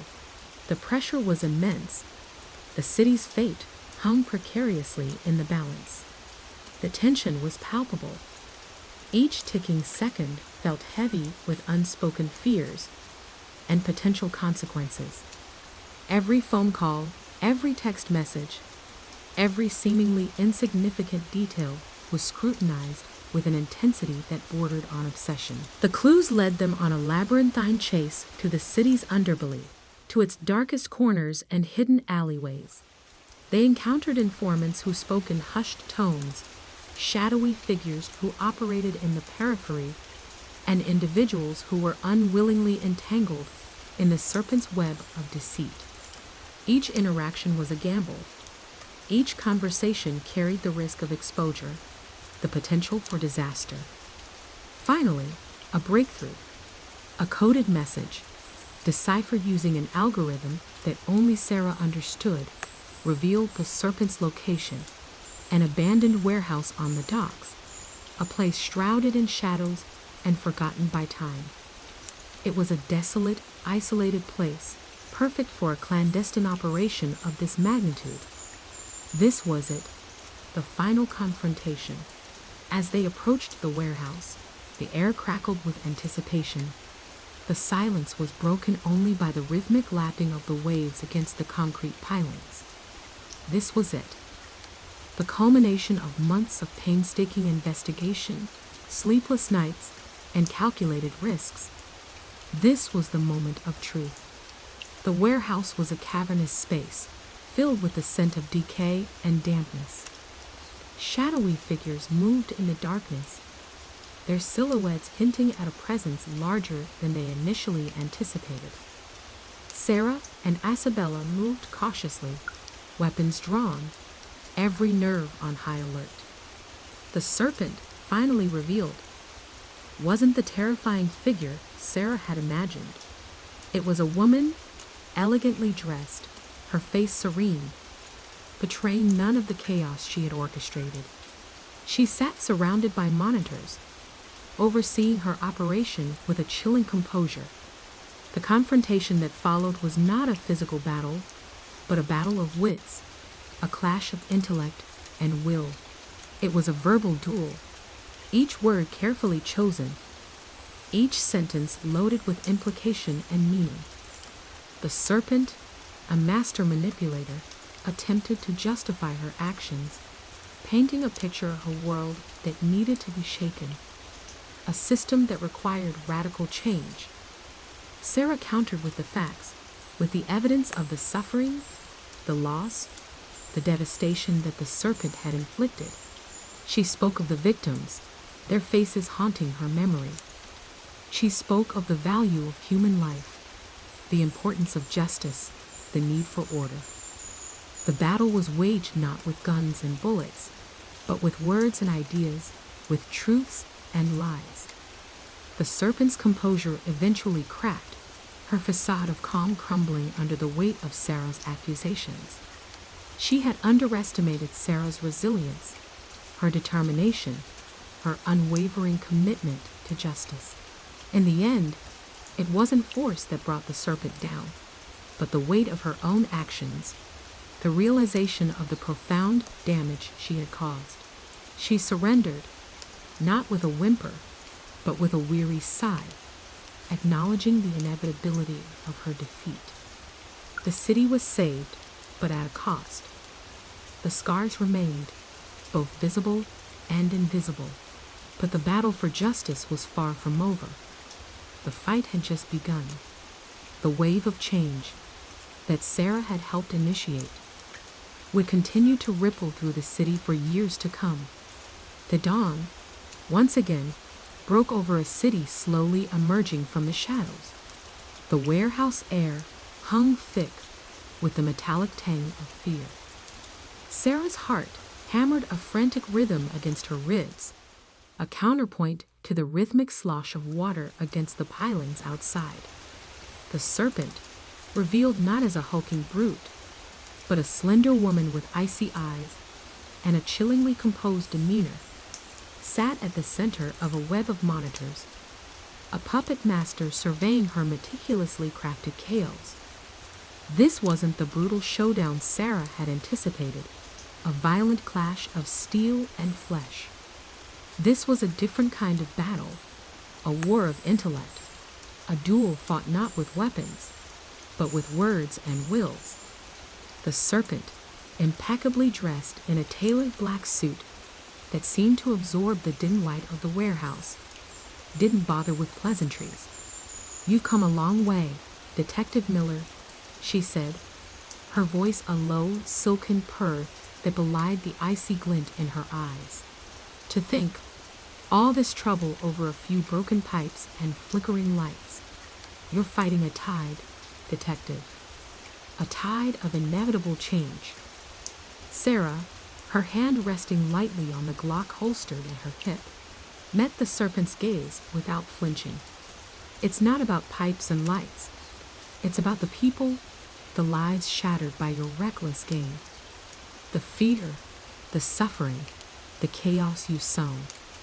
It's a price far too high to pay for your twisted vision of progress." The serpent smiled, a slow, deliberate curve of her lips that didn't reach her eyes. "Progress demands sacrifice, Detective. Sometimes, a little demolition is necessary to build something truly magnificent. This city, this stagnant system, it needed a shake-up. I merely provided the catalyst." Sarah's patience was wearing thin. The evidence she had meticulously gathered over months, intercepted communications, financial records, witness testimonies, painted a clear picture of the serpent's ruthless efficiency.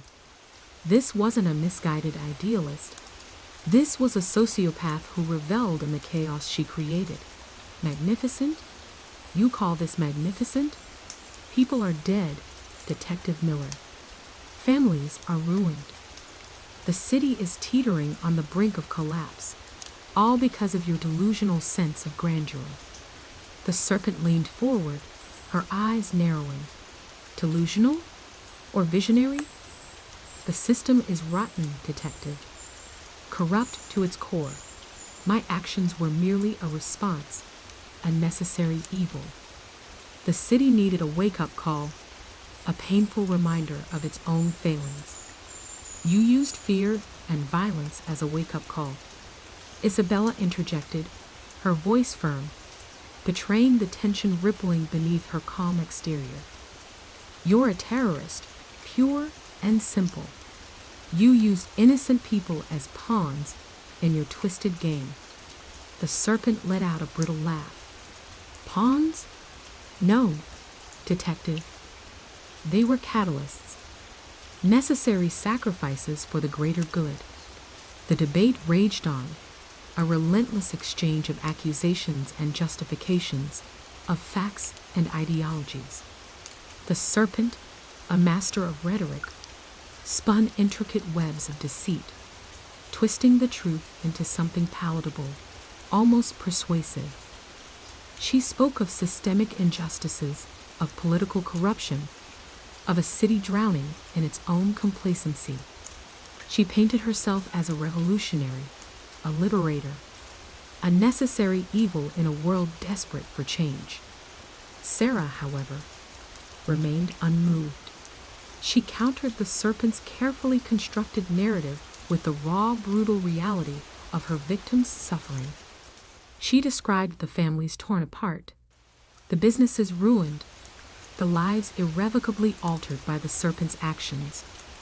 She didn't shy away from the grim details, from the blood and the tears and the sheer devastation the serpent had unleashed upon the city. You talk about sacrifice, Sarah said, her voice low and steady. But you didn't sacrifice anything.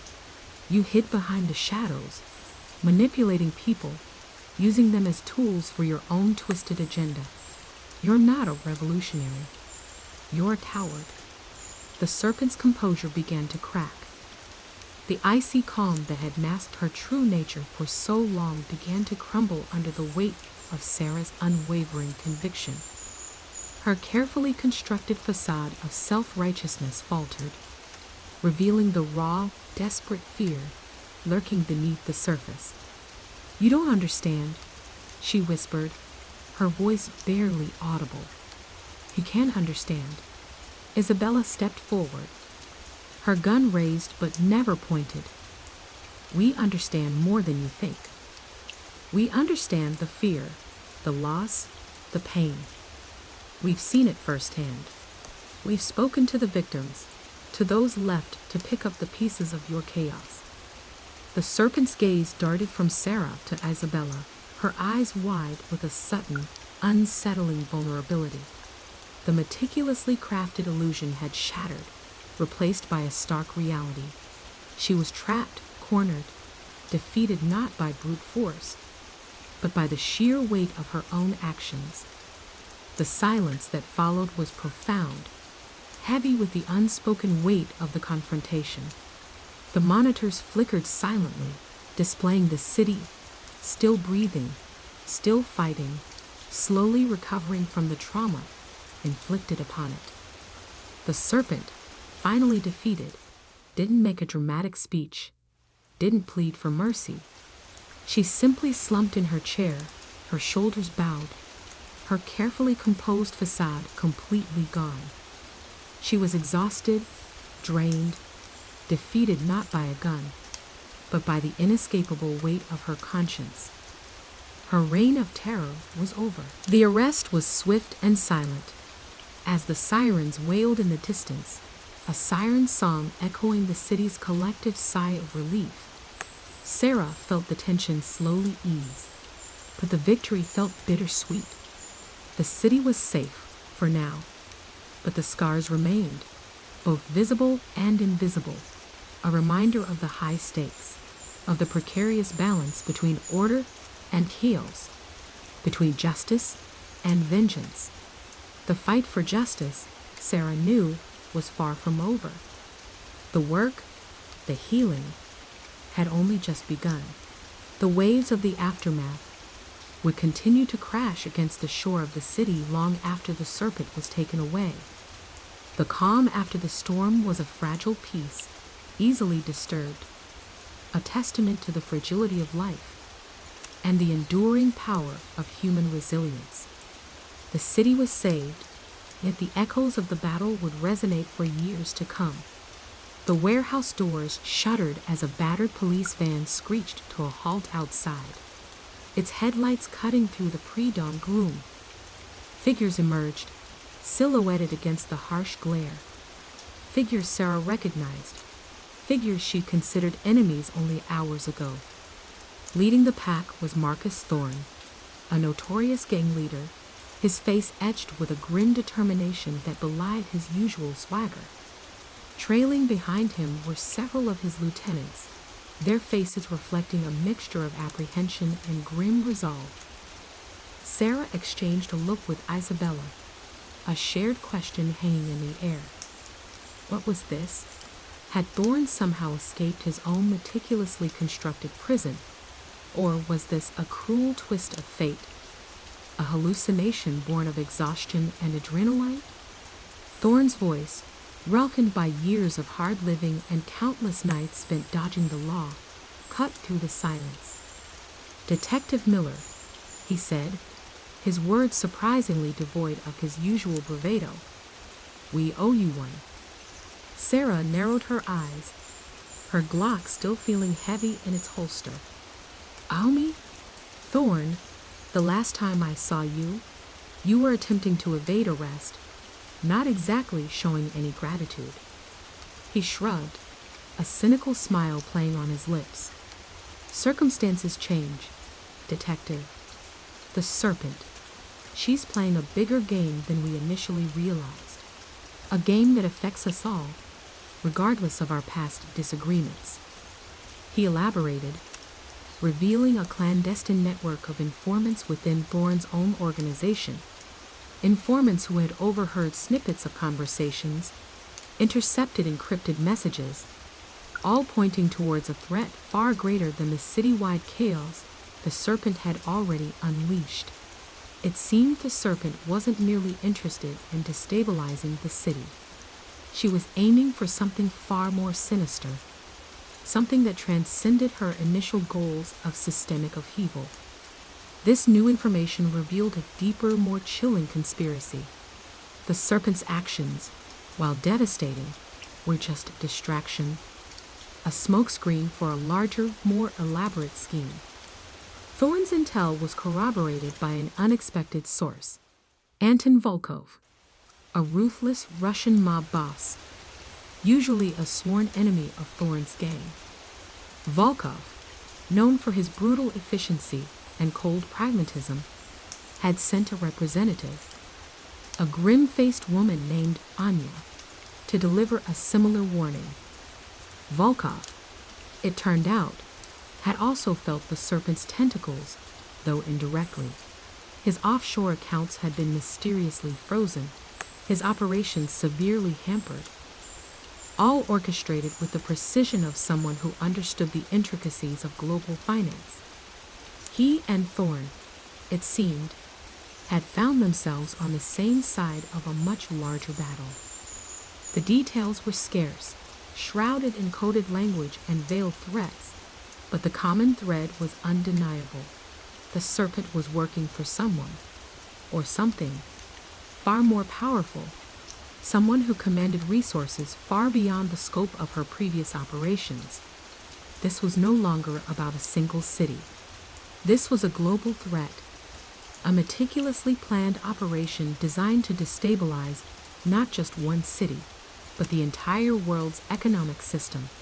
The uneasy alliance was cemented by necessity. Sarah, Thorne, and Volkov's representatives found themselves sharing intel, strategizing, their previous grudges set aside in the face of a common enemy. The warehouse, once the site of a tense confrontation, now became a temporary headquarters, a hub where unlikely allies strategized against an enemy whose reach was far greater than they initially comprehended. The air was thick with tension, a palpable mixture of distrust and shared urgency. The following hours blurred into a whirlwind of activity. Sarah, aided by Thorne's street smarts and Volkov's financial expertise pieced together the fragments of information, slowly unraveling the serpent's elaborate web of deceit. They discovered that the broken pipes and flickering lights were mere distractions, part of a larger plan to disrupt critical infrastructure systems, creating chaos and instability. The real target was far more sophisticated: a global financial network, a delicate web of interconnected systems that controlled the flow of capital across continents. The serpent's seemingly random acts of vandalism were part of a coordinated attack designed to create the perfect conditions for a massive financial collapse. Anya, Volkov's representative, proved to be the surprising asset. Her knowledge of the dark underbelly of international finance provided invaluable insights. She helped Sarah decipher the cryptic messages, identifying key players and uncovering hidden connections. Her cold demeanor masked a sharp intellect and a ruthless efficiency, traits that were both intimidating and incredibly helpful in their desperate situation. Thorne, despite his gruff exterior, provided crucial street-level intelligence.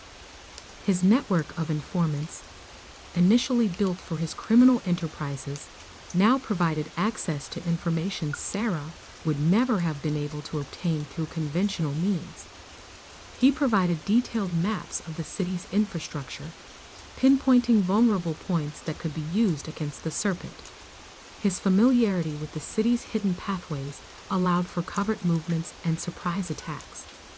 The cooperation was awkward, strained, born not of trust, but of shared desperation. There were moments of intense friction, of lingering mistrust and simmering resentment. Old wounds reopened, old rivalries flared. Yet, amid the tension, a fragile camaraderie developed. They were bound together by a common goal, a desperate need to prevent an imminent catastrophe.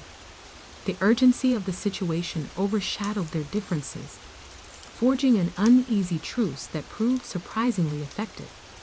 As the night wore on, a clearer picture emerged. The serpent was not acting alone. She was merely a pawn, a highly skilled and ruthless pawn in a much larger game. Her actions were orchestrated by a shadowy organization known only as the Syndicate, a group that operated in the deepest recesses of the global financial system. They were puppeteers, pulling strings from the shadows, manipulating events to their advantage. The Syndicate's goal was not just financial dominance, it was global control. The collapse of the financial system would cause widespread chaos and instability, creating the perfect conditions for them to seize power. The serpent's acts of terrorism were merely a distraction, a way to destabilize the city and create the opportunity for a larger, more strategic move. Sarah, Thorne, and Anya, an unlikely trio bound together by necessity, formulated a plan. They would use the serpent's own meticulous planning against her, turning her carefully orchestrated chaos into a tool for their own counterattack. They would use their respective networks to disrupt the Syndicate's operations, expose their machinations, and bring them to justice.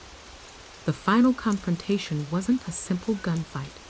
It was a battle of wits, a desperate race against time. It involved clandestine meetings in dimly lit back alleys, high-stakes negotiations in luxurious penthouses, and daring raids on heavily guarded facilities. It was a messy, chaotic affair, filled with betrayal, near misses, and heart-stopping moments. The line between ally and enemy blurred, loyalty was tested, and old prejudices were challenged. The dawn broke over a city on edge, a city clinging to hope in the face of unimaginable danger. But in the heart of the storm, an unlikely alliance had formed, an alliance forged in the fires of desperation and fueled by a shared desire for justice. The fight was far from over. But for the first time, Sarah felt a flicker of hope, a fragile sense of optimism in the face of overwhelming odds. The city's fate, and indeed the world's, rested on the shoulders of this unexpected, improbable team. The battle had evolved beyond a single city's crisis. It was now a global fight for the very fabric of society. The stakes had never been higher. The warehouse hummed with a nervous energy, the air thick with the scent of stale coffee and anticipation. Sarah, Thorne, and Anya huddled around a battered table, illuminated by the flickering light of a single bare bulb. The map of the city's financial district lay spread before them, a labyrinth of interconnected lines representing the arteries of the global financial system. Each line represented billions of dollars, a lifeblood vulnerable to a single, well-placed cut. The plan was audacious, bordering on suicidal. It hinged on a risky gamble, a desperate attempt to disrupt the syndicate's final move before they could unleash their devastating blow. Sarah had spent the last few hours poring over Anya's analysis of the syndicate's financial maneuvers, identifying a key vulnerability: a seemingly insignificant offshore account, a shell corporation holding billions in laundered money, the linchpin of the entire operation.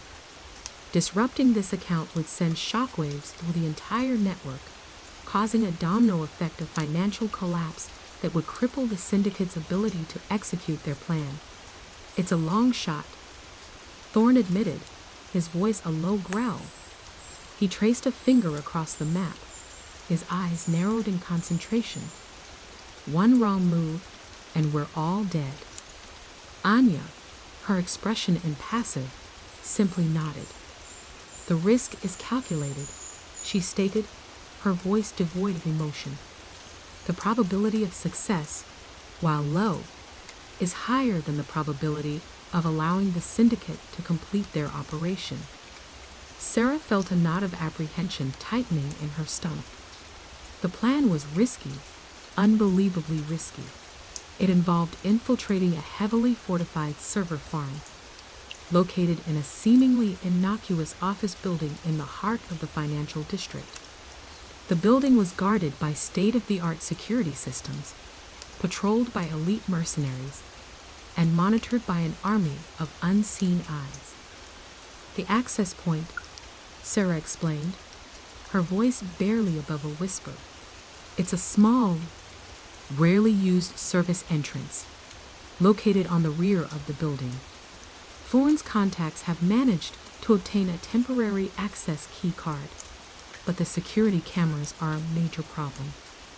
Thorne, ever the pragmatist, chimed in. "My people have a plan for that."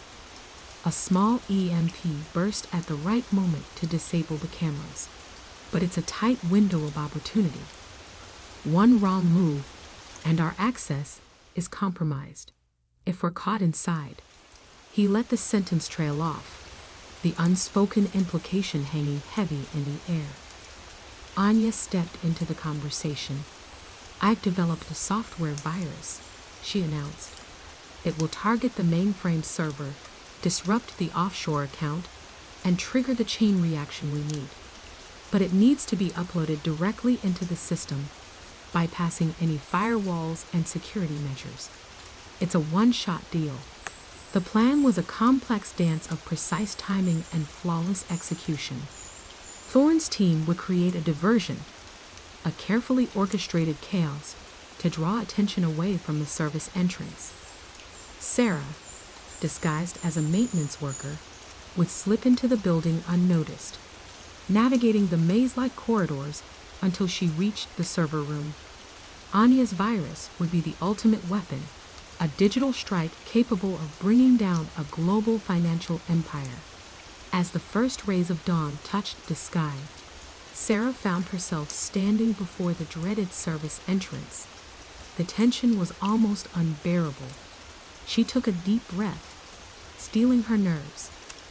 Thorne's diversion was underway. Sirens wailed in the distance, the sounds of chaos echoing through the city. now or never. She swiped the access card, her heart pounding against her ribs. The door hissed open, revealing a dark, narrow corridor. The air was thick with the metallic scent of electricity and the hum of powerful servers. Every step echoed, each heartbeat a drumbeat against the silence. The server room was a cathedral of technology, a sanctuary of glowing screens and humming hard drives. Rows upon rows of powerful servers pulsed with life, their inner workings a mystery only to the initiated. Sarah felt a surge of adrenaline. This was the moment of truth. With trembling fingers, she connected Anya's device, her fingers flying across the keyboard. The virus uploaded, a digital venom coursing through the veins of the system. She watched as lines of code cascaded across the screen, each line a step closer to victory, each line a potential step towards disaster. A sudden alarm blared, shattering the silence. Red lights flashed, illuminating the room in an ominous glow. Mercenaries burst through the doors, their weapons raised. Sarah knew that her time was up. She fought back fiercely, using her training and years of experience to buy herself time. She moved with practiced grace, evading bullets and disabling guards. She was outnumbered, outgunned, but she fought with a desperation born of necessity. The fate of the world rested on her shoulders. The final confrontation was a blur of adrenaline, chaos, and near misses. The battle raged, a chaotic dance of bullets and adrenaline, of desperation and resolve. The fate of the world hung in the balance. The virus had done its job. Just as Sarah was preparing for the final showdown, she noticed a significant drop in server activity. The disruption had begun. The syndicate's carefully constructed web of deceit was unraveling, thread by thread. The ensuing events unfolded in a whirlwind of escapes, pursuits, and near misses. Sarah, despite sustaining injuries, managed to elude her pursuers, thanks to a stroke of luck and the timely assistance of Thorne's gang. The global financial system teetered on the brink, the ripple effects of the virus spreading like wildfire. The syndicate's plans lay in ruins. The aftermath was chaotic, but ultimately successful. The syndicate's power was broken, its network dismantled. The arrests followed swiftly, the weight of evidence overwhelming even their considerable resources. The world was safe, for now. The city breathed a collective sigh of relief. The unlikely alliance between Sarah, Thorne, and Anya had saved the day, but the cost of victory remained heavy. The scars of battle, both physical and emotional, were a testament to the desperate gamble they had taken and the price they had paid. The city's future was secured, but the memory of this desperate gamble would forever linger in their minds, a chilling reminder of the thin line between victory and utter annihilation. The air crackled with the energy of 1,000 volts, the scent of ozone sharp in Sarah's nostrils. The red emergency lights pulsed, casting long, dancing shadows across the gleaming servers. Mercenaries, their faces grim and determined, fanned out, weapons trained on her. She was surrounded, trapped in a cage of steel and adrenaline. But the virus, Anya's digital masterpiece, had already begun its work. She could feel it, a subtle tremor in the system's rhythm, a weakening pulse. One mercenary, larger than the others, stepped forward. He was a mountain of muscle, his face a mask of cold fury. He held a heavy caliber pistol, the glint of the barrel catching the red light. "It's over, lady," he growled, his voice thick with a foreign accent. "Give it up." "Give what up?" Sarah asked, her voice steady despite the tremor in her hands. She kept her eyes locked on the mainframe, watching the server activity dip lower and lower. Each drop was a victory, a nail in the syndicate's coffin. The mercenary sneered. The device, the thing you use to cripple our system. We know you're working for someone. Tell us who, and maybe we'll make it quick. Sarah knew better than to answer. Any information she gave them would be a gift to the syndicate, a way to trace her back to Thorn and Anya. She wouldn't let that happen, not after coming this far. The first shot rang out, echoing through the cavernous server room. Sarah dove behind a server rack, the metal hot against her cheek. The bullet slammed into the metal, showering her with sparks and debris. She returned fire, her own weapon barking a staccato rhythm in response. The room erupted into a chaotic ballet of gunfire and explosions, a deadly dance of survival. She moved like a phantom, weaving through the rows of servers, her movements fluid and precise. Years of training, honed to a razor's edge, kicked in. She was a blur of motion, a deadly whirlwind in the heart of the storm. Each shot she fired was calculated, precise, aimed to disable, not to kill. Her goal was escape, not annihilation. Mercenaries fell, their bodies crumpling to the floor amidst the flashing lights and the roar of gunfire. But more kept coming, an unending tide of heavily armed men. The fight was desperate, a brutal struggle for survival against overwhelming odds. Yet, a strange calmness settled over Sarah. The adrenaline fueled her, pushing her beyond her limits, allowing her to outmaneuver her assailants. She knew the virus was working, that the Syndicate's empire was crumbling. Each mercenary she disabled was another second gained. The fight intensified. Sarah found herself facing the large mercenary again, his face contorted in a rage-filled grimace. He lunged, his pistol raised, intending to end the battle quickly and decisively. But Sarah was faster. She parried his blow, disarming him with a swift, precise movement. She sent him sprawling with a well-aimed kick to the chest. She used his fallen weapon to her advantage, her movements now more decisive and efficient. With every shot, her confidence grew. Her eyes were trained on the mainframe screens. The server activity was down to a crawl. The final stage of the virus was imminent.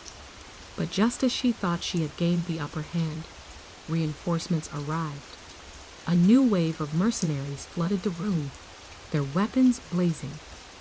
Sarah was overwhelmed, outmatched, pushed back, her cover compromised.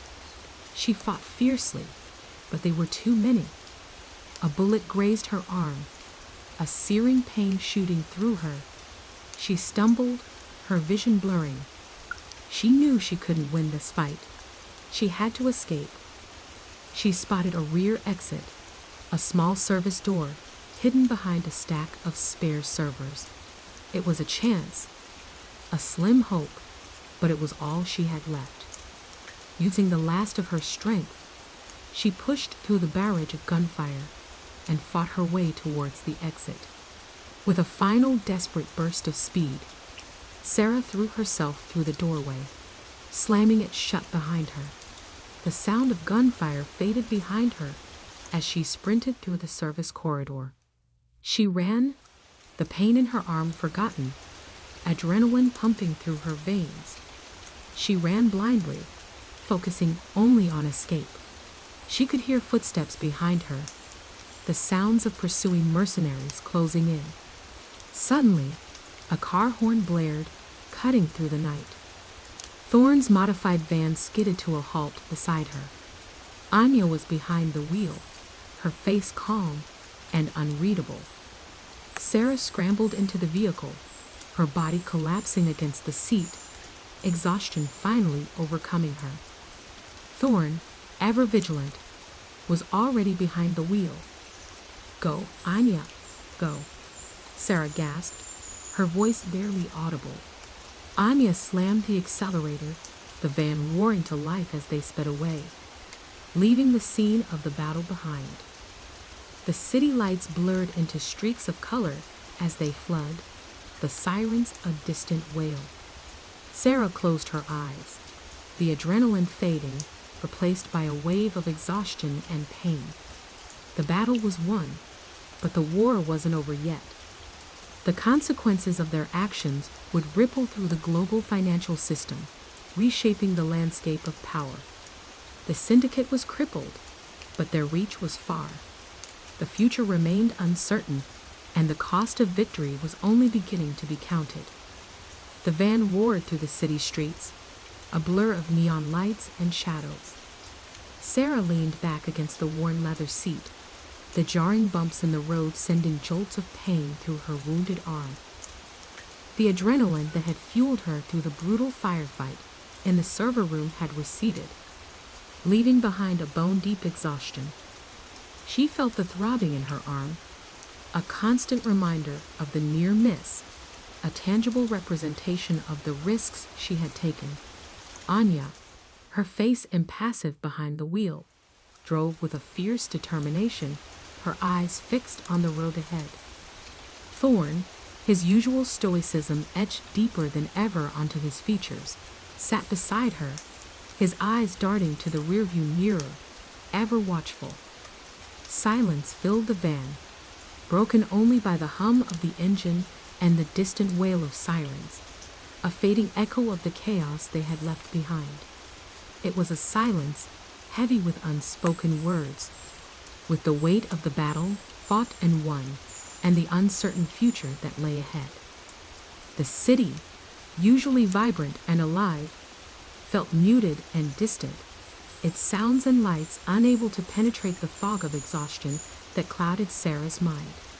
She closed her eyes, the images of the confrontation flashing behind her eyelids, the red glow of the emergency lights, the metallic tang of blood, the desperate struggle for survival, the faces of the fallen mercenaries. The weight of it all pressed down on her, a crushing burden that threatened to suffocate her. She had faced death, stared it in the face, and emerged victorious. But the victory felt hollow, tainted by the violence she had been forced to inflict. The echoes of gunfire still rang in her ears, a disturbing symphony of destruction. She felt a deep, chilling sense of the fragility of life, the suddenness with which it could be extinguished. The memories swirled in her mind, each a sharp shard of pain. The fear, the adrenaline, the intense focus required to survive the onslaught. She remembered the cold fury in the eyes of the mercenaries, their relentless pursuit, their unwavering determination to stop her. And she remembered her own actions, the precision of her movements, the calculated violence she had unleashed. The feeling of the pistol in her hand, the recoil as she fired, the sickening thud of bodies hitting the floor. The weight of those memories was immense, a heavy cloak of guilt and self-doubt. Had she killed any of them? She couldn't be certain. Her actions had been driven by pure survival instinct. Yet the question lingered, a gnawing worm in the pit of her stomach. She wasn't a soldier, a trained killer. She was a programmer, a woman who had found herself thrust into a deadly game she never wanted to play. The van slowed, pulling into a quiet, deserted alleyway. Anya switched off the engine, the silence that followed amplifying the pounding in Sarah's head. The sudden stillness allowed the exhaustion to fully wash over her, its icy grip tightening around her chest. Thorn turned to her, his gaze intense, piercing through her weariness. "You did well, Sarah," he said, his voice low and steady, a comforting anchor in the storm of her emotions. "You saved us all." His words offered a fragile comfort. She was a pawn, a piece in a larger game, but she had played her part well. She had delivered a crippling blow to the syndicate. a powerful message to any who would dare challenge Thorn's authority. Yet, there was a starkness to Thorn's praise, and a palpable undercurrent of something far more complex beneath it. Sarah nodded slowly, unable to meet his gaze. The unspoken words between them hung heavy in the air. The knowledge of what they had done, the sacrifices they had made, and the profound changes that would forever shape their lives. The victory was bitter, its taste a potent mixture of triumph and despair. The cost of justice had been far higher than she had ever imagined.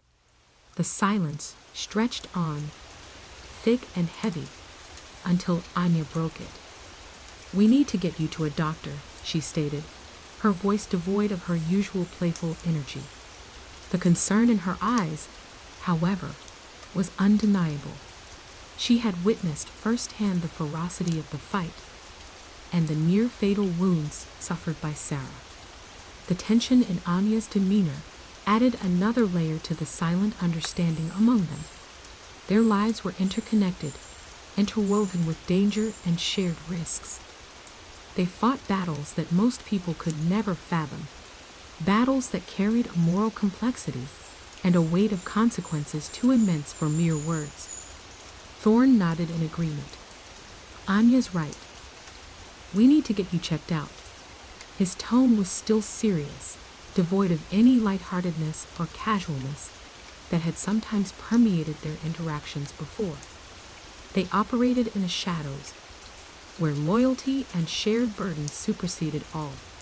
The gravity of the situation had underscored that truth unequivocally. The aftermath wasn't just physical wounds, it was the deep emotional scars that would take far longer to heal. The memory of the cold steel of the mercenaries' weapons, the harsh reality of the violence they had inflicted and witnessed, the chilling awareness that their enemies possessed a reach far beyond the confines of the server room, all loomed large over their future. As they drove towards the hospital, the city lights seemed more menacing than before. The weight of their actions, the ramifications of their victory, pressed down on Sarah with crushing force. She had played her part, a deadly dance of wits and courage, but she was not unaffected. She had become a warrior, wounded, weary, but determined. The silence in the car remained, but it was no longer the heavy silence of the aftermath, but the quiet contemplation of shared trauma, and the knowledge that their journey was far from over. The syndicate may have been crippled, but its tentacles reached far and wide, and in the dark corners of the world, new threats were brewing, their emergence only a matter of time. The hospital, sterile and bright, felt like a stark contrast to the brutal reality she had just escaped. The flickering fluorescent lights and the scent of antiseptic were a jarring reminder of the normalcy she had been so far removed from. As a doctor examined her arm, tending to the wound, Sarah's mind raced back to the server room, to the chaos, the violence, and the stark reality of her narrow escape. The fight was over, but the war, as Thorn had hinted, was far from won. The emotional toll was far greater than the physical wound. It was a silent, insidious enemy that would haunt her long after the physical wounds had healed. The memory of the fallen mercenaries, their cold, lifeless eyes, was a constant reminder of the consequences of their mission. The feeling of guilt and self-doubt, however, was intertwined with a sense of relief and achievement. She had done what she had set out to do. She had helped bring down a powerful, dangerous organization, an organization that had threatened the lives of many innocent people. Yet her relief was tempered by a chilling premonition that the war was far from over. The victory was bittersweet, its taste a complex mix of triumph and lingering pain. Sleep offered little respite. Nightmares haunted her, vivid and terrifying replays of the night's events. The sounds of gunfire the sight of the mercenaries' desperate eyes, and the ever-present fear of death replayed in her mind. She wrestled with guilt, questioning her actions, her motives, and the price of justice. Was the cost too high? Was the sacrifice worth it? These questions, heavy and inescapable, remained unanswered. The psychological toll was immense. A silent war waged within her own mind, a battlefield as treacherous as the server room she had fought in. The next days were a blur of medical appointments, physical therapy, and attempts to process the emotional trauma. She found herself unable to shake the images of the violence she had witnessed, a constant barrage of images and sounds that threatened to overwhelm her. She sought comfort in the support of Anya and Thorn, but even their presence couldn't completely erase the lingering fear and self-doubt. The victory had been costly, but it was a victory nonetheless. The Syndicate's empire, built on greed, corruption, and violence, was shattered. Yet, the silence that followed, the emptiness left in the aftermath, was deeply unsettling. She realized that the battle was one of many to come. The world she operated in was a treacherous one, a place where justice was often a battlefield, and the price of victory always high. The fight had left her scarred, both physically and emotionally, a warrior bearing the wounds of battle, but resolute in her commitment to fight for a better future, one less tainted by the darkness she had encountered. The future remained uncertain, shrouded in shadows, but Sarah knew that she would face it, ready to fight for what she believed in, even if it meant facing her own internal demons in the process. The war was far from over. The sterile scent of antiseptic did little to soothe the raw nerves frayed by the night's events. Sarah lay in her hospital bed, the rhythmic beeping of the heart, monitor a counterpoint to the relentless drumming in her head. The physical wound on her arm was being expertly treated, but the deeper wounds, the emotional scars, felt far more intractable.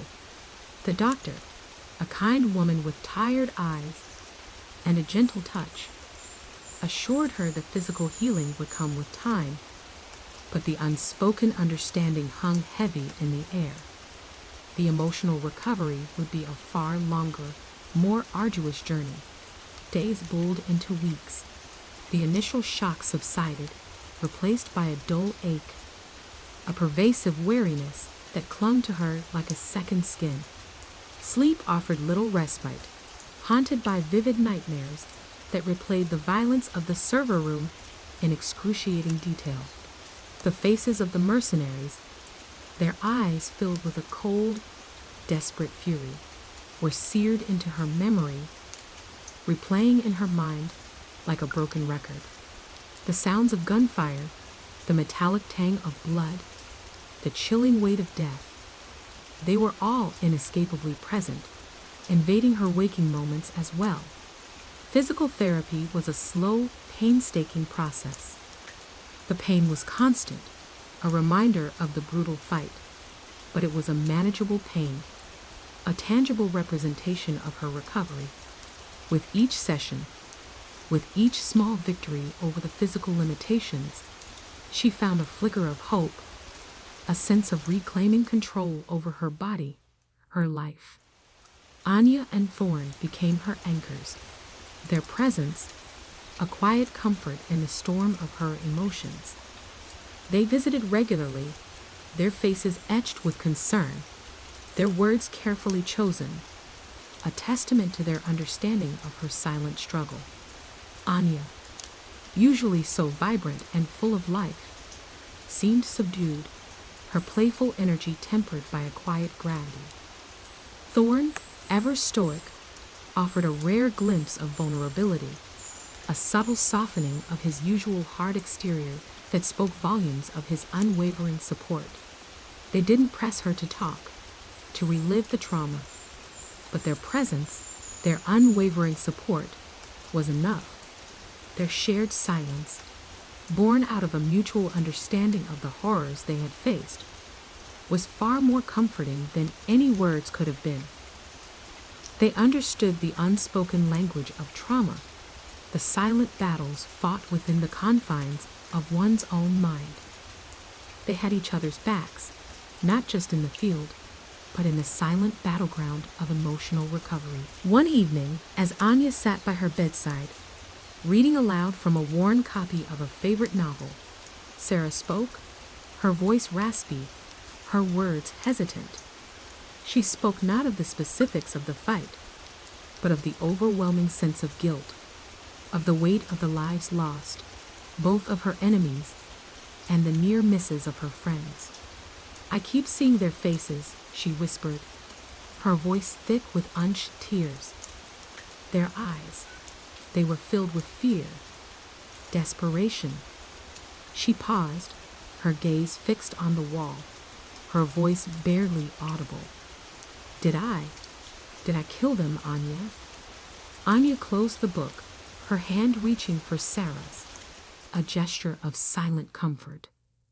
"You did what you had to do, Sarah," she said softly. "You saved us all."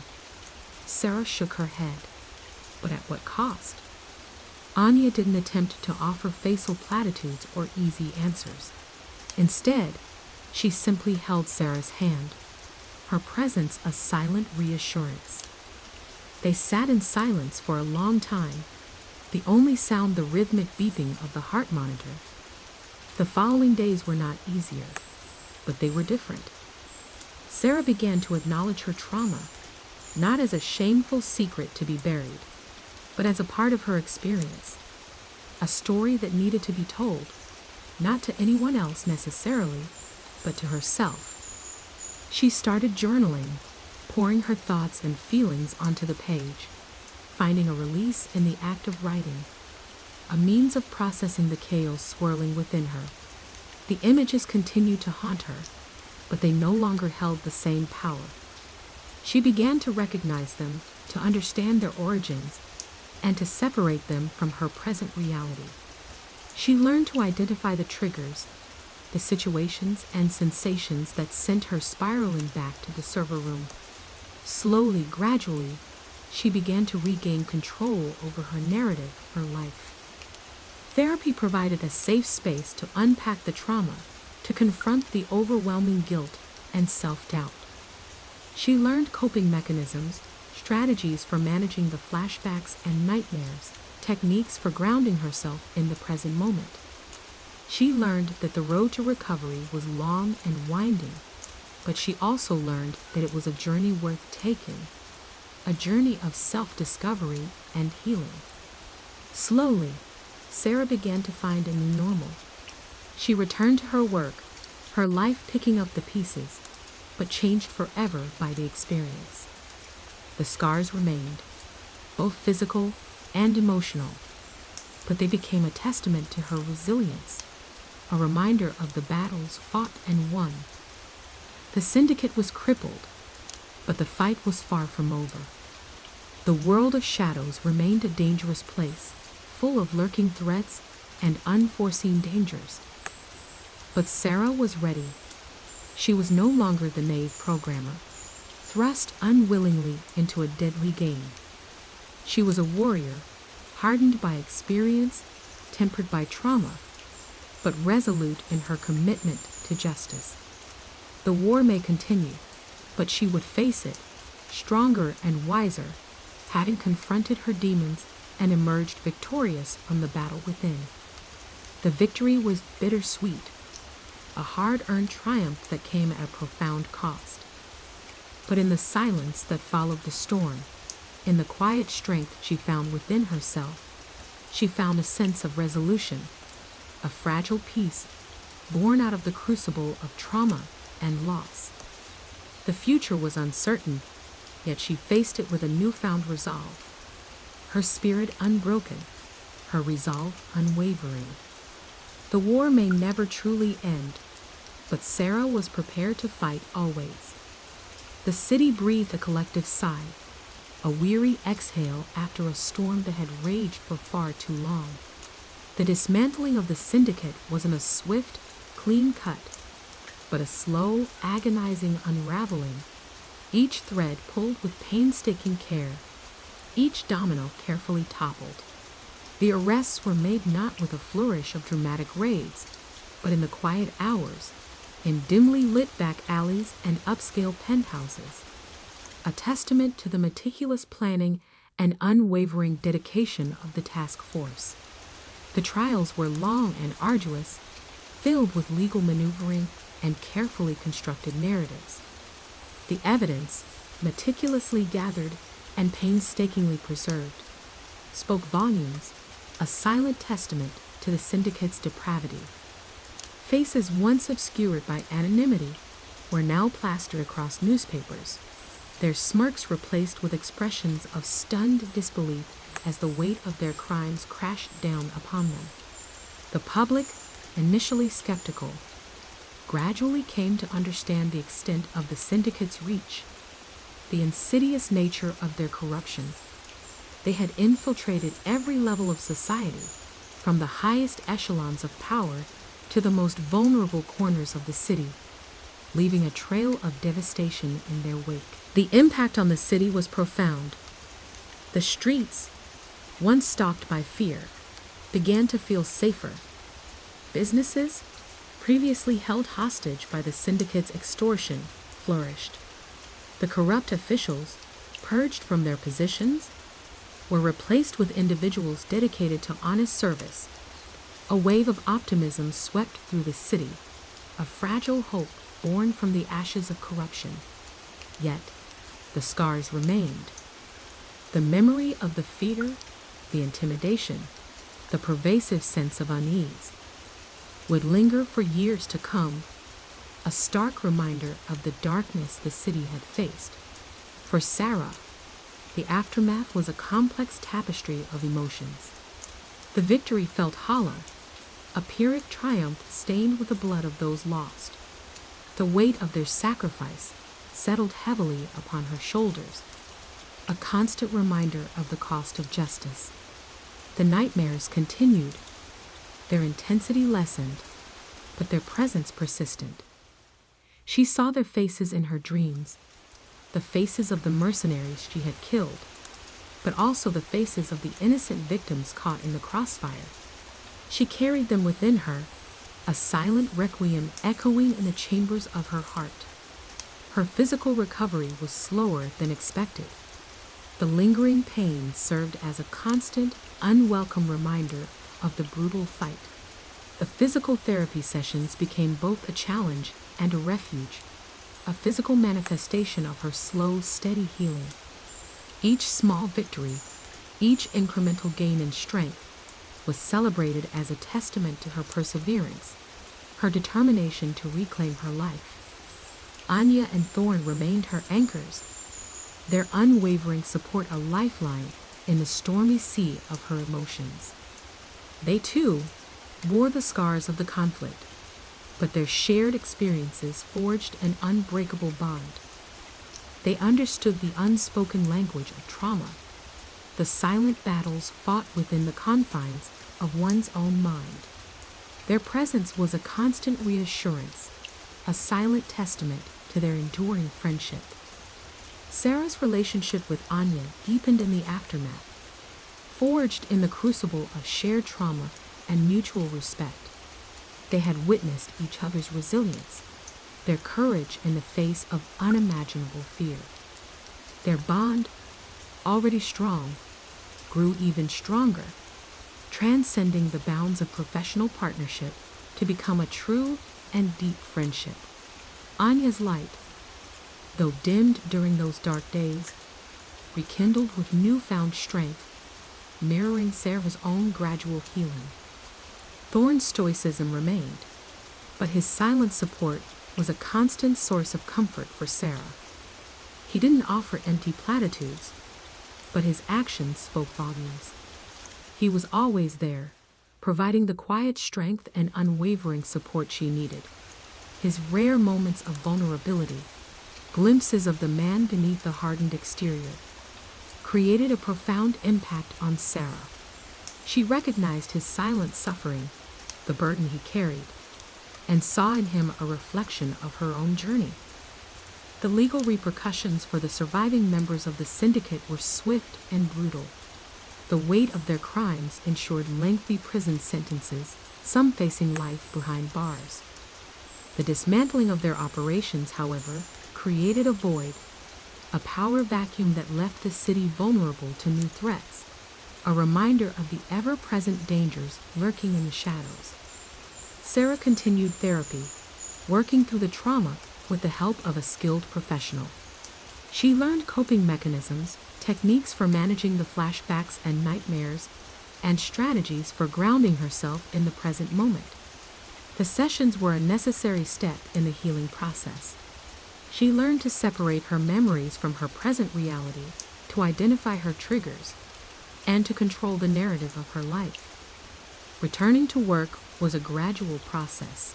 She began by taking on smaller tasks, slowly reintegrating herself into the rhythm of her life. The work itself provided a welcome distraction, a means of focusing her energy and redirecting her attention from the trauma.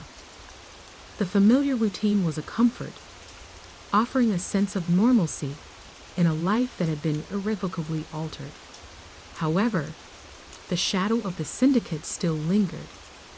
Sarah found herself hyper-vigilant, constantly scanning her surroundings, her senses sharpened by the experiences. The slightest noise could trigger a flashback, sending her spiraling back to the violence of the server room. The city, once a safe haven, now felt different, charged with a heightened awareness of unseen dangers. But through it all, Sarah emerged stronger. The scars, both physical and emotional, served as a reminder of her resilience, her capacity for survival. The journey to recovery was long and arduous, but she was determined to navigate it. The battle scars, though painful, were a testament to her unwavering spirit, her resilience in the face of adversity. They were marks of victory, symbols of a fight won, a battle fought and ultimately overcome. The war might never truly end. The shadows would always lurk, threatening to engulf the light. But Sarah was different now. She had faced her demons, wrestled with her trauma, and emerged victorious. She was no longer a naive programmer, but a hardened warrior, a woman who had stared into the abyss and returned stronger. She understood the price of justice, the sacrifice required to protect the innocent, and she was prepared to pay that price again and again for as long as it took. The future remained uncertain, but Sarah faced it with a newfound determination, a quiet strength born from the crucible of trauma and loss. The victory was hers, a hard-won triumph etched in the resilience of her spirit. The silence that followed the storm was filled with the steady rhythm of her beating heart, a testament to her survival, her unwavering resolve, her indomitable spirit. The war may never end, but Sarah was ready. Always. The sterile scent of antiseptic clung to the air in Dr. Eris Thorne's office, a stark contrast to the smoky, adrenaline-fueled atmosphere Sarah had become accustomed to. She sat on the plush, leather couch, the soft material a small comfort against the persistent ache in her muscles, a physical echo of the brutal fight. Dr. Thorne, a woman with kind eyes and a calm demeanor that belied her sharp intellect, sat opposite her, a pen poised over a notepad, her gaze patient and understanding.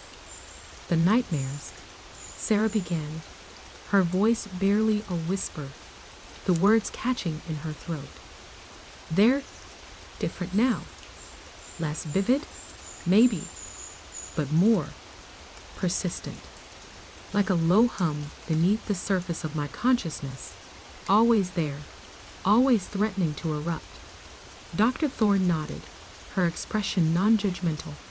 It's common, she said softly. Trauma doesn't vanish overnight. It leaves its mark, a deep imprint on the mind. But we can learn to manage it, to navigate those rough waters. The therapy sessions became a ritual, a sacred space where Sarah could confront the demons that haunted her. She talked about the faces that haunted her dreams, the mercenaries, their eyes wide with a mixture of fear and defiance, the innocent victims, their expressions frozen in silent screams. She described the suffocating weight of guilt, the relentless questioning of her actions, the agonizing realization of what she had done and what she had witnessed. Dr. Thorne listened without interruption, offering gentle guidance, helping Sarah to unravel the tangled threads of her trauma. She introduced techniques for grounding herself in the present moment, for separating her memories from her present reality. Deep breathing exercises, meditation, mindfulness, tools to combat the flashbacks and panic attacks that still plagued her. She learned to identify her triggers, the sights, sounds, and smells that could send her spiraling back to that horrific night. The road to recovery was far from easy. There were days when the darkness threatened to consume her, when the nightmares felt too real, too overwhelming. There were days when the simple act of getting out of bed felt like a monumental task. But she persisted, driven by a fierce determination to reclaim her life, to emerge from the shadows and into the light. Anya's presence was an unwavering source of strength. She visited Sarah regularly, bringing laughter and light into the sometimes oppressive atmosphere of the recovery process. They talked for hours, sharing their experiences, offering each other solace and support. Anya, too, had been scarred by the events, but her optimism and unwavering belief in Sarah's resilience helped to buoy her spirits.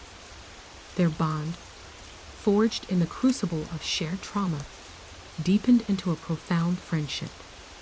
They understood each other implicitly, the unspoken language of trauma passing effortlessly between them. Anya's understanding and unwavering support became a lifeline, a reminder that Sarah wasn't alone in her struggle.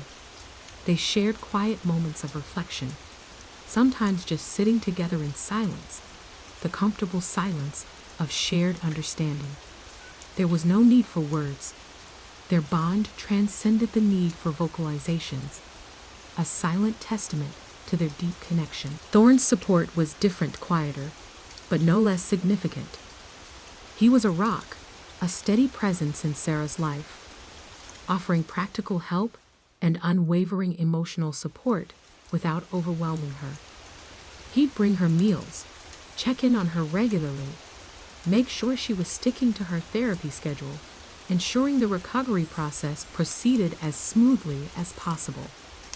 His stoicism often masked a deep well of empathy, but in his quiet actions, Sarah saw a reflection of her own strength, her own determination to heal. As the weeks turned into months, Sarah slowly began to reclaim her life. The nightmares lessened in frequency and intensity. The flashbacks became less frequent, less vivid. The constant physical pain gradually subsided, thanks to the rigorous physical therapy. The small victories, each incremental gain in strength, each successful negotiation of a difficult day, were celebrated as milestones on her road to recovery. Returning to work was a momentous occasion. It was a calculated decision, made in conjunction with Dr. Thorne and with the full support of Anya and Thorne. She started slowly, taking on smaller tasks, easing herself back into the rhythm of her life. The familiarity of the work was surprisingly comforting, a welcome distraction from the emotional turmoil that still lingered. The structure, the routine, provided a sense of normalcy, a grounding force in a life that had been irrevocably changed. But the shadows of the past still lingered. Sarah remained hyper-vigilant, her senses constantly alert, scanning her surroundings, her mind forever aware of the unseen dangers. The city, once a familiar and comfortable haven, now felt different, somehow more menacing, its familiar sounds and sights now infused with an unsettling, almost palpable undercurrent of danger. The simple act of walking down a crowded street, the hum of city traffic, the murmur of conversation, all could trigger a flashback, sending a wave of panic washing over her, pulling her back to the claustrophobic confines of the server room. She learned to navigate these moments, utilizing the coping mechanisms she had learned in therapy, grounding herself in the present, focusing on her breathing, reminding herself that she was safe, that the danger was past. The recovery process became a journey of self-discovery, a process of confronting her inner demons and emerging stronger. It was a testament to her resilience, her unwavering spirit, and her unyielding determination to rebuild her life. The scars remained, both physical and emotional, but they became badges of honor, reminders of her struggle and her ultimate triumph over adversity. Sarah's healing was not a linear progression, but rather a series of ebbs and flows, of setbacks and breakthroughs. There were days of profound sadness, days when the weight of her experiences felt unbearable, but she had learned to accept these feelings, to acknowledge them without judgment, to allow herself to grieve the losses she had suffered, and to celebrate the victories, both big and small. The healing process was a testament to the strength of her spirit, her resilience in the face of unimaginable trauma, the enduring power of human connection. It was a slow, painstaking process, but with the unwavering support of her friends and the guidance of her therapist, Sarah emerged from the darkness stronger, wiser, and more determined than ever before. The war was over, but the scars remained, a constant reminder of the battle fought and won. And in those scars, Sarah found a newfound strength, a resilient spirit that would continue to guide her through whatever challenges lay ahead. The future was uncertain, but she faced it with a quiet confidence, a strength born from the crucible of trauma and loss. The crisp autumn air, scented with fallen leaves and wood smoke, felt strangely comforting after the sterile environment of Dr. Thorne's office. Sarah walked through the park, the rhythmic crunch of leaves beneath her boots a grounding presence. The city, once a source of anxiety, now felt softer, its harsh edges blurred by the mellow light of the setting sun.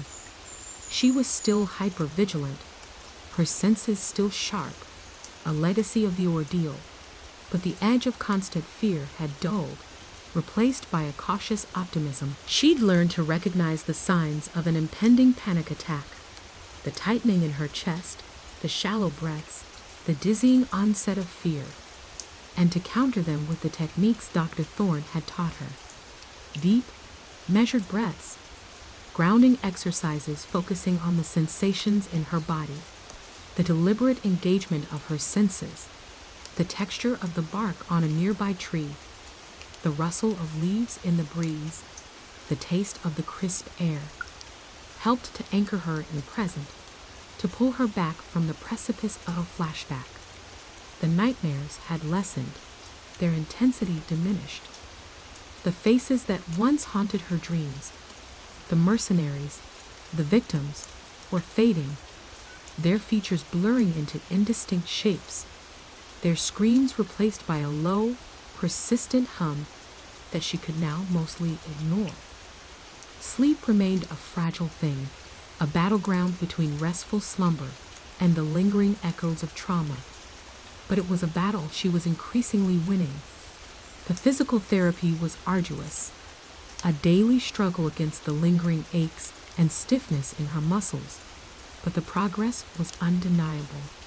The physical scars remained, a roadmap of the brutal fight, but they were slowly fading, their stark white slowly softening into the pale pink of healing flesh.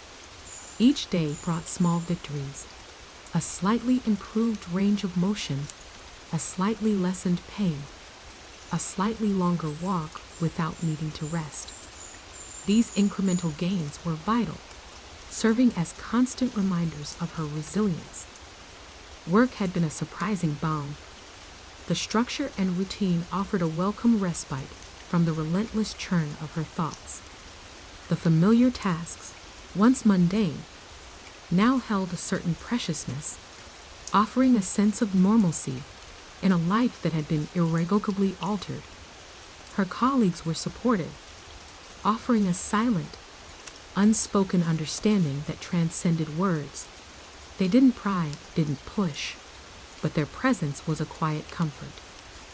Her relationship with Anya had blossomed into something profound, a bond forged in the fires of shared trauma.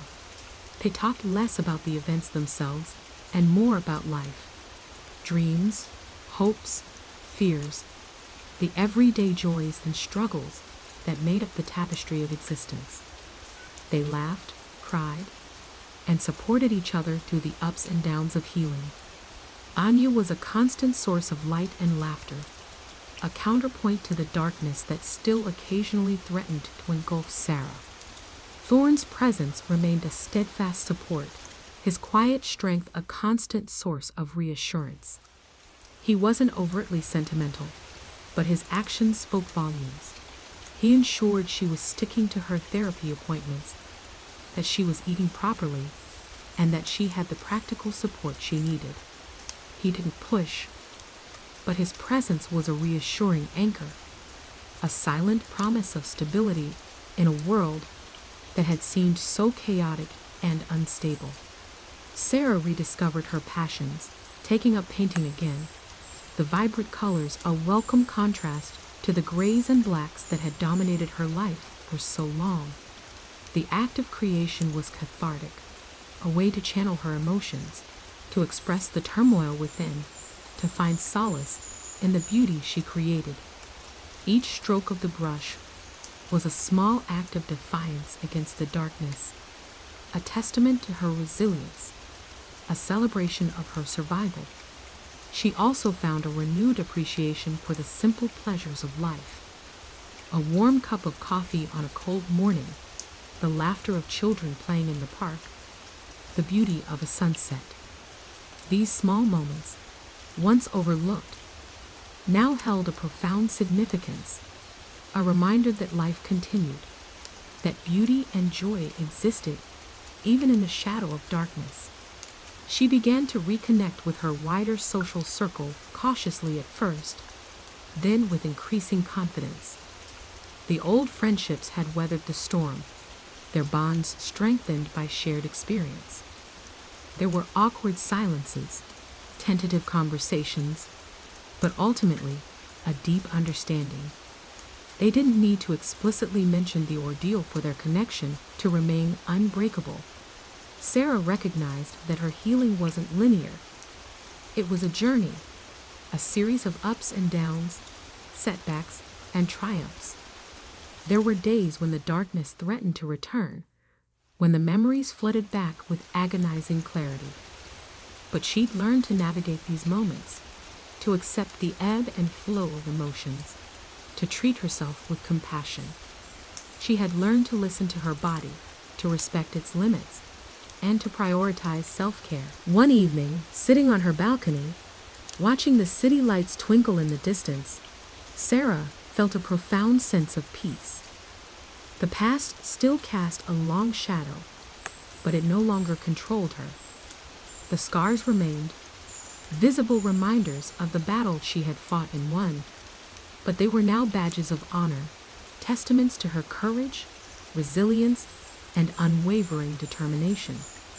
She realized that moving on wasn't about forgetting or erasing the past, but about integrating it into the tapestry of her life, finding a way to live with it, to learn from it, to allow it to shape her, but not to define her.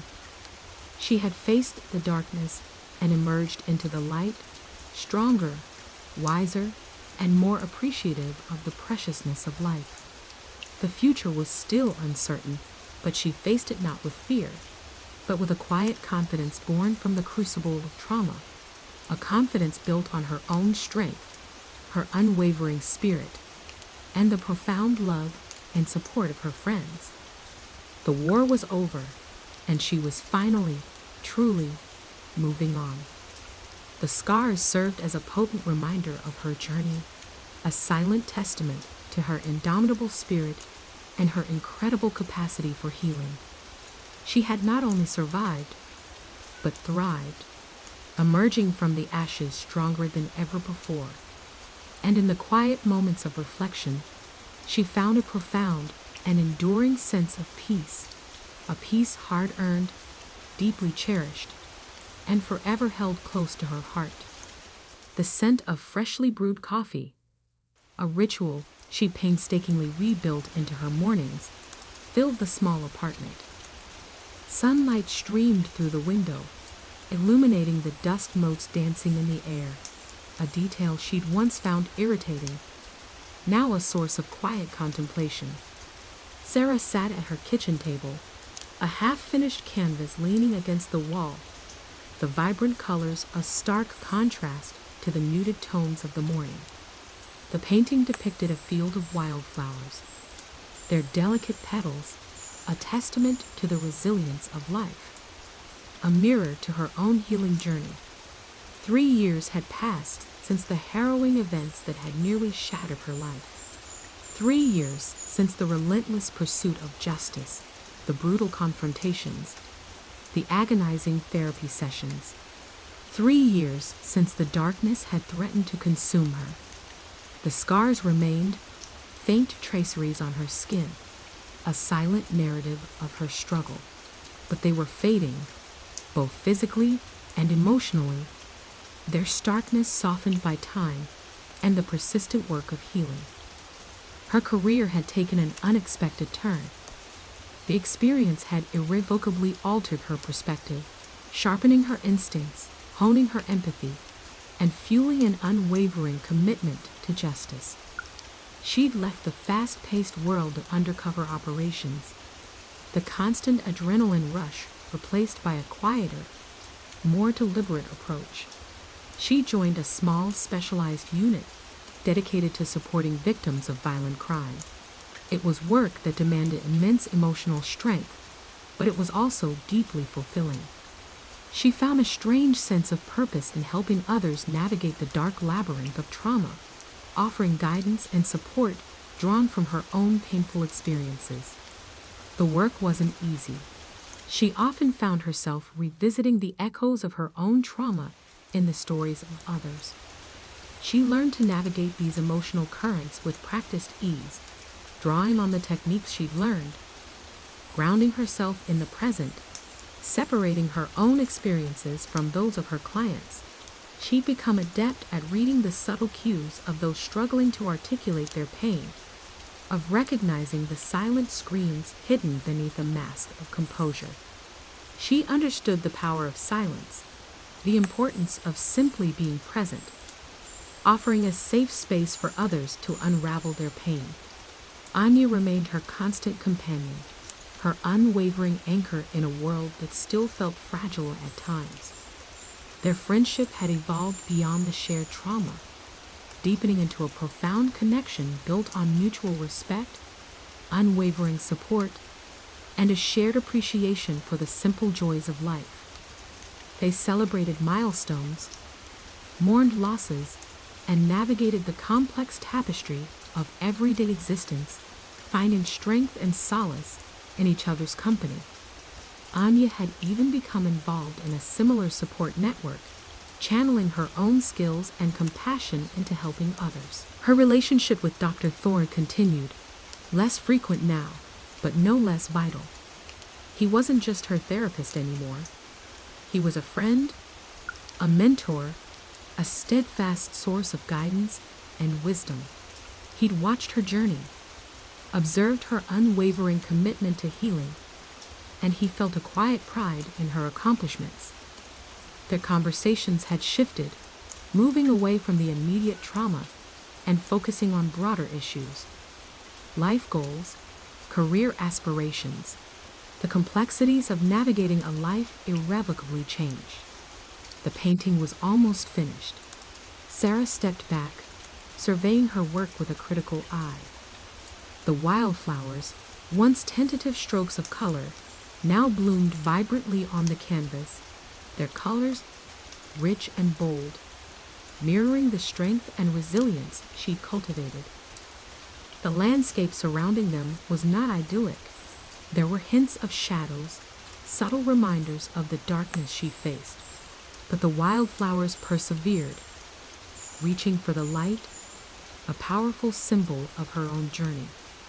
She'd learned to embrace the uncertainties of life, to acknowledge the scars, both visible and invisible, and to see them not as signs of weakness, but as marks of resilience, testaments to her incredible capacity to overcome adversity.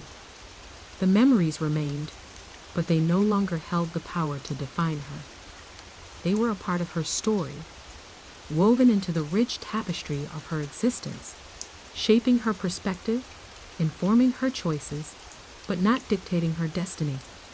She occasionally revisited the crime scenes in her mind, the chilling details fading into a less vivid narrative. The faces of the victims were no longer tormented visages, but memories of individuals who had lost their lives, but not their stories. She'd learned to honor their memories, to champion their causes, and to dedicate her life to ensuring that their deaths were not in vain. One evening, she found herself back in the park where she first found solace after the ordeal. The leaves were turning, the air crisp and cool, mirroring the calm that had settled within her. She walked along the familiar path, the rhythmic crunch of leaves beneath her boots a familiar comfort. The city lights twinkled in the distance, a vibrant mosaic against the darkening sky. She paused, taking a deep breath, the air filling her lungs, a tangible reminder of her survival. She thought about the future, about the challenges that lay ahead. There were still uncertainties, still hurdles to overcome, but she faced them with a newfound confidence, a quiet strength born from the crucible of trauma. She was no longer defined by the darkness she'd faced, but by the light she'd found within herself, a light that had grown brighter, bolder, more incandescent with each passing day. She knew that the healing journey was ongoing, a lifelong process of growth, of acceptance, of self-discovery. There would be days when the shadows lingered, days when the memories resurfaced with painful intensity. But she'd learned to navigate these moments with grace and resilience, to acknowledge the pain without being consumed by it. She knew that the scars would remain, but they were now badges of honor, a testament to her indomitable spirit, her unwavering commitment to justice, and her unwavering belief in the power of human resilience. Her life was a testament to the enduring strength of the human spirit, a powerful narrative of survival, healing, and the unwavering pursuit of justice. The lullaby of trauma had faded, replaced by a symphony of hope, resilience, and the quiet hum of a life reborn.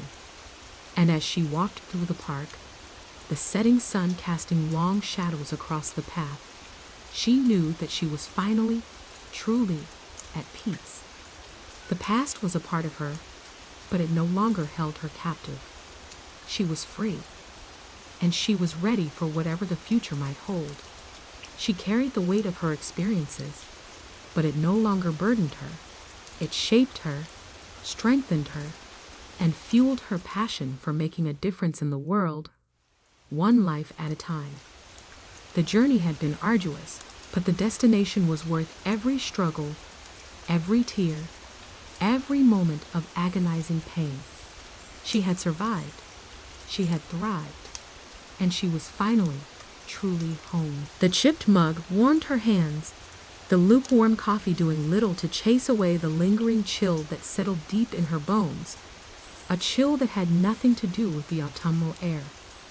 It was a familiar feeling, this quiet melancholia, a ghost of the trauma that still sometimes visited her in the dead of night.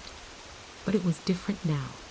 It no longer held the power to paralyze her, to drag her back into the suffocating darkness of those harrowing months. It was a visitor, unwelcome, but ultimately powerless. She could acknowledge its presence, feel its icy breath on her neck, and yet remain untouched by its chilling grip. 3 years. 3 years since the relentless chase, the betrayals, the near-death experiences. 3 years since she'd stared into the abyss and somehow, miraculously, clawed her way back. Looking back, it felt surreal, a lifetime ago. The Sarah of then, a shadow of the woman she was now, seemed almost a stranger. She remembered the raw, visceral fear, the overwhelming sense of helplessness, the crushing weight of grief and loss.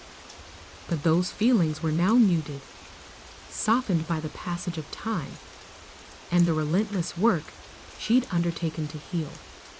The scars, both visible and invisible, were still there. The faint pale lines etched across her arm, a permanent reminder of the knife that had come so close to ending her life. But they weren't reminders of weakness. They were battle scars, emblems of resilience, testaments to her indomitable spirit. She looked at them now with a detached curiosity, almost a sense of clinical interest, analyzing their texture and color, studying their subtle variations in tone. They were a part of her history, a physical record of the journey she'd undertaken. They were no longer symbols of shame or vulnerability, but rather badges of honor, each one telling a silent story of survival and perseverance. The emotional scars were more complex, more difficult to catalog and define. They were less tangible, harder to pin down, yet just as powerful in their ability to shape her thoughts and feelings. There were times when the memories surged back, unexpected and ferocious, moments when the past threatened to overwhelm her.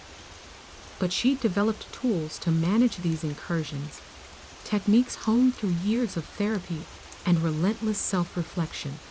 She'd learned to recognize the warning signs, to create boundaries, and establish safe spaces for herself. She'd learned to breathe through the panic attacks, to ground herself in the present moment, to focus on the sensations around her, the warmth of the mug against her skin, the faint smell of wood smoke from a distant chimney, the rhythmic tick-tock of the grandfather clock in the hall. She found solace in the everyday rituals, the predictable patterns that gave structure to her otherwise chaotic life. These simple routines, once taken for granted, had become anchors, steadfast and unwavering, providing her with a sense of calm and stability in a world that had often felt unpredictable and unreliable. The painting, finally finished, leaned against the wall. The wildflowers, once a chaotic explosion of color, were now arranged with deliberate precision, each petal carefully placed, each stem thoughtfully positioned. It was more than just a painting. It was a visual representation of her healing journey. The vibrant colors mirrored the explosive energy of her healing. The shadows represented the lingering darkness. But the flowers, tall and proud, reached towards the light, a symbol of her persistent hope. It was a statement, a declaration of her resilience, a testament to the human capacity to endure, adapt, and ultimately thrive. Her work with victims of violent crime was challenging, emotionally taxing, often heartbreaking, but it was also profoundly rewarding. She found a strange sense of peace in helping others navigate the dark labyrinth of trauma, offering support and guidance drawn from her own painful experiences. She recognized the mirrored reflections of her own journey, in the faces of those who came to her for help. She saw the fear, the confusion, the anger, the despair, but she also saw the flicker of hope, the spark of resilience, the innate capacity for healing that resided within each of them. She understood their pain, not just intellectually, but viscerally, from the depths of her own soul. She'd learned the value of active listening, the art of creating a safe space where individuals could share their stories without judgment, without fear of condemnation. She understood the importance of simply being present, of offering a silent, unwavering support, allowing them to unravel their pain at their own pace. She'd become adept at reading the subtle cues, recognizing the silent screams hidden beneath a mask of composure, understanding the nuances of body language, the barely perceptible shifts in posture and expression. Her intuition, honed by years of working undercover, was now deployed in a different arena, a battle fought not with weapons, but with empathy, compassion, and unwavering belief in the power of human resilience. Anya remained her rock, her confidant, her constant source of support. They had been through so much together. Their friendship, forged in the crucible of shared trauma, had emerged stronger and deeper, bound by a mutual understanding that transcended words. They celebrated each other's victories, mourned their losses, and found solace in the simple act of being together. Their laughter, bright and spontaneous, often filled the apartment, a testament to their enduring bond. Anya, too, had found a new purpose, working with a local charity that provided support to survivors of domestic violence. They understood each other's silences, the unspoken words that hung heavy in the air, the shared understanding that came with experiencing the depths of human darkness and emerging, somehow, into the light. Dr. Thorne, her therapist, had become more of a mentor, a friend, someone she could confide in without reservation. Their sessions were less about dissecting her past traumas and more about navigating the present, charting a course for the future. He'd witnessed her transformation, her unwavering commitment to healing, her relentless pursuit of self-discovery. He felt a quiet pride in her accomplishments, not just as her therapist, but as a friend who had observed her remarkable journey. He often remarked on her strength, her resilience, her capacity to not just survive, but thrive in the face of unimaginable adversity. The future was still uncertain, filled with challenges and unknowns, but she approached it with a newfound confidence, a quiet strength born from the crucible of trauma. She knew that the healing journey was a lifelong process, a continuous evolution, a constant state of becoming. There would be days when the shadows lingered, days when the memories resurfaced with painful intensity, but she was no longer afraid. She had the tools, the support, and most importantly, the unwavering belief in her own capacity to overcome any obstacle that stood in her path. She was not defined by her past. She was shaped by it, strengthened by it, and ultimately empowered by it. The lullaby of trauma had indeed faded, replaced by the vibrant symphony of a life reborn, a testament to the incredible resilience of the human spirit, a symphony of hope, of healing, of resilience, and of a future brightly lit, finally and truly at peace. The chipped mug, now empty, felt strangely cold in her hand. The lingering warmth had faded, mirroring the slow, deliberate fading of the trauma that had once consumed her. But the chill hadn't entirely vanished. It lingered, a subtle undercurrent beneath the surface calm. It was a reminder, a constant companion, a testament to the intensity of the experience, a silent witness to the battles fought and won. But it was different now.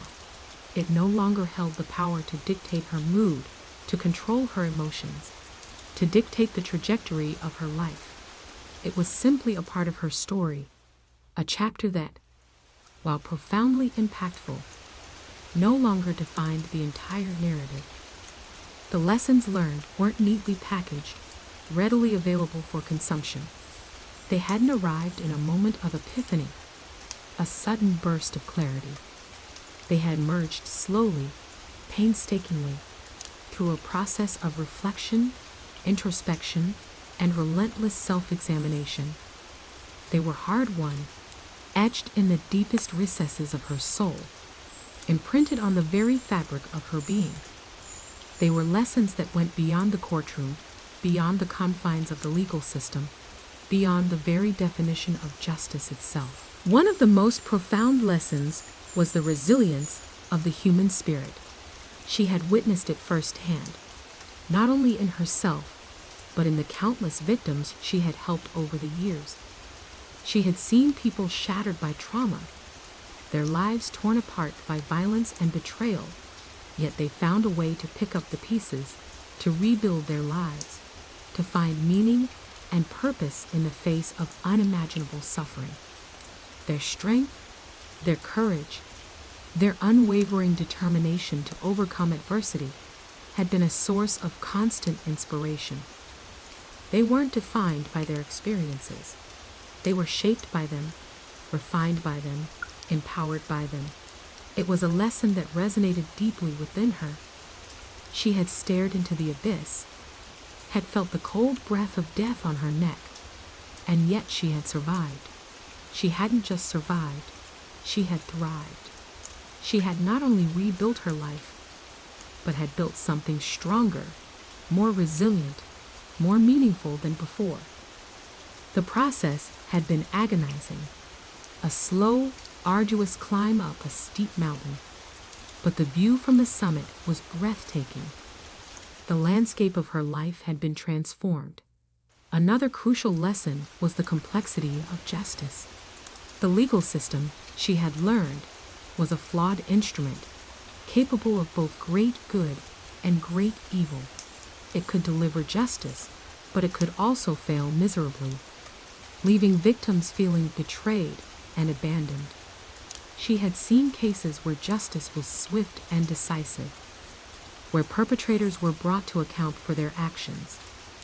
But she had also seen cases where justice was denied, where the system failed to protect the vulnerable, where the powerful escaped accountability. She realized that justice wasn't simply about conviction and punishment. It was about truth, healing, and restoration. It was about acknowledging the pain and suffering of victims, about giving them a voice, about creating a space for them to heal and find closure. The importance of empathy and compassion was a lesson she embraced fully. She learned that understanding another person's pain is not simply an intellectual exercise. It is a visceral, emotional experience. She had to learn to access her own empathy, not allowing the depths of her own pain to consume her, but to use it as a tool, as a conduit to connect with those who needed her help. She found solace and purpose in providing support and guidance to survivors, acting as a bridge between their trauma and their healing, ensuring they were not alone in this grueling process. The process of healing, she understood, was not a linear progression but a complex, often nonlinear, journey with unexpected detours and setbacks. There were times when the pain felt overwhelming, when the memories returned with brutal force, when the shadows threatened to engulf her. But she had learned to manage these difficult moments, to navigate the treacherous terrain of her emotions, to use the tools she had developed to cope with adversity. It was a continuous process, a lifelong journey, requiring constant vigilance, self-reflection, and an unwavering commitment to self-care. It was a journey she shared with many others.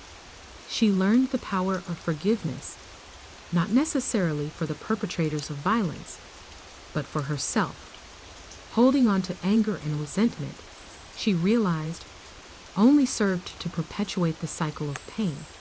Forgiveness, she discovered, wasn't about condoning their actions or minimizing the harm they caused, but about releasing herself from the burden of carrying that weight, of allowing herself to move forward, to heal, to build a life that was not defined by her past. The role of support systems was also profound.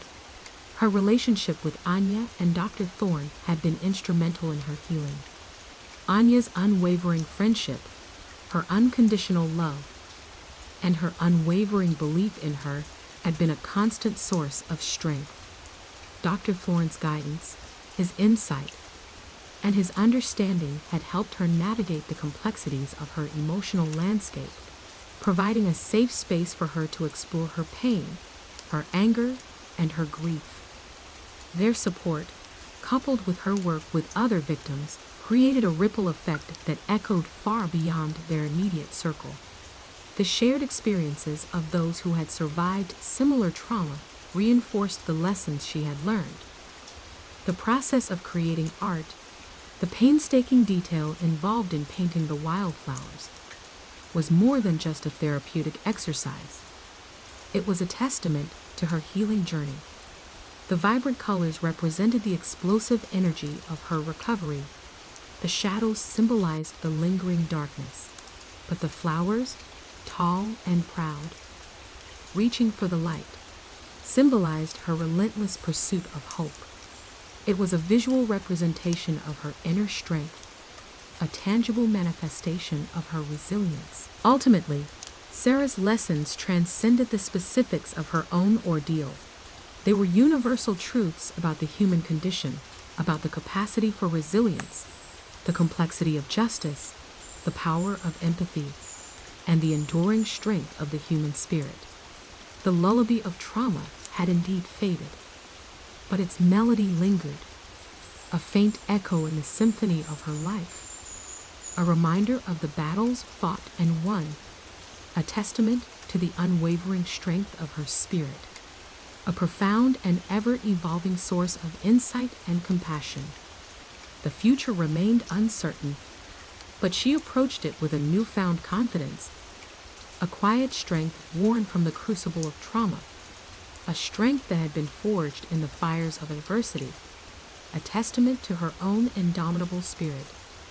The symphony of her life played on, a vibrant and hopeful melody, a testament to the enduring power of resilience and the transformative capacity of the human heart. The courtroom doors swung shut behind her, the click echoing the finality of the verdict. Not guilty. The word hung in the air, a stark contrast to the weight of the evidence, the harrowing testimonies, the sheer brutality of the crime. A hollow victory, it felt, a bitter pill swallowed with a sigh of resignation.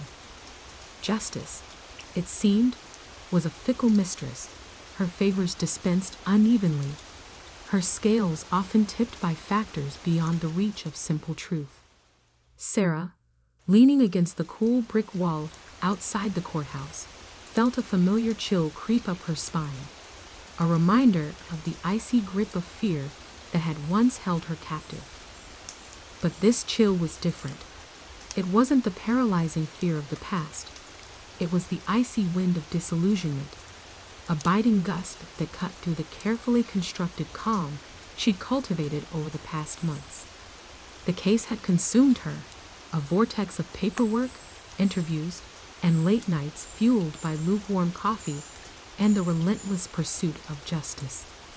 She poured her heart and soul into it, reliving the trauma of the victims, immersing herself in their stories, their pain becoming her own. She'd seen the resilience in their eyes, the flicker of hope that stubbornly refused to be extinguished. And yet, here they were, left standing outside the court, the weight of the acquittal pressing down on them like a physical burden. The perpetrator, a man whose guilt she'd felt in her bones, walked free.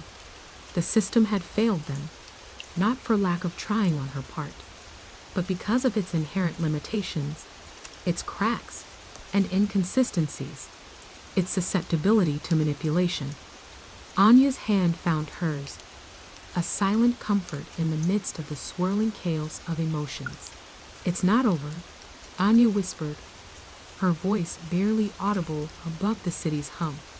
But even as she said the words, Sarah sensed a doubt creeping into her voice, a flicker of uncertainty that mirrored her own. Was it over? Could it ever truly be over? The answer, elusive as ever, remained hidden in the labyrinthine corridors of the legal system, a secret guarded by the ghosts of past injustices. The case highlighted the frustrating limitations of circumstantial evidence, the slipperiness of human memory, the maddening unpredictability of witnesses. She knew, intellectually, that the burden of proof rested heavily on the prosecution's shoulders, a weight that could easily crush even the most compelling case. Yet the weight of the unanswered questions hung heavy in the air. The unanswered calls, the mysterious movements, the subtle inconsistencies that, in her gut, pointed towards the defendant's guilt. But the court only dealt with tangible, probable facts, not with intuitions, hunches, or the undeniable feeling of wrongdoing. The case had been a grueling marathon, a relentless test of her endurance, her intellect, and her emotional fortitude.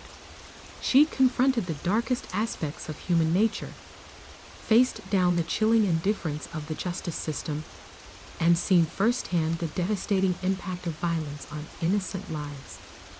The experience had left an indelible mark on her soul, a wound that wouldn't fully heal.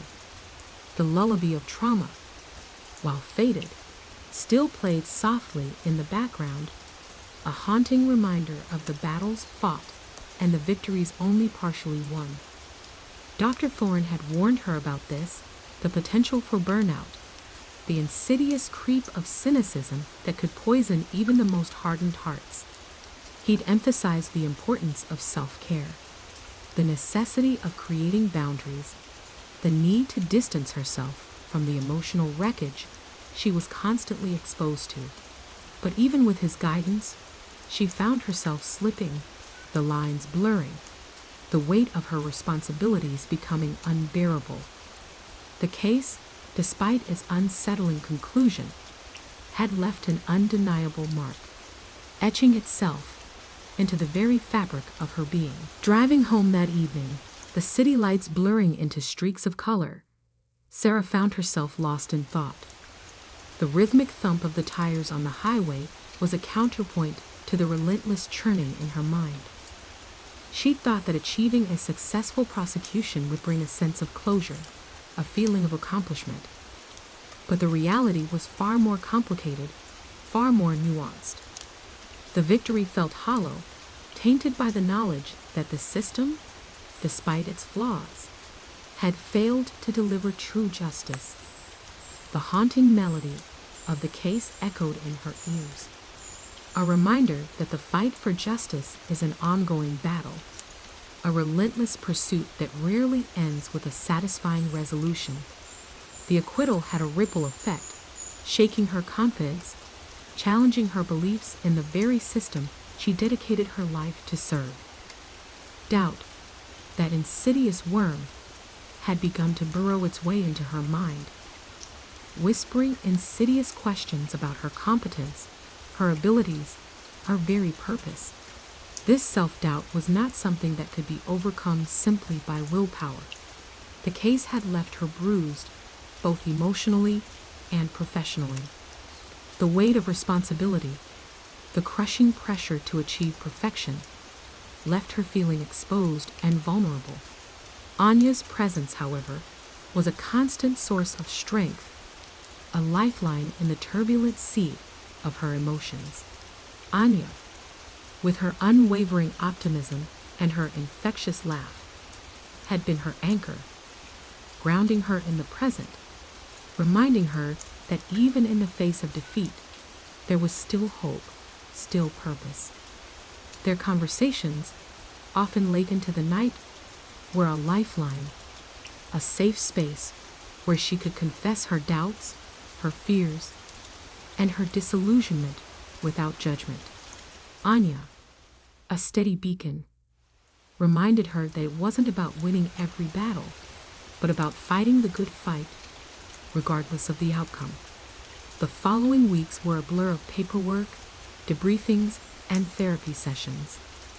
The rhythmic swish of Dr. Thorne's pen as he scribbled notes during their sessions became a strange form of comfort, a counterpoint to the chaotic rhythm of her life. He gently guided her through the emotional wreckage, helping her to process the trauma she'd absorbed, reminding her of her own strength, her resilience, her unwavering commitment to justice.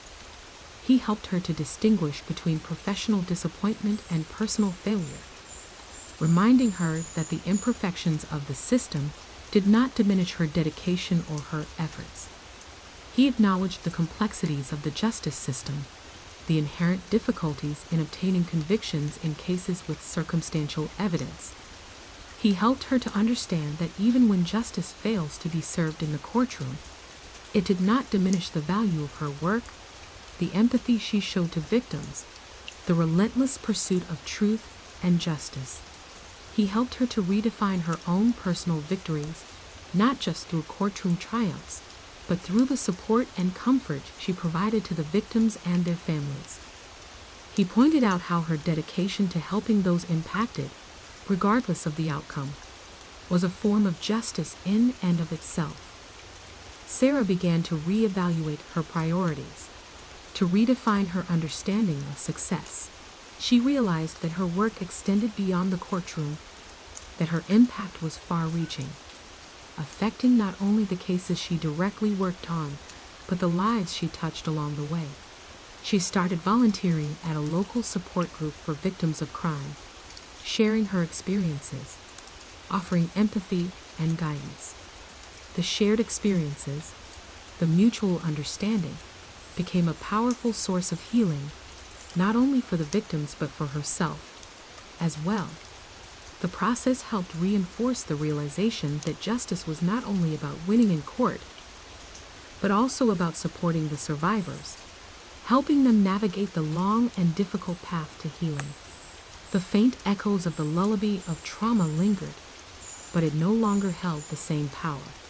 It was a part of her story, a chapter that had shaped her, tested her, refined her, but it no longer defined her. The future remained uncertain, the path ahead still strewn with obstacles, but she walked forward with a newfound determination, a quiet strength born from her experiences, a resilience tempered in the fires of adversity. The fight for justice was ongoing, a never-ending battle, but she was ready for it, equipped with the wisdom gained from hard-won battles and a deeper understanding of the complexities of human nature and the fallibility of the legal system. She was ready to keep fighting the good fight, even when victory seemed elusive. The symphony of her life played on, a complex and sometimes discordant melody, but a melody that was, ultimately, hers to conduct. The morning sun, a pale imitation of the vibrant sunrise she used to appreciate, filtered weakly through the blinds. Sarah woke with a sigh, the lingering weight of the past several months pressing down on her chest like a physical burden. The acquittal hung over her, a persistent shadow that refused to be banished, yet the sharp edges had softened. The hollow ache in her chest was less a gaping wound and more a dull throb, a testament to the healing process that had, almost imperceptibly, begun. She'd spent the weeks following the trial in a state of emotional limbo, navigating the treacherous waters of disappointment and self-doubt. The therapy sessions with Dr. Thorne had been invaluable, a safe space where she could unpack the emotional baggage she'd accumulated, piece by agonizing piece.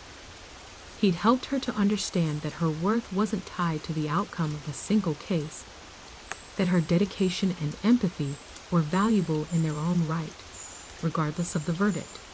He'd reminded her of her strength, her resilience, her inherent goodness. His words, initially met with skepticism and resistance, had slowly begun to take root, to blossom into a fragile sense of hope. She started to see her own actions not through the lens of failure, but through the lens of compassion and unwavering commitment to those she served. The victims, whose stories had haunted her nights, became not just cases but individuals, their resilience and strength inspiring her own healing journey. The support group she joined provided a surprising source of solace. Sharing her experiences with other survivors, listening to their stories, bearing witness to their pain and their struggle, created a powerful sense of shared humanity. It wasn't just a professional obligation, it became a deeply personal connection.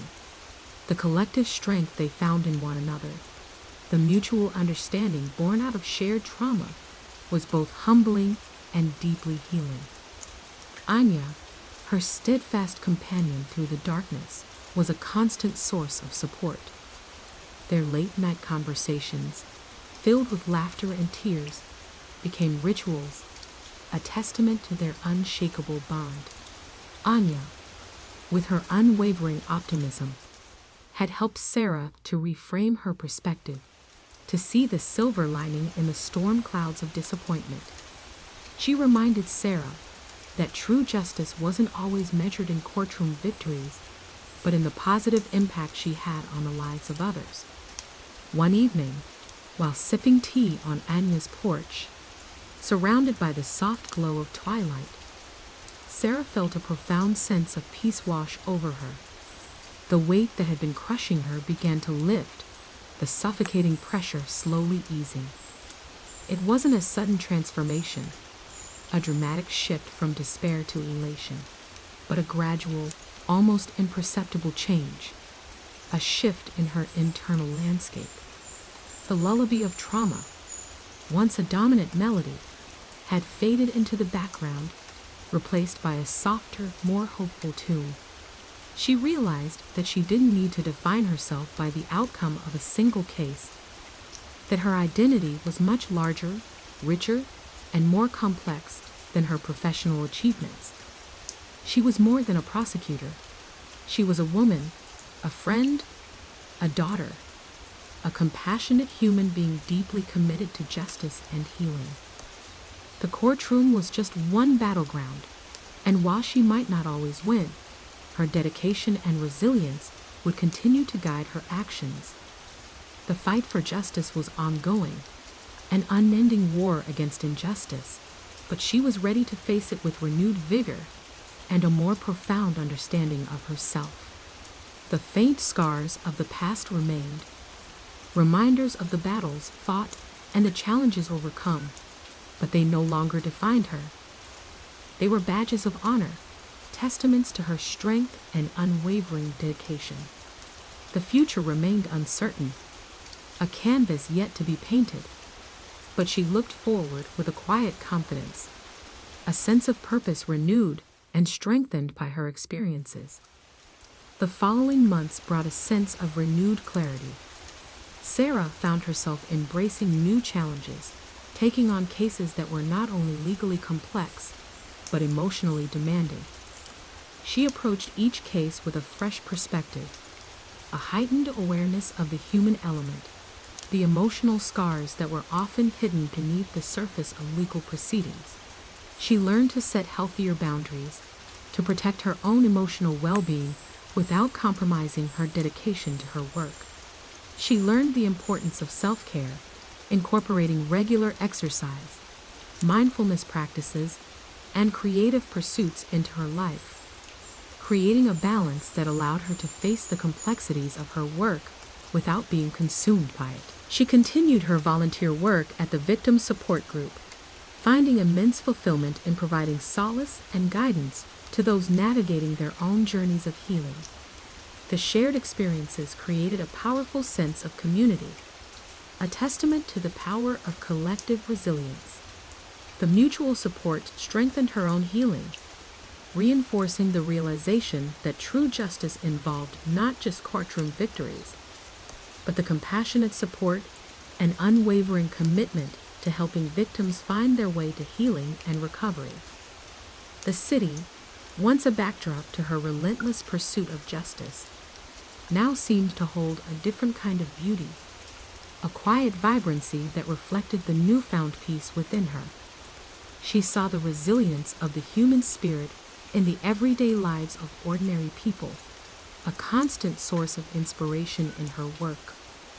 One clear autumn afternoon, sitting by the river, watching the leaves fall, Sarah felt a profound sense of gratitude. She had come a long way from the disillusionment and self-doubt of the acquittal. She had faced adversity, overcome challenges, and emerged stronger and wiser than before. The lullaby of trauma, once a haunting melody, was now a faint echo, a reminder of the journey, a testament to her strength, and a symbol of her transformation. Our journey was far from over. The path ahead would undoubtedly be filled with complexities and challenges, with victories and setbacks, but she was ready. She was equipped with a deeper understanding of herself, of the complexities of the legal system, and of the resilience of the human spirit. She was ready to keep fighting the good fight, not only in the courtroom, but in the lives she touched, armed with empathy, compassion, and a renewed sense of purpose. The future stretched before her, an open road full of possibilities. The rhythm of her life, once a discordant symphony of stress and self-doubt, now played a new melody, a hopeful tune that spoke of resilience, perseverance, and a new beginning. She was ready to conduct her own symphony, a symphony of justice, compassion, and healing, a melody composed of her own strength and determination. It was a new beginning, a fresh start, and she embraced it with open arms and a quiet, unwavering strength. The sun was shining, a promise of a brighter day, and she was ready to greet it.